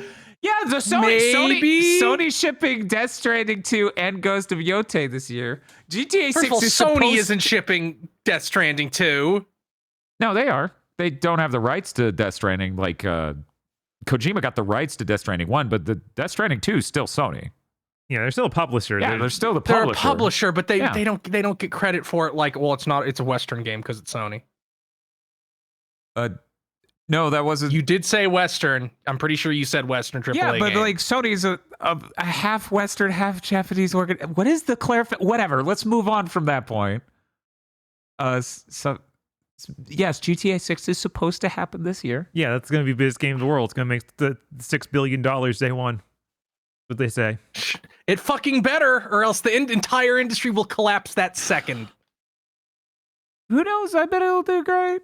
Whatever. Like that's. Well, I'm gonna be I'm honest. sure you look at you try to forecast the fucking PS5 sales. Mm-hmm. The only positive you can look at is GTA 6 coming out. Oh yeah, if And- that doesn't affect it, nothing will. That's the only hope they have against. Yeah, the that's the Switch only hope they have. Yeah. But honestly, like GTA 6 is going to do great. Is it going to make 5 times as much money as GTA 5? Because it costs 5 times as much. Well, I mean, are you including GTA Online? Because that's not fair. GTA Online didn't come out until like 2 years after or something. Something weird with the original GTA 5. What that creature became They're came later. inextricably linked because buying another copy of GTA 5 gives you Yes. currency. Mm-hmm. Like that's But always these are what this different. that These are different phases. This Right, is they- phase that- 1 is right, they have launching to GTA launch 6. and then- Phase 2. that's always what it comes down to. It's like, yes, I'm sure that GTA 6 will make enough money to not be unprofitable. Mhm. Will it make enough money to justify taking 10 years and $2 billion? I'm going to put money on no. But Much like Sony looked at Spider-Man 2 and went, that cost too much fucking money, even if it did get into the black. Why did we spend that much fucking money? But they did make Red Dead Redemption 2 in between. They did. That is true. So the whole studio wasn't working on GTA 6 the whole time. But still, $2 billion fucking dollars. $2 billion. I can't even conceive of a game that costs $2 billion. That is beyond my ability to picture. It's kind of funny that the only thing I'm really looking at and being like, I'm so excited for the spoiler cast and reviews because they could be really fascinating, is Death Stranding 2, Ghost of Yotei, and GTA 6. Mhm. Even Dynasty Warriors is just going to be me and Bob going, it's so good. It's so good. For a fucking hour. Playing Star Wars Outlaws and being viscerally upset that it was nothing like GTA has reignited some of it want to play GTA. Same. And I'm also viscerally upset it's nothing like the movie After Hours. I need to send that guy an email. Dear sir, thanks for the movie recommendation. What the hell, though? In Avowed spoiler cast, they announced that game was 30 frames per second on console. Yeah, sorry, I'm not fucking showing up. I'll play it when it's done. Because guess what? If you statistically, if you look at games that have come out in the past 4 years that only shipped at 30 FPS on PS5 and series, they weren't 6 months to a year later. Yeah, the Black Myth Wukong's still stock, but that's one of the few. That's because they blew themselves up using every single Unreal 5 feature. Yeah, it's true. It uses nanite, and I had to be told that because it doesn't look it. The game, as I said before, it looks incredibly plain. So acting like that's some incredible technical achievement, I'm like, who cares? This is for bean counters or something. This is for people who go, I have examined your art. Yes. It contains this much red, this much green, and this much blue. Good job. You used the most color values. I mean, they haven't even announced Avowed for other platforms. There might be something in Alan Wake 2 DLC that's a little bit like that. Beautiful. Yeah, that's true. We don't have a. They haven't announced Avowed for other That's one of the platforms. few sacred cows that can't go to PlayStation. Microsoft might do that, but I doubt it. I bet even that is like, no. We need as much money as possible. Fuck this. Yeah, it'll launch on PlayStation when it can run at 60. Yeah, probably. And I have the PS5 Pro, so it'll look much better than it would on the fucking Xbox Series X. Mm-hmm. Hey, chat, did you remember a Doom game's coming out this year? Because I hear no one talking about it ever, anywhere. I'm sure that'll be in their Developer Direct in January. That's beneath them. It's Doom. Doom should be bigger than... You know what deserves the Developer Direct in January? 1 second, I gotta cover her ears. Visions of Mana. Visions of Mana deserves that and nothing else. Okay. She doesn't need to know. She doesn't need to know. Yeah, they're really bad at advertising. Feels like Sony's gotten way worse at that too, just not to the extent that Microsoft has. I mean, the thing is, their consoles didn't sell, and no one cares about their platform. So any event they run is going to be less impactful than Sony's and Nintendo's. Especially when this isn't around a true, actual event. Anyway. It's okay. It'll be right around the reveal of the Switch too. A true event. Holy shit. I genuinely expect Sony to do a state of play and then Doom to be there. Because it's launching. There's no way that's going to have any kind of Xbox period. No, I think they already announced it isn't. Yeah, I think when they unveiled it, like I I feel like that Indiana Jones is going to come out, and they're going to realize, oh, if we stagger these at all, the PlayStation release gets nothing, and that will be the moment Xbox truly dies. It's funny too because even Indiana Jones really smacked up. This game wasn't ready. Yeah. They're like, Xbox gamers, you get this hot exclusive. Not done trash. Because like they updated it within 2 weeks or something with we made the console version look massively better. And I'm like, wow. Cool. My chat won't let me go back to your game. Your game's too boring. Your game literally, they got so upset with it before they won't even let me play your video game. I keep wanting to go back, but everyone's like, no, you don't get to dance by candlelight with the lady in the tomb. You don't get to do that, Dan. Play Unknown 9, Dan.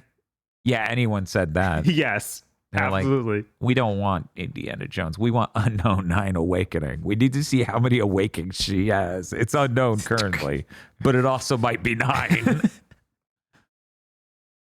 Oh my God, what if her name's unknown? Literally? Yeah, literally. Like that's her actual name. Bob, if that's she has the to twist, explain it like 3 times. Or if it's a twist, it's going to be the worst game we've played this year. Oh God! What if it's like Weapon X, and she's Unknown 9? Yeah, that probably is the case. That's way more. Chat, we're not doing that stream. That's. I just spent $25 on it on PlayStation, and I'm willing to eat that cost and not find out. It's okay. We wouldn't find that out till the second game. That will never happen. Or it's in the books. Or it's in the books. Jesus. Chris, was there any other news? What do you think I do their crossover with No. the developer of Days Gone comic book series? What is that thing called? I actually don't ever remember. I just, what is it, Michael Bendis? No, wait. Is Michael Bendis the other guy involved with John Garvin? Brian Michael Bendis is not fucking working with John Garvin. I can't remember the other guy's fucking name. Yeah, I don't know. Yeah, we just go John Garvin and the other guy from Sony Visual Arts Group. Trace War? It's called Trace War. Okay. Excuse me, they put a T at the beginning of Race War and went, How did we not notice that any sooner? Holy shit. They got their hand on the dial again. Yeah, they're like,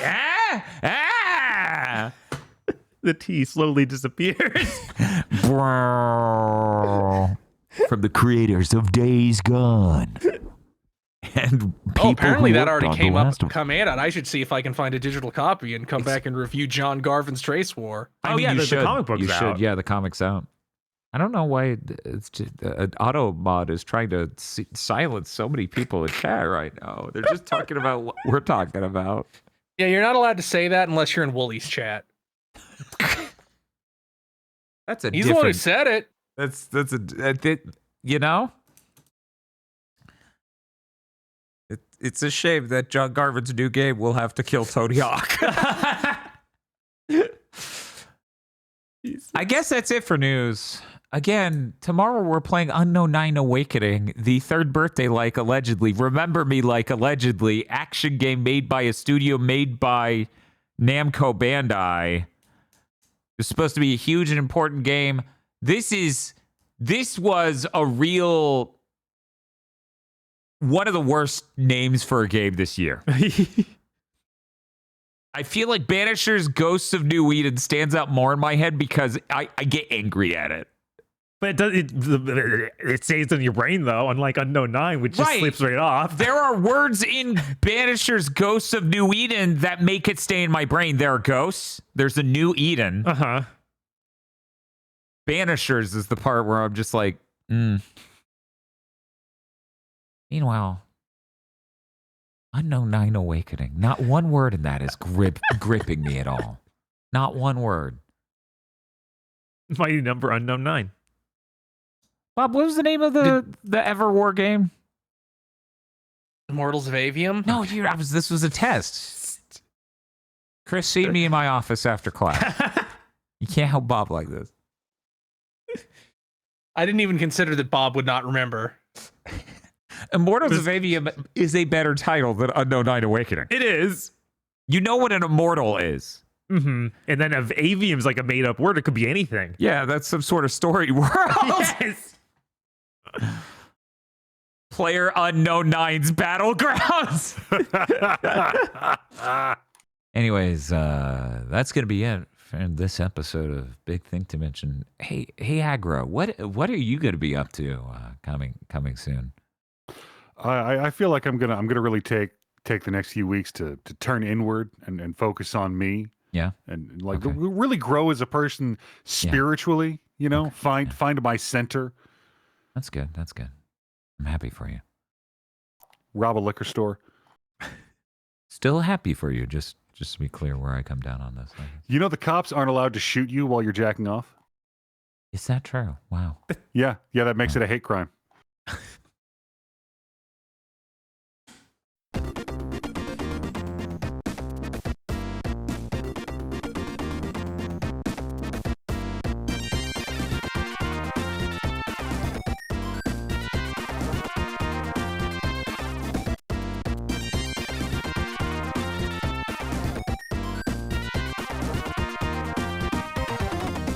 Thank you very much for listening to this episode of Big Think to Mention. Big Think to Mention is only possible because of you and your support over at patreon.com/gbpodcast, where you can watch the movie Isolation 119 and also get early access to the final episode of Pokemon Go to the Movies and more, such as Chugging Bleach and Armchair Devs Extra. That is patreon.com/gbpodcast.